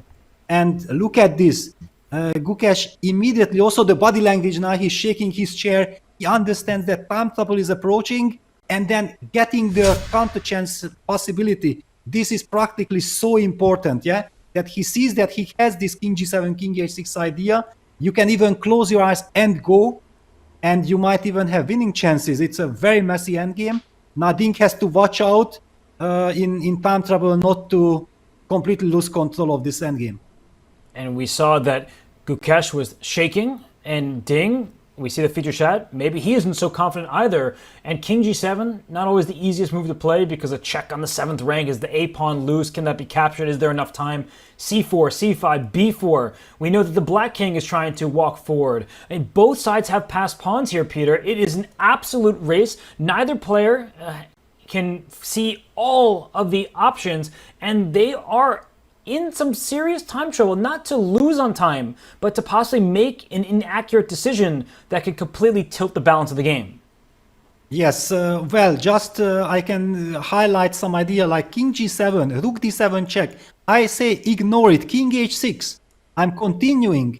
And for example, after Rook takes A7, I'm gonna push E3. And after Rook E2, I'm gonna go King H5. I also sacrifice the H7 pawn with check. And then King G4, and then King F3, I get to your Rook on E2, and my E pawn might decide the game. It's just razor sharp endgame.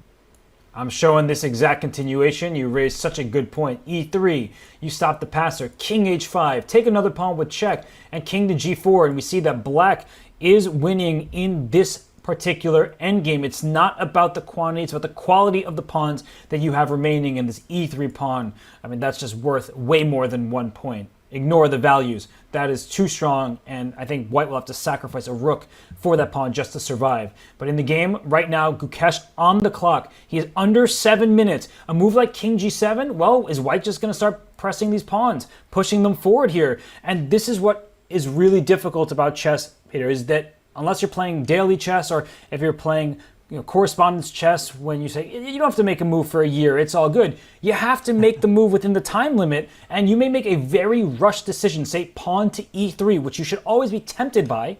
My coach called the 20% rule, when you could go up to the 6th rank, your opponent's 3rd rank or further, you always have to consider the move, and about 20% of the time it will be the best choice. I think that's actually a very bad decision, because instead of having a protected pass pawn by another pawn, you're extending it too far, it becomes a quick liability. Yes, then white blockades it with rook e2, king d3, beautifully highlighting with arrows. No, just don't push the e3, the e pawn to e3. King g7, it's very much in the blitz spirit as well. Yeah, you see that, for example, you start pushing c4, b4, c5, but I'm gonna go king g7, king h6, king h5, king g4, and it's gonna be hell of a race. I would be more scared actually from the white side, because this king on g4 can then hit on f4. You can even somewhere sacrifice that rook, like in the dragon. Yeah, sometimes you see those positions, we know those endgames, yeah, that black plays a rook down endgame, but the pawns are compensating very sharp.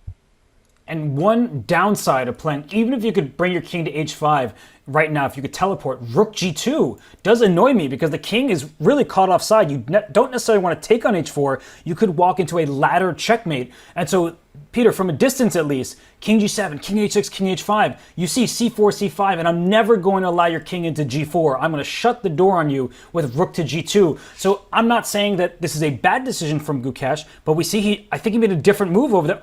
Wait, he played e3. That was a move that we both were suggesting could backfire. Yes, it doesn't feel right, but on the other hand, maybe it has a very concrete idea. He might want to lure that rook to e2, and he says that, you know what, I'm going to defend with rook e7, rook e7, king d3, rook f8, and he will insist on going h6, g5 later on by bringing his king to f6, or even just by sacrificing the pawn. So, okay, computer also confirms that e3, it's not a blunder, it's an absolute normal move we were unsure of, but it's a normal move. Huge decision there from Gukesh, and objectively, a fine one. And he has 5 minutes left. 36 moves have been played. They need to get to move 40. And rook e2, a quick reply. Which square does the black rook go to? It looks like he's already chosen the e7 square. And now, Peter, you're right. King d3, rook d8. Oh, question mark given to rook e7. That feels harsh. If we can, I'm just going to go a half step back and look what the better move was. It says rook f6? It wants some weird way of doubling the rook. So somehow rook e6 instead of rook e7 was better. And maybe, Peter, if I am reading this correctly, it's really hard to parse through the details, is that the c-pawn can get more advanced with the rook on e7. You may have to spend an extra tempo to stop it. I don't know with certainty. I'm not pretending to. But perhaps that's why the engine doesn't love it. Well, or in the other line, when we talked about that, when you double the rooks on the e-file and protect the e3 pawn, then king g7, king f6, you cover the 6th rank from checks. I'm just trying to make sense of it. Definitely in a blitz game, rook e7 was the most natural move. In a correspondence game, rook f6 might appear as the objectively best move, but with few minutes on the clock, without any increment, you just blitz out the move rook e7. Yeah, I don't understand why it's deserving of a question mark. That feels harsh, but maybe it does give white some chances here. And I think you have to throw the pawns forward. King d3, rook e8, c4, maybe works out just fine. But is king d3 actually beneficial to you, or should you just start the pawn pushing immediately? It's a difficult question to answer. But I guess one question I have back for you, Peter, is there a universe where black may play rook e4 that feels very slow? I know you want to get after these kingside pawns, but I don't think you have time. Yes, I also feel like you just don't have time because, for example, king d3, rook e8, white already pushes something like b4 or c4, and after rook e4, you are just wasting way too much time. Yeah, finally, we trade the e3 pawn for the f4 pawn. You still have to move that rook from f4 by taking the h4 pawn. how many tempis do you give? You can't afford that.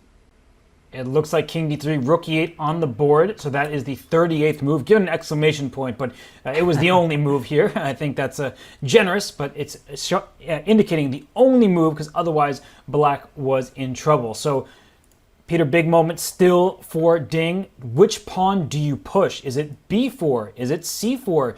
Does it matter? Does it just transpose to the sort of same continuation? These are not easy questions to solve, not when you have 8 minutes left, and not even if you had 8 hours. Yeah, exactly. Okay, intuitively, probably it does not really matter. Yeah, it feels like, okay, I can push either c4 or b4, but exactly that's why you don't know what to decide on, because both moves seems equally possible. And this is also kind of a slightly nightmarish scenario, yeah, that you would prefer that one move is clearly stronger than the other, obviously, and then you can make this move a tempo. You know, Peter, I just had a thought here. While I'm looking at this position, looking at Ding, one reason why king d3, and we see objectively it was fine, but one reason we don't love the location of the king is in some positions you'd want on e1 to be in front of the pawn. The rook on e2 is stuck right now. It's immobilized because with these rooks on the e file doubled, if this rook were to ever move, say right now, e2 would then win the game. But if the king had gone back to d1 in some parallel universe, then e2 wasn't so threatening because the king could sit in front of the passer. So I'm wondering if maybe king d3 was premature. The evaluation has remained the same, but it may prevent certain options from being played because the rook is stuck there on e2. On the other hand, I don't really see any real scenario when white would have allowed that pawn to advance anyway, and with going king d1 it's a little bit too passive. As well, I'm worried anyway that black will eventually go h6 g5 at some point, creating another passer. I feel like king d3 is fine. I also would like to add one little remark to rook fe8 given an exclamation mark by the computer. Just feel like because the computer was harsh with rook e7, it felt like it needs to balance it out, yeah, just to compensate. Yes, I'm correcting my mistake. These two moves were absolutely fine. Yeah, I'm going to remove that for the moment. You all can see it, but now it's gone. It's the only move in the position, which is why it was given the exclamation point. And I think it's good to find those chances while they exist. But here, Gukesh was never going to miss that. But Peter, I guess I would love to get my rook behind a passed pawn. And that's why I still in the back of my head, I'm a little nervous about this king being on d3. Because if the king could step in front of it, this rook would be free to move. And wow, he played a pawn push that I wasn't expecting. I was so focused on the queen side. He plays h5 here. Yes. Well, it's certainly a move I did not see coming. Is this an attacking or a defensive move? This is what I'm trying to understand. I'm not sure what to make of it. I think defensive, because now these king marches won't come at the cost of a potential pawn here. But he is also maybe giving himself an opportunity to trade on g6 and play a rook d6 and maybe hit at that pawn, because there might be some positions, Peter, where you allow the black pawn to push forward, but you get enough checks with your rooks, and that way you are not as frozen. But I don't pretend to foresee what's going to happen, and I would have been focused on the other side. Yes, exactly, because somehow the feeling was that black anyway wants to activate the king. The king would love to go to f6, and okay, rook d6 check will always be there, I understand, but yeah, and g takes h5. Wow, so he wants to push h4, h3, h2, because rook takes h2 is always met by e2. That is a big decision here, Peter, because black's pawn structure is now ruined. So if white is able to quickly grab this f5 pawn, then black seems to be in some big trouble. So do you have enough time to throw this h-pawn forward? How does that work out? Yeah, I'm not sure. Intuitively, I'm not liking it, but I also see the level bar in front of me, and it says it's all fine. It was probably the best move. Wow. Rook d5 played. What's the major idea here? I'm certainly confused by what's happening, because black's pawn structure seems so weak. Yes, we have also seen Ding Liren, yeah, he made time control. Yeah, he ran to the bathroom, refreshes himself, and gets ready for the second part. But Gukesh still has to make a very tough decision. And G takes h5 was move 39. Wow, what a committal decision, but probably he has calculated, has foreseen the follow-up. He is yet to make his move. It is the final move approaching time control. So as soon as Gukesh plays his 40th turn, he gets 30 minutes. He has played h4. The evaluation has not changed. He's just making sure, and that's something that the players are definitely going to make sure that they hit that 40th move. He looks at Ding's score sheet just to double check, to verify. And wow, Peter, we have a total transformation here where Black's pawns, they look quite poorly placed in many regards because they are doubled and isolated in the h-file. The f5 pawn can be picked off, but Gukesh is relying on his passers, not just one anymore, but a second to help him maybe not even just hold the balance, but if Ding isn't careful, may allow Gukesh to even play for more. Wow, really impressive decision by Gukesh, sensing that he can take G takes h5. I'm still kind of puzzled why Ding pushed h5, because it looked absolutely unnecessary. Your suggestion of advancing the queenside pawns was much more natural. And then also Gukesh's reaction of taking G takes h5 quite quickly, as if he has sensed that h5 might be a move. Now we are seeing lines that, yeah, Black is giving up the f5 pawn, but when White takes on f5, then Black will give a check. I don't know if Rook d7 check or Rook d8 check. Probably does not really matter, but one of the checks will appear on the board so that the White king will have to retreat from d3, from the ideal d3 square, and then Black might use the Rook on the g file also to activate itself. Wow, what an endgame. There is so much to dissect from these last few moves. h4 is Black's 40th. Gukesh, just like Ding, can now walk around, try to stretch those weary legs and try to just concentrate on what's to come. John, I mean, what a turn of events we've had here as we bring back the Sergeant. And, you know, it's just incredible to see the decision-making with just a few minutes on the clock to take that pawn on h5. First to offer it, then for Black to take it and ruin his pawn structure. I can't make heads nor tails of what's going on at the moment, Robert, if I'm honest with you. I was surprised by the queen trade after we went to such lengths to avoid it before. And that's me thinking, okay, maybe there's not much left to try here. And then, of course, completely wrong. h5 coming in. We now have the Black pawn structure in tatters, but with the rook significantly better connected than they were before. It's very clear that there's still quite a lot to, like you said, dissect in this position, to analyze. Peter, how much of this is a development on the psychological play we saw earlier where we were trying to dodge the queen trade? Are Ding and is Gukesh in a different frame of mind now than we were back then? Are they still just fighting tooth and nail? What's going on? I think that Gukesh is very relieved. He's very happy that he got this double-edged rook endgame, because it's certainly a big improvement compared to what happened after he refused the repetition. And I believe also, if we can speak in the name of the chess world, everybody roots for Gukesh to survive this game, yeah, right? Because he avoided the repetition. He is delivering this incredible battle that we are witnessing. Probably Ding's fans disagree because Ding had the chance maybe to get more out of it.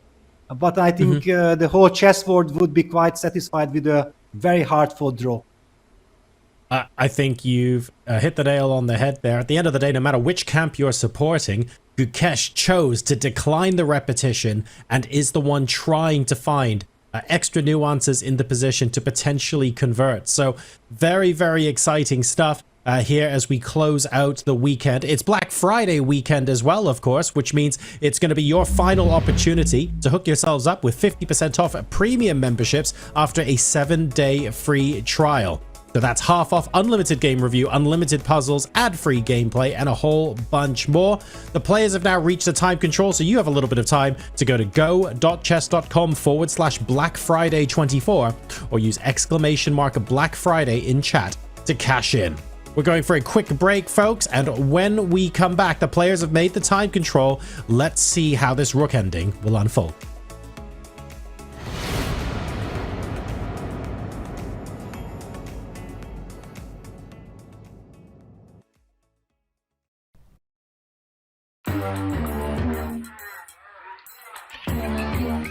Gemini, can you help me plan my 3-day vacation? Generate a photo of a muscly capybara. Explain the concept of supply and demand with OpenStax. Hi Gemini, quiz me on the rise of industrialization. Can you help me find an email? Yeah, I can help with that. Your challenge is to guess the accuracy level. Okay. Yep. So you won with the black pieces against Prague. Yeah, let me first see the So I guess till till e6, it's everything is perfect, because I knew this theory, and f5 was already not great. 92, 93. 89.6. Ah, so it's actually but still a very good good game. Game number 2. This one must be quite high, yeah, because this was quite a good game. Thing was like Nijat was very solid with white, and I played a risky opening, and I was very deeply prepared, but yeah, I was pretty much playing all the perfect moves in the position, and even if the position was equal, I thought both of our accuracies was very high at some point, and then he played this rook d3, rook f3, which gave me good chances, and then also I think my technique was pretty much close to perfect. I would say like 95, 96. Very good. Spot on. It's 95-2. Yes, very, very good. Impressive. And then the final game. Oh, I've seen this game. I've surely seen this game, but I can't recall who played it. Is it Magnus? Yes, it's Magnus, when he became Grandmaster in 2004. In the Dubai Open? Correct, yeah. Dubai Open.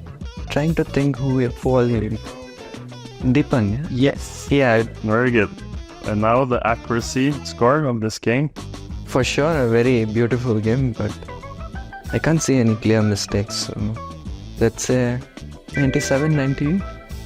Yes, it was actually 100%. Wow. Yeah, 100% accuracy from Magnus in that game. Yeah, seems like a perfect game.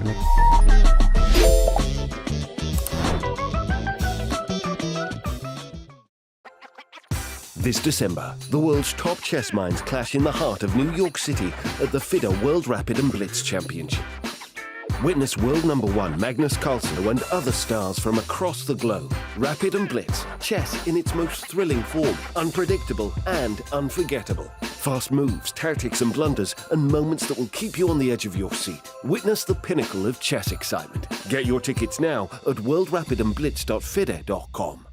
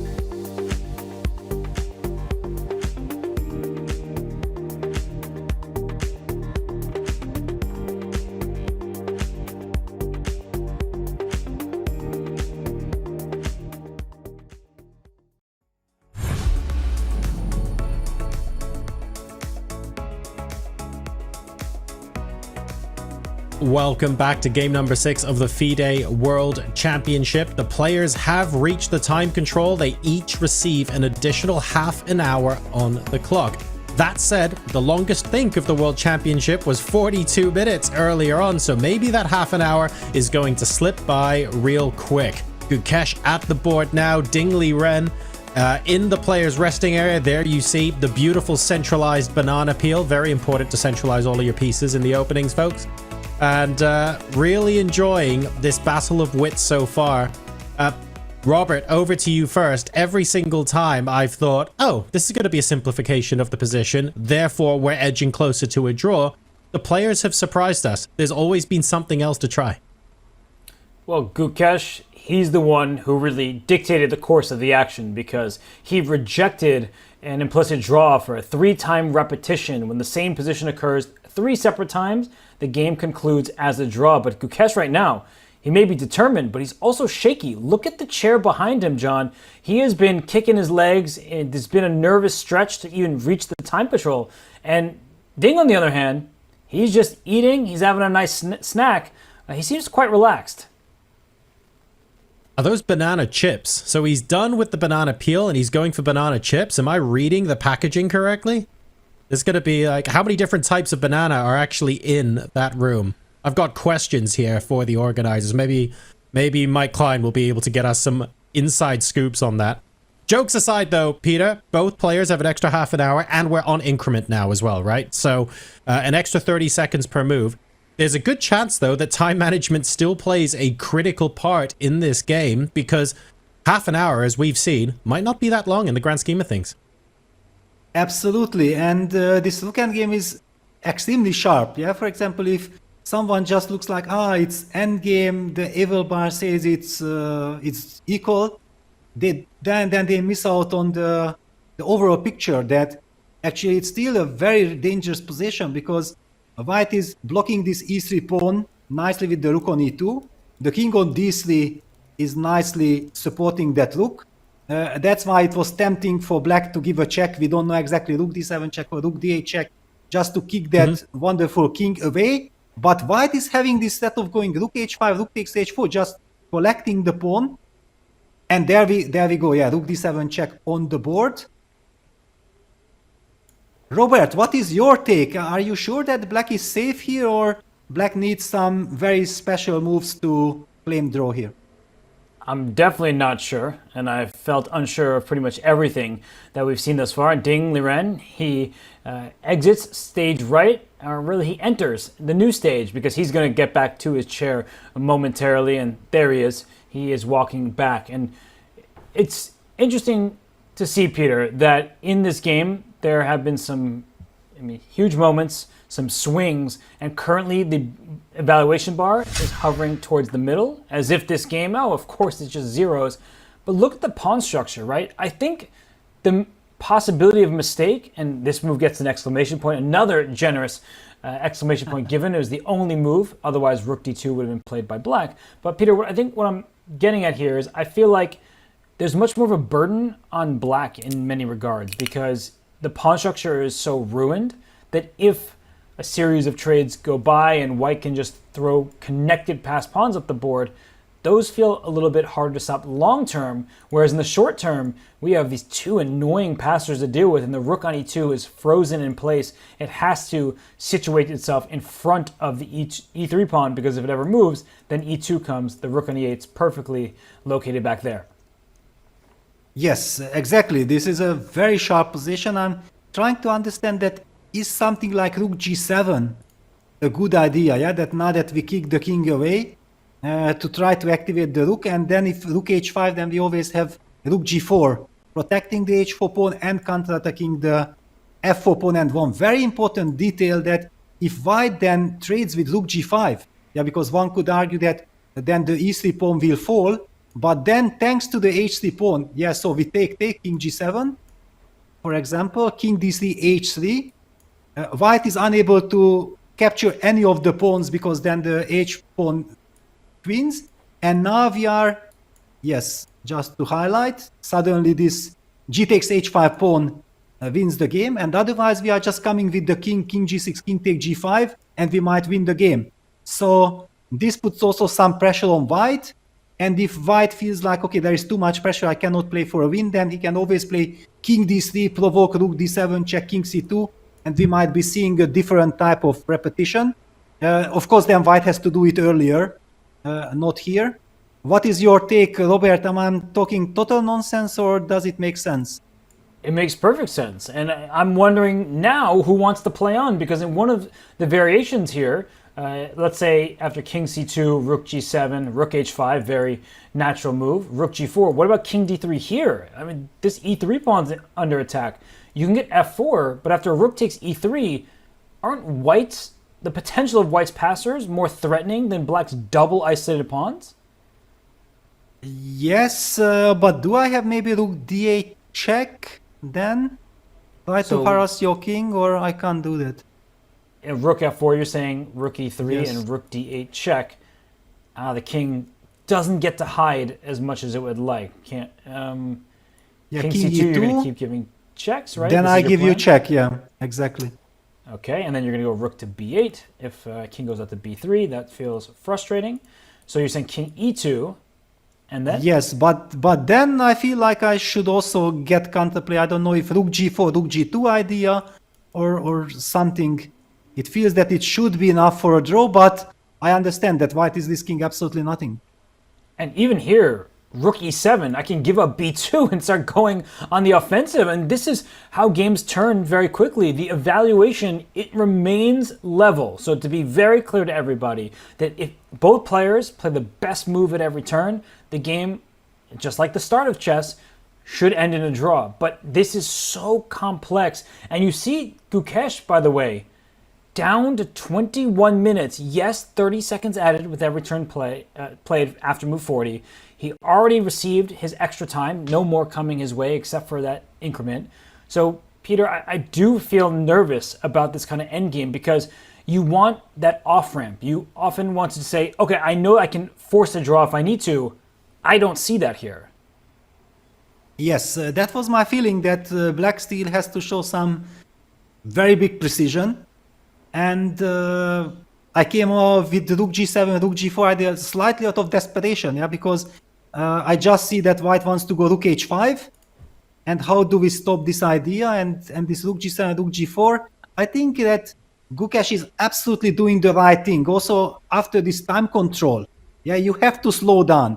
And that's why I feel that this is the so-called FIDE time control, yeah, that the old classical time control would give the players 1 hour each after move 40. Yeah, that's the real time classical time control for the next 20 moves, and then 15 minutes after move 60, and only then with increment. Yeah, but FIDE is shortening the time control. This is also another first World Championship match, I believe, using this shortened classical time control. And so far, till move 40, we haven't really seen any real differences that, okay, yes, you can lose on time or not, but white has the 2 hours, the normal classical 2 hours for 40 moves. And the match has never really reached move 40 with tension. Yeah, this is the very first time in this match that we see that this new time control can in fact influence things. And you can see that there is tension here. And Gukesh, he's trying to will his way, I think, back towards a half point. He was ambitious. He declined an immediate draw when he could have had one. He played on. The queens were dancing about the board, avoiding each other, then in contact with one another. Ding, he exchanged queens probably at the wrong time, at least on the wrong square, giving black the passed pawn that we still see on e3. But then right before the time control, Peter, this h5, we already weren't sure about that, but the evaluation didn't change. And then pawn takes h5. I do want to just dial back a few turns, because I think it's an important moment to revisit where this was not forced. He did not have to take this pawn on h5. And it's another one of those moments where I'll ask you, do you think Gukesh, he's been just playing for a win? And not this whole time, he's of course trying to find the best moves, but do you still feel like he's been playing for a win, and that comes with significant risk? Well, I would love to get into the details, but I believe that Gukesh has just made his choice, and he played the move king g7. So let's go back to the current position. We don't have now time to talk about, and the computer confirms. So bravo. What does it tells us? That after rook h5, he is willingly giving up the h4 pawn, saying that this pawn is not that important. How exactly? Is he bringing his king up, just like in one of the earlier positions where if you take king f5, that this king is trying to enter? Wow, this is beautiful. Yeah, this is beautiful. And look at this. I always like to look at the players, how they behave. He made his move, and look at this. He's walking behind his chair, signaling that I have figured it out. I know exactly what's going on. I have nothing to worry about. And probably then white will have nothing better than to settle on a draw. Wow. I think part of it is a stylistic clash. Like there are many decisions made by Gukesh that I wouldn't dream of playing, but these are the types of moves that have helped him become the star he is today. And rook g2 check, okay, king h8, it has the blue arrow. It's the only move that is acceptable here. If you go up to h6, you get immediately checkmated. There was rook f6 and rook to g5, and oh, we might just see an immediate draw here because king g7, rook g2 check. We might get a repetition of moves. So a really well-played game. Risks have been taken, but Peter, this might be the time where the game is coming to a natural conclusion. Yes, I was immediately very impressed by king g7. And then when I also saw that how Gukesh is standing up and walking behind his chair, it was obvious for me. Yeah, this is, you do this when you feel like, yeah, everything is under control now. And king g7 on the board. Ding has also kind of anticipated the move king g7, otherwise you don't blitz out rook g2. But please, you highlighted already, told about this checkmate. Please put it on the board after rook g2 check, king h6. I think our viewers would really like to see that, why you cannot get active with the king. I'm showing it right now on the board. This has not happened, but I'm just trying to show you why the king can't go forward as you might want to, because rook f6 check, and then rook g5 checkmate. So this is not the live position. Of course, there's not going to be a walk into checkmate, but that's why the king is forced back to the corner. So as we do look at this moment here, Peter, white can force this draw, rook g2 check, rook back to e2, but is there a possibility that it's now Ding who says no three-time repetition for you? Can he push his c-pawn and start trying to use that as a weapon? Well, but then you give up the chance of going for the repetition. And the big question is that, for example, you push c4, I go king g6. I force you to give rook g5 check. I'm going to go king f6. And then I'm going to kick you with h6. Rook h5, I'm going to go king g6. Rook takes h4, king f5. And again, go for the same idea with activating the king, this king e4, king f3, as you highlighted. And in this race, I feel like this c-pawn is still far away. It does not really influence the outcome.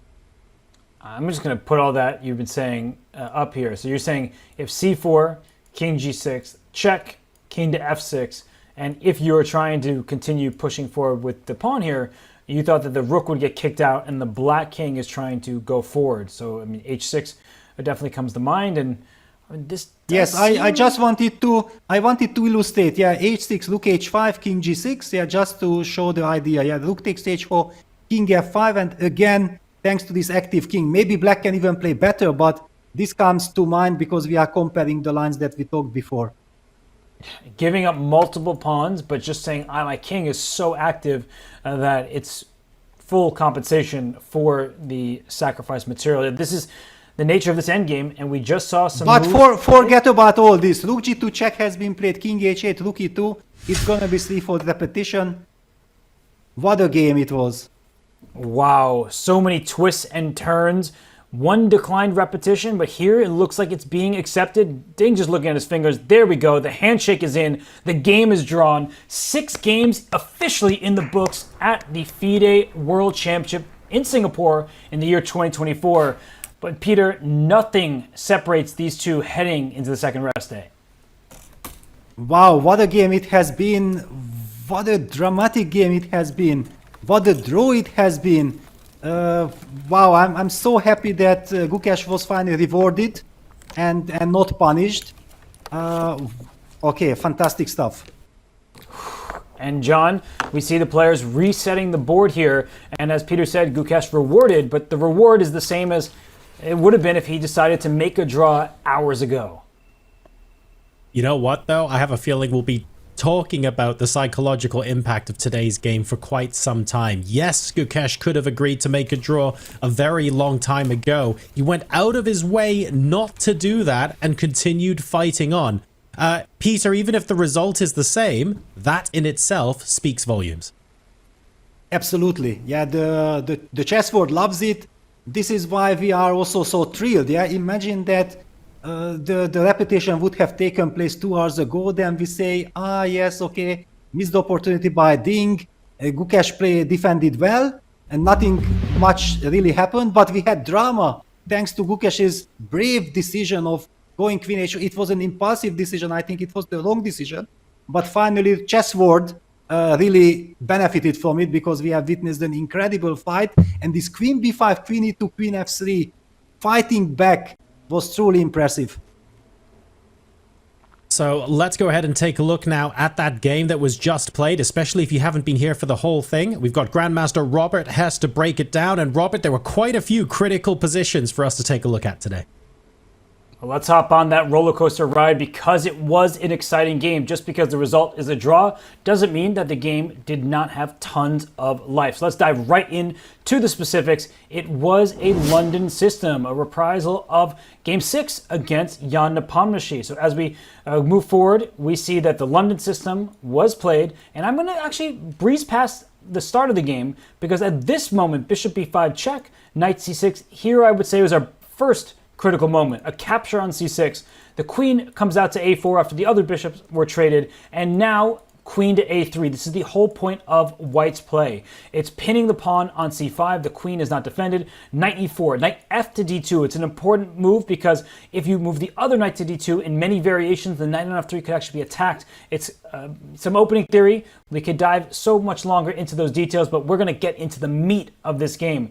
E5 played, giving up a pawn on C5, but this has been played before and Gukesh knew what to do. Queen G6, Knight D2, the pawn is captured. The blue arrow, the only choice for White is the castle long, and that's where you want to go. The king is safer over here. Rook G1 is going to happen in many different positions going after the black king. So another pawn was grabbed on F2, and after D takes E5, the dust hasn't completely settled. Material is equal, but we see double isolated pawns for White. A pawn in enemy territory on E4, a C6 pawn that is hanging, and some open lines in front of enemy kings. The B file for black, the G file for White. As with the F file, things are super messy. So as the game went on, rook to B8 saying your knight can't take on E4. That would be checkmate in 1. Don't blunder that, everyone at home.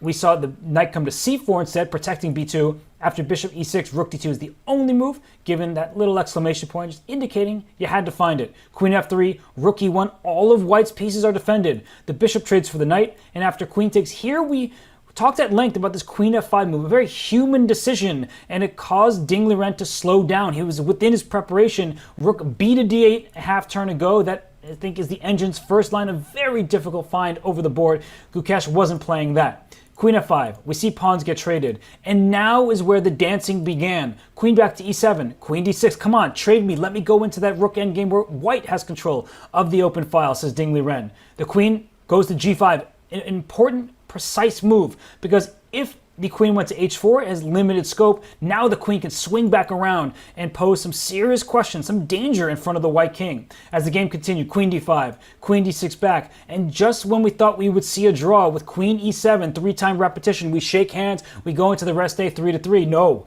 we saw Gukesh play ambitiously. Queen H4. Some people will commend the decision, saying that he is showcasing his bravery. Others, like Peter Lecko just said, it's a bit of a question mark. Objectively, it wasn't the best decision, and it could have caused him to even lose this game if things got out of hand. But as the game went on, rook to D1, fully open file, fully under White's control. We saw that the pawn goes up to G6, creating luft for the king. Some variations there may be rook D8. The white queen will sacrifice itself for the two rooks. Then we get an imbalance that will be hard to properly assess. Queen E5 played, rook to E8, protecting and attacking the E5 queen, but protecting the E4 pawn. The queen side is back to G3, and once again, Gukesh says, no, I'm not just going to simplify matters. Queen H5. And as the game continues here, White has the advantage, and this was another critical moment. Queen slides to B5. If not for Queen B5, this rook is going to D7. Black is a bit frozen in place, and so there aren't many active tries that work outside of Queen B5, and that was a great find by Gukesh. Rook to d4, just trying to improve the rook, maybe help the king while being active on the b4 square, but the queen slides into e2. The e4 pawn, not one you can gobble up just yet. After some trades, h2 would be loose at the very least. So as we saw, rook d2, queen f3, and here I would say is where Ding gave away his last real chance. Queen to g3 or queen to g5, but putting the queen on one of these squares, it offers a trade on friendly terms for white. These passed pawns, they're going to be harder to run free because the E and G pawns are there. Instead, in the game, what we saw was a queen trade allowed on f4, and then after f5, we see the impressive passer that is backed up by a rook. The game continued with h4 stopping black from sacrificing a pawn. I just want to point out quickly that if you just thought you had all the time in the world, in positions like this, we see e3, we see f4, and two passed pawns, two rooks behind them. This would have turned the tides in black's favor. So no, Ding was not going to allow that. He plays h4, e3, a shocking move to us, but one that kept the balance. And then as the game continued here, white plays h5, one more big decision made. G takes h5 by Gukesh. It's a brave choice because he shatters his own pawn structure. He's trying to rely on activity. But as we saw in the game, there wasn't much more to it. h4, running forward, rook d7, and then king g7. I'm going to go ahead, give that an exclamation point because I thought other variations saw black in trouble after king to g7. The point is after rook to h5, you play king g6, giving up h4 for king f5, king e4, and king f3. So the extra material is not that meaningful here. It's the activity of the black king. It's about pawn quality, not quantity here in the endgame. So instead of all this, we saw that Ding, he wanted no more of it. Rook g2, and now that the repetition is here, it was made. The game ends as a draw, a 3-time repetition. Risky choices by Gukesh. So many details to explore, but I think that he can breathe a sigh of relief and get some rest and relaxation tomorrow as it is a rest day. The score is 3-3. The match is tied, and we are just about to enter the halfway point of this match between Ding Liren, the world champion, and his challenger, Gukesh Dommaraju. Thank you so much for that, Robert. An extremely entertaining game where, despite things looking like they were going to be quiet, and despite a draw effectively being offered multiple times, we got to see some probing, some fighting chess, and Gukesh in particular asking some serious questions of Ding Liren. I've got no doubt that this press conference is going to be very, very interesting after yesterday's game also ended in a draw. We are going to go to a brief break now, folks, but when we come back from said break, the press conference after Game 6 of the FIDE World Championship will begin. See you in a couple of minutes.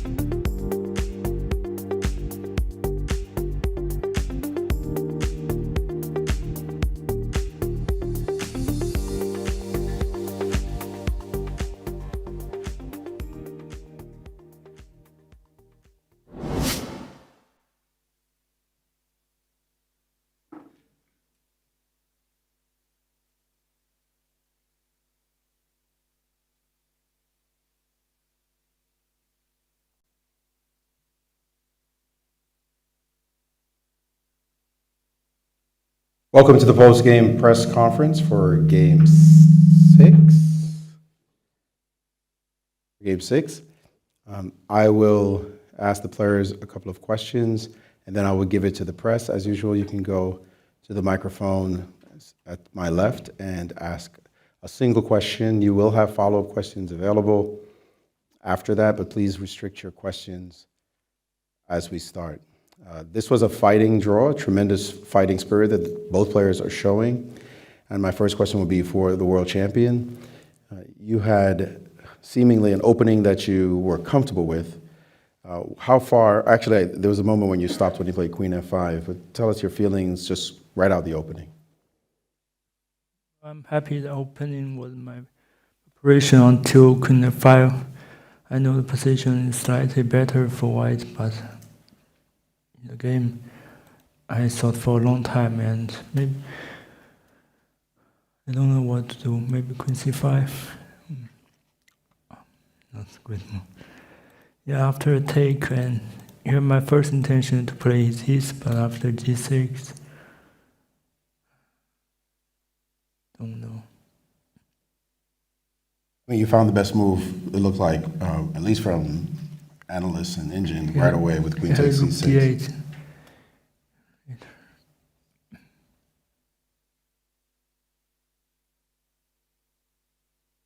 So I decided to repeat moves, and this came a totally surprise because I think his queen not so well placed on the king side, better placed on queen side. Here I might have some advantage. Here maybe rook f1 is better.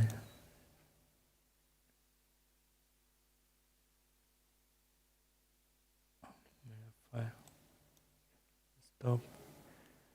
There seem to be various options here. Something psychedelic in this position was to bring the king over to b1, but there was nothing that obvious with the white pieces from what looked like outside analysis anyway. Did you feel like you must have had something, or the game proceeded logically for you when you were playing into the traded down queen's endgame? Feel like I'm slightly better. But after queen 3, very hard decision for me. I saw this move, but if I check here, I have to go king c2. And I don't know, rook b8.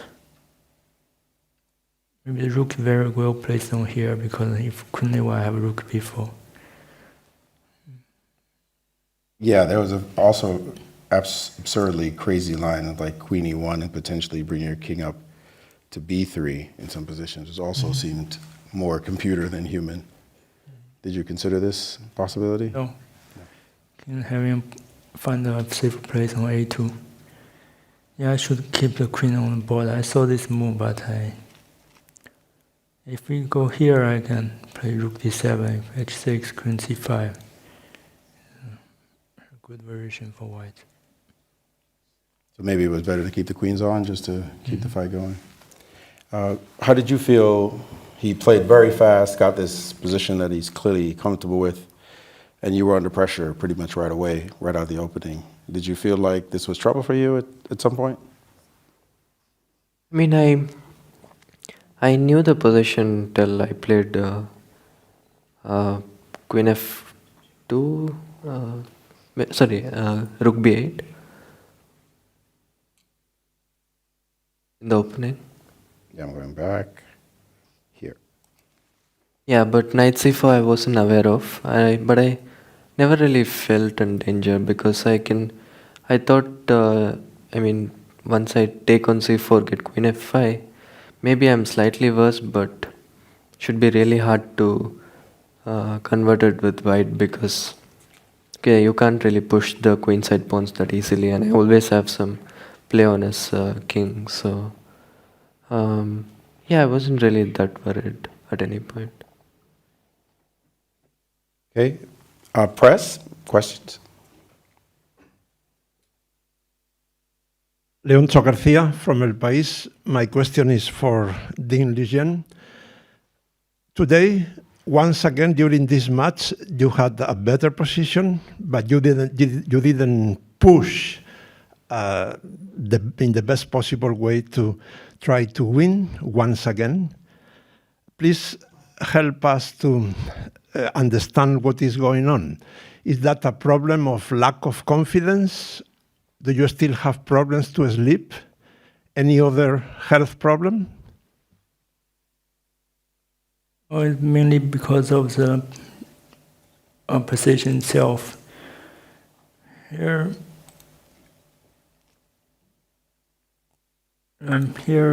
I saw something like b3, but he goes here. And queen a5, rook d7, rook d8. Yeah, missed the c4. I saw king b2, he has rook c5. Yeah, I have to push the pawns here.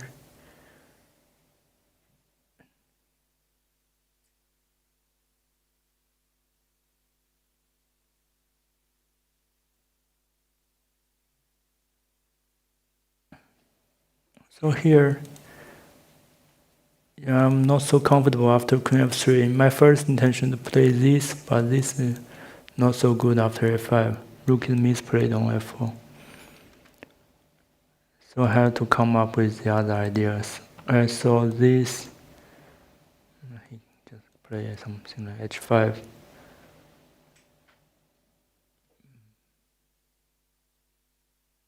Maybe it's time to push the pawn, but I only saw this, and he take, and I don't think I'm better here.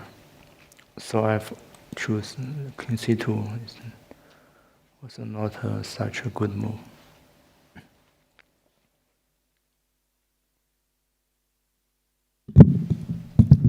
Michael Reichel from FIDE Media.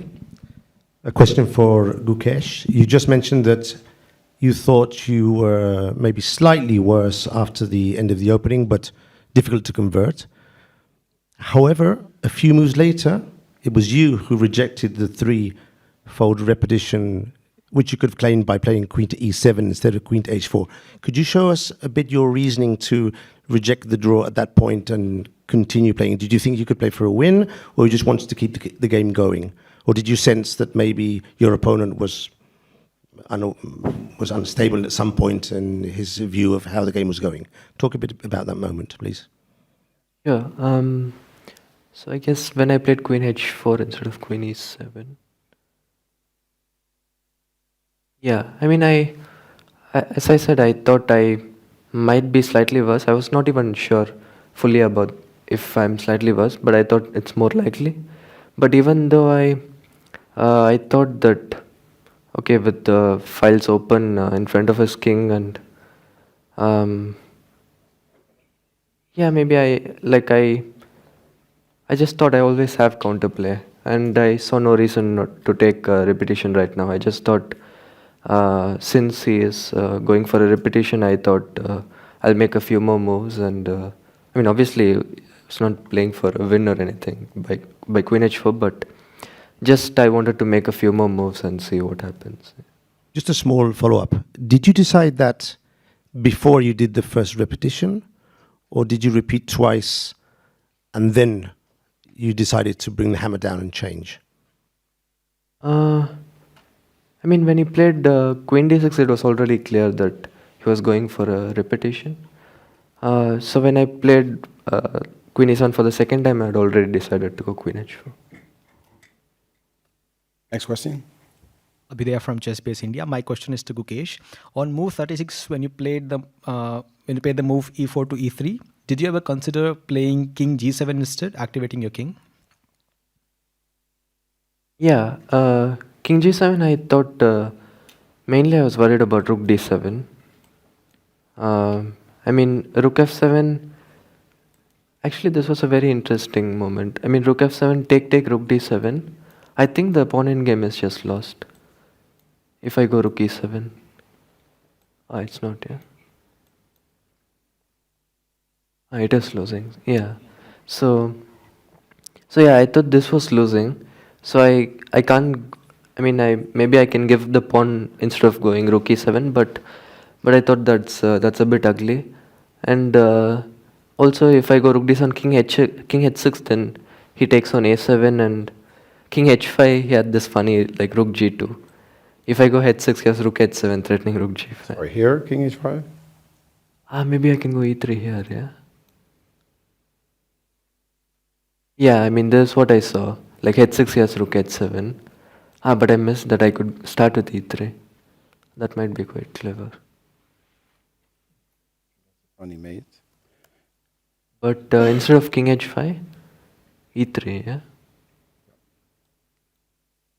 Yeah, maybe this was a better try, but yeah, I mean, I just missed e3, otherwise I would have gone for this. But what is the defense after king g7? What's the difference, what? What is the defense for white after king g7? I mean,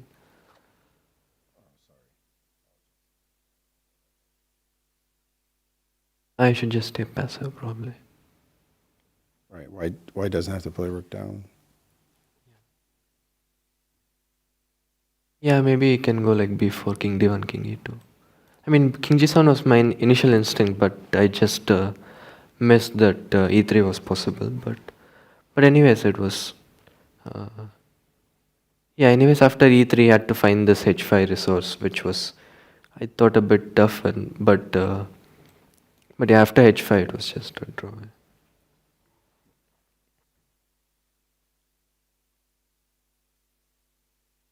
So, I'm Katerina from the German Chess Federation, and I have a more general question. So during this World Chess Championship, there is a lot written online, and for example, right now, I've seen a lot of Ding chilling memes, and so my question for Ding is, if you have seen any of them, and what do you think about them? Say, what is the thing that you've seen? You said. It just says Ding chilling, which is like, comes from a meme from a Chinese ice cream promotion, and it's like adjusted to Ding Liren now, and it just shows that he's like chilling and just like, yeah, playing good chess. So yeah. Have you seen this? What's the meaning of chill?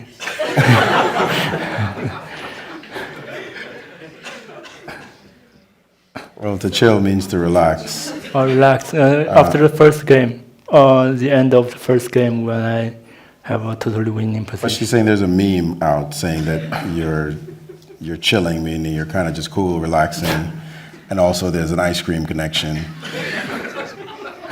I don't know if you've ever seen this before. I certainly haven't. I didn't have ice cream here.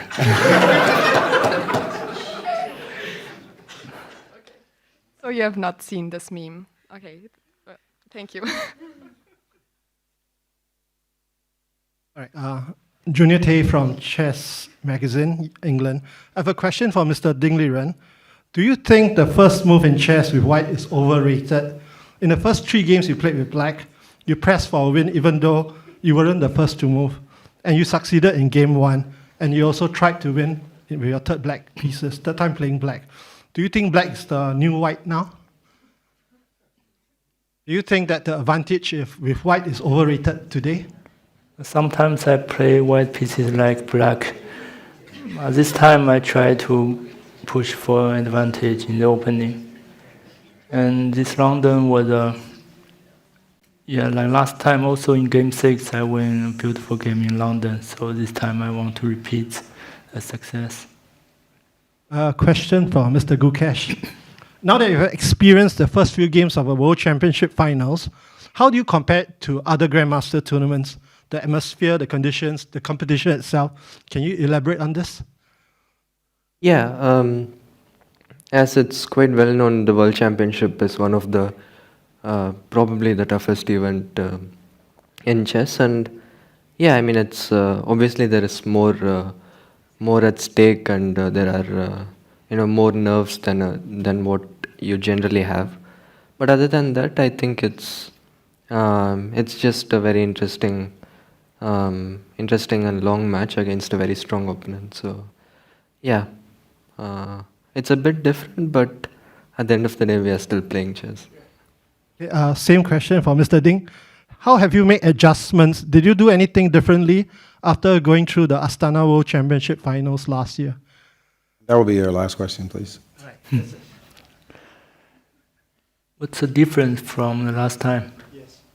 Did you do anything different in preparation during your stay during the tournament? I have 1 more second and more ideas. Okay. Thank you very much.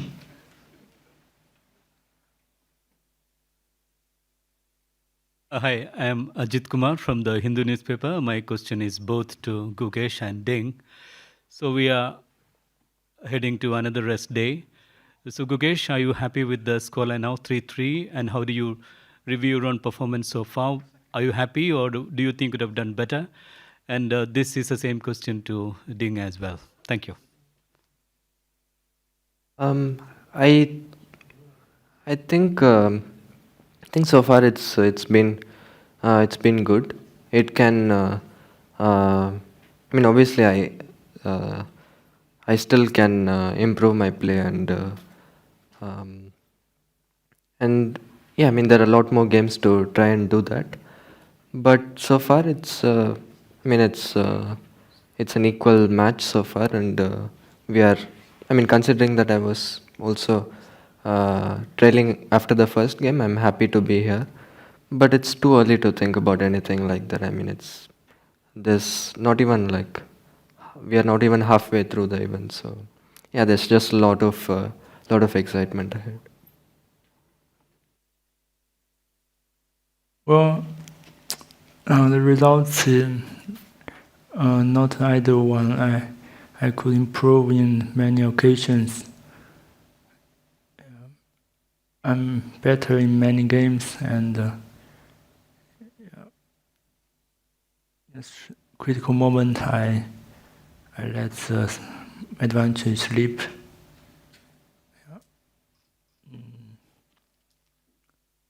Maybe that's what I should improve in the next couple of games. Mike Klein with chess.com. I think I speak for everybody and to say, Ding, I'd like you to have some ice cream on your rest day, but my question is for Gukesh, please. I want to follow up on Michael Rahal's question. You said that after you declined the threefold repetition, you didn't particularly think you were better or anything, but you decided to keep playing. And I'm wondering if that was in any way psychological, letting your opponent know that you were going to start pushing in equal positions. And I asked this question because, for example, in games 2 and 5, it looked like Ding took one of the quicker paths to a draw. So was it in any way psychological that you decided to continue playing this position where, even though you weren't better at all? I just like playing chess. Yeah. I mean, it was more just the position than it was psychological. I just thought there was still a lot of play left in the position. So, and I did not really see too much danger for me. So, yeah, I just thought I'll make few moves, see what happens. And I mean, obviously, draw was still the most likely result. So I just wanted to get a long game, especially since tomorrow is a rest day. Yeah, we haven't had any games that have made time control other than one where the result was not really in doubt. So did you want to play a game past time control just to get like a little bit of a longer game? Yeah, I wasn't thinking about time control, but yeah, I wanted to play a longer game than just finishing it at that point. Yeah. Makes sense. Thank you. Hello, I am Nemo on behalf of the Singaporean Chess Federation, and this question is for both of you, but I will address it to Gukesh first. Hypothetically, if you won the World Chess Championships tomorrow, what would be the first thing you do? I don't know. I guess I'll be happy first. Yeah. Thank you. And then the same for Ding. If you hypothetically won the World Chess Championships tomorrow, what would be the first thing you do? Last time I cried after the win title. This time I made smile. Amazing. Thank you both.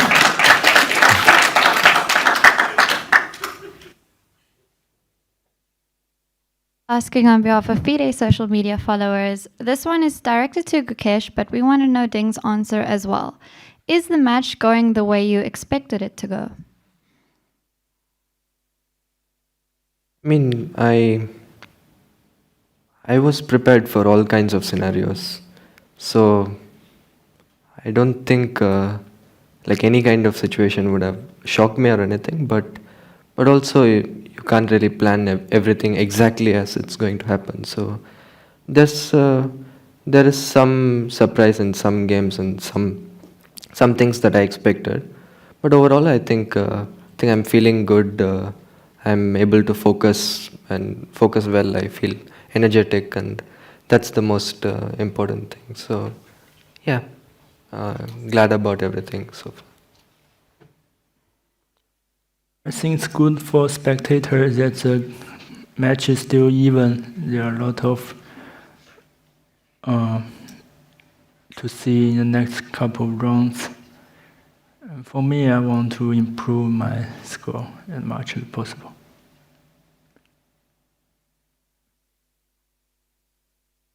Stock from German newspaper Die Zeit, a question for Ding Liren. Could you go a bit closer to the microphone, please? Concerning the preparation, you said you were deeply prepared for this opening, and I guess the preparation means that you are prepared then when this comes on the board. But then after the move Queen F5, which was, as I understood, the first move after your preparation, you said you didn't know what to do. How is that possible? Because there are so many lines to prepare, and this is just one of the lines. And the preparation like an iceberg, that you saw the positions arose like the part of the iceberg that are higher than the sea. But there are a lot of operations that didn't occur in the board. It's like iceberg in the sea. So, of course, I prepare a lot of position, but this one is a little bit new for me. But there's no excuse for just repeating moves after such a good preparation.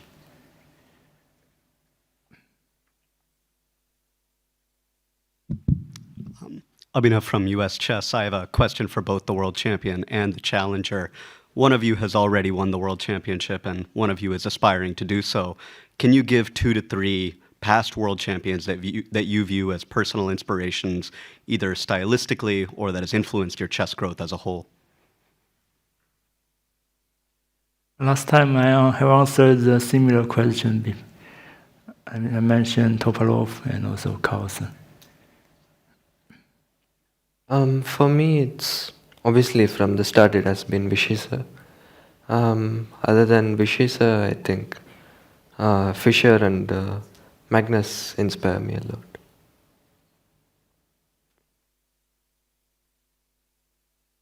I'm Gu Xiaobing from organization. I have questions for Ding Liren and for both. First of all, 请丁立人谈一下今天的对局。 Hello. So I'm Gu Xiaobing. Could you please describe the game today in Chinese? Thank you. 今天对局比预想中要有趣一点，因为有可能以更无聊的方式结束。对，他让这盘棋富有了一些生机吧。然后，对我的发挥也就仅仅这样吧，然后没有什么特别亮眼的表现。我也错过了一些保持优势的机会，比如说后G5，我就没有往下深入的去计算，还是去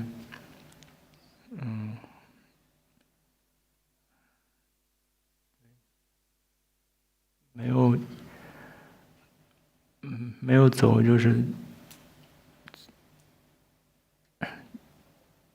最有力度的招法吧，然后让优势就溜走了。后来我局面甚至还有一点点被动，但是我还是看到了这个G2的和棋的手段。That was a super long reply. I shall do my best. So Ding said that the game could have been potentially quite short with the repetition of moves early on, but Mr. Gukesh decided to give some life to the position.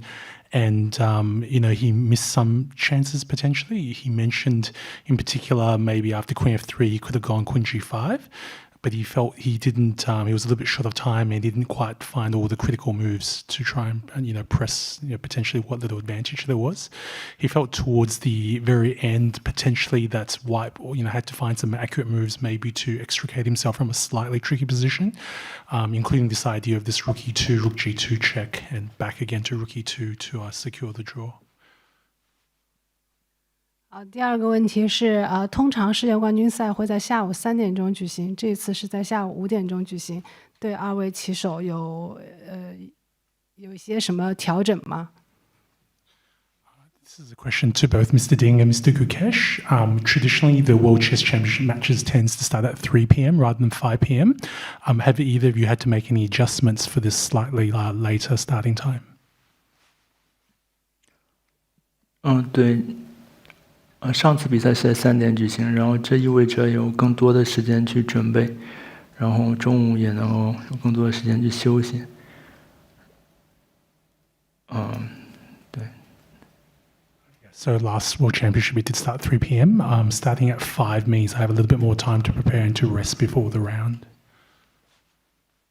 For me, it's a bit of a change because usually all kinds of tournaments start at 3 p.m. or even earlier, but it's not much different for me really. Like I remember I played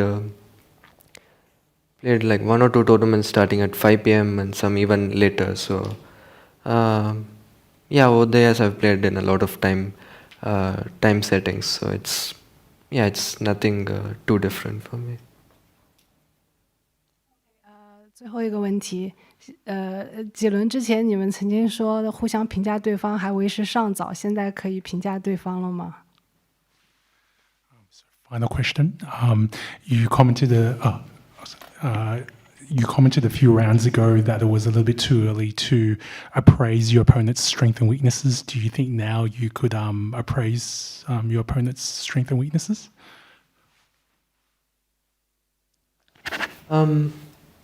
As I said, I think both of us we are pretty universal. Strengths, I guess. I mean, a lot of things, I guess. But yeah, I mean, I don't know. I don't know how exactly to put it. 因为可以看到他应该是慢慢进入状态了。消除第一盘棋的紧张感之后，他发挥的也是越来越好了嘛。So you can see Mr. Gukesh was perhaps a little bit nervy in round 1, but he's played himself into form by the looks of it. You can probably see from the following games. Last question, please. A final question to end on a light note from FIDE social media, this time from follower Prem Gujarati for both players. Which book, chess or non-chess, has impacted you the most? For me, chess book, I probably Game Changer. I really enjoyed this one. So yeah, probably this one. I would answer the same. I'd like to thank both players for not just their fighting spirit on the board, but to come to a press conference and sometimes answer some tricky questions with wit, humor, and poise. Tomorrow we all get to chill like Ding and have a rest day, and we'll be back on Tuesday at 5 p.m. local time. Thanks everyone, and have a good night.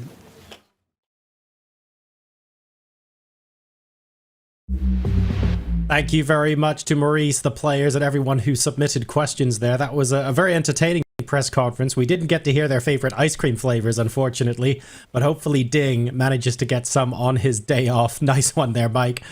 Peter, what did you make of that? Obviously, it was quite lighthearted, but a couple of interesting insights on the chessboard as well.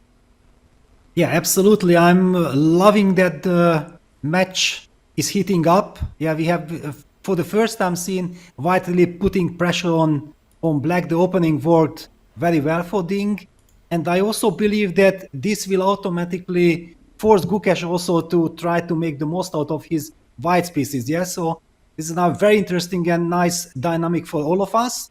And we could see that the fighting spirit is there. Gukesh wants to fight, but clearly here, well, I think that if he goes back and Gaevsky will tell him, he will give him a big hug and say that, yes, it's good that this game is over, draw was fantastic, and keep on fighting.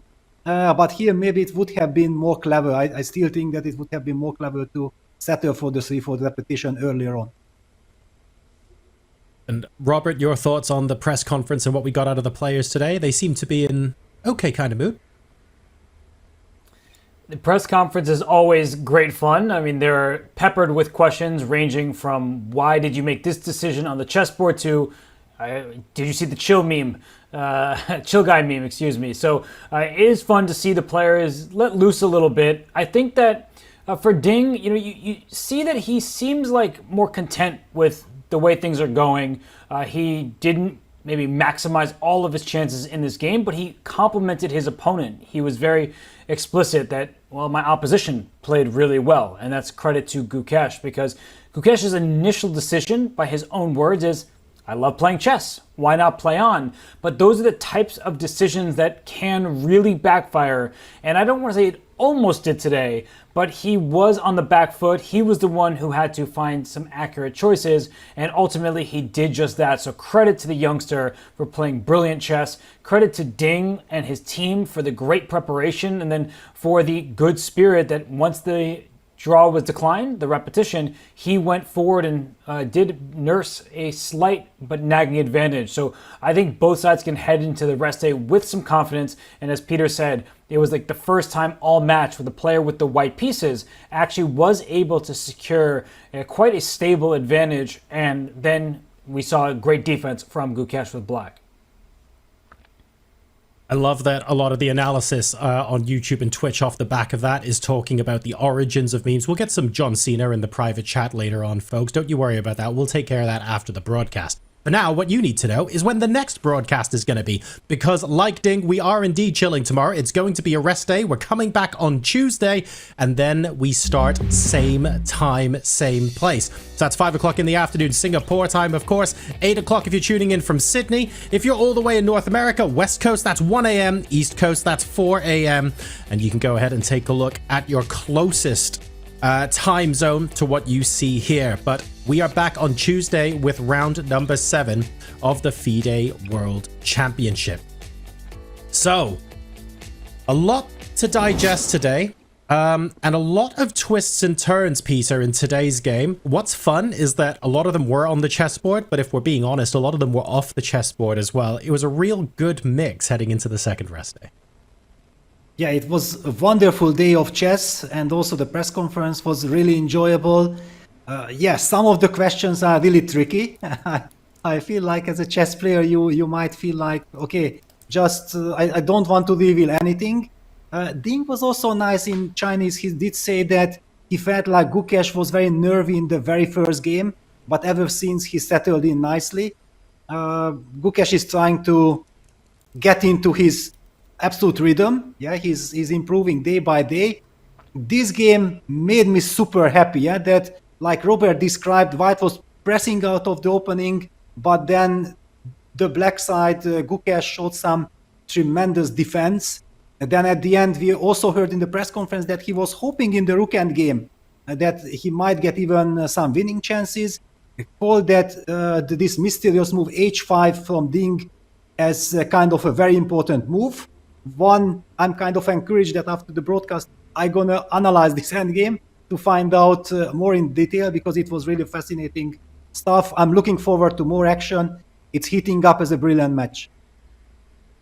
Thank you very much for that, Peter. Looking forward to the next round as well. And Robert, your closing thoughts, both on and off the chessboard. Today was pretty exciting. What a day of chess. I mean, to talk about what's going to happen, what has happened, the psychology, there's so many thoughts swirling in my head right now. I think that Ding should be the happier of the two players as we enter nearing the second half. We're going to get round 7 after a rest day. I think that Ding has had the advantage more often than Gukesh has. So how could you not be feeling good about that? He hasn't always maximized. Yesterday, that was an opportunity to press. He didn't take it. Today, Gukesh did put up stubborn defense after deciding to play on. But for Ding, the overall play has been at a very high level. We even heard from Magnus Carlsen saying that he has not been as impressed as he thought he could be from Gukesh's play. And I think that Gukesh, just hearing him in the interviews, he's still confident. He remains humble but hungry, and I think that both players have reason to smile, maybe eat some ice cream, and enter the rest day, plan to relax, and then get ready for much more chess. Thank you very much for that, Robert. And thank you once again, Peter. It's been a brilliant day of chess. We do now go into the rest day, so we get to chill a little bit ourselves. Stay safe wherever you are, and we look forward to welcoming you back on the stream at 5 o'clock Singaporean time on Tuesday after the rest day. Take care, stay safe, and good night.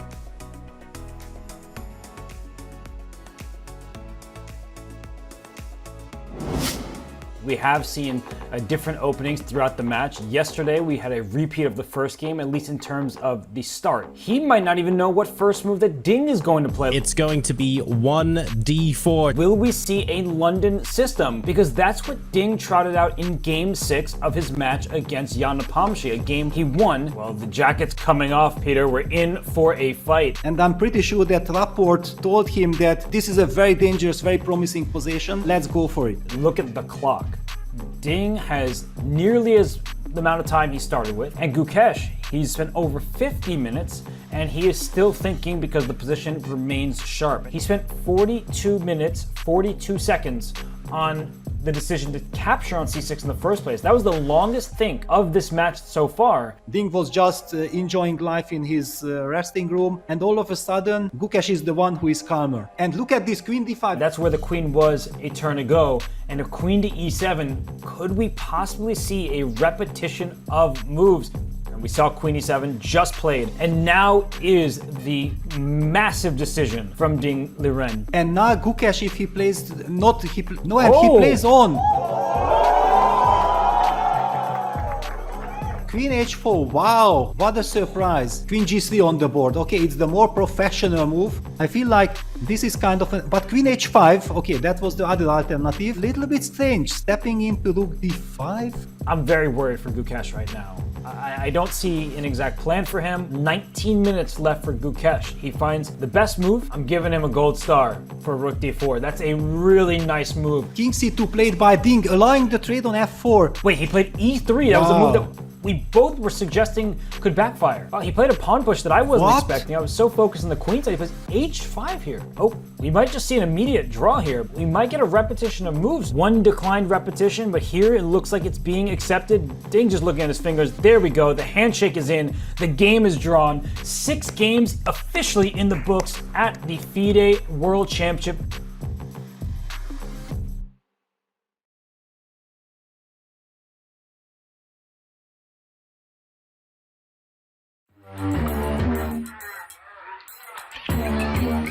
Gemini, can you help me plan my 3-day vacation? Generate a photo of a muscly capybara. Explain the concept of supply and demand with OpenStax. Hi Gemini, quiz me on the rise of industrialization. Can you help me find an email? Yeah, I can help with that. This December, the world's top chess minds clash in the heart of New York City at the FIDE World Rapid and Blitz Championship.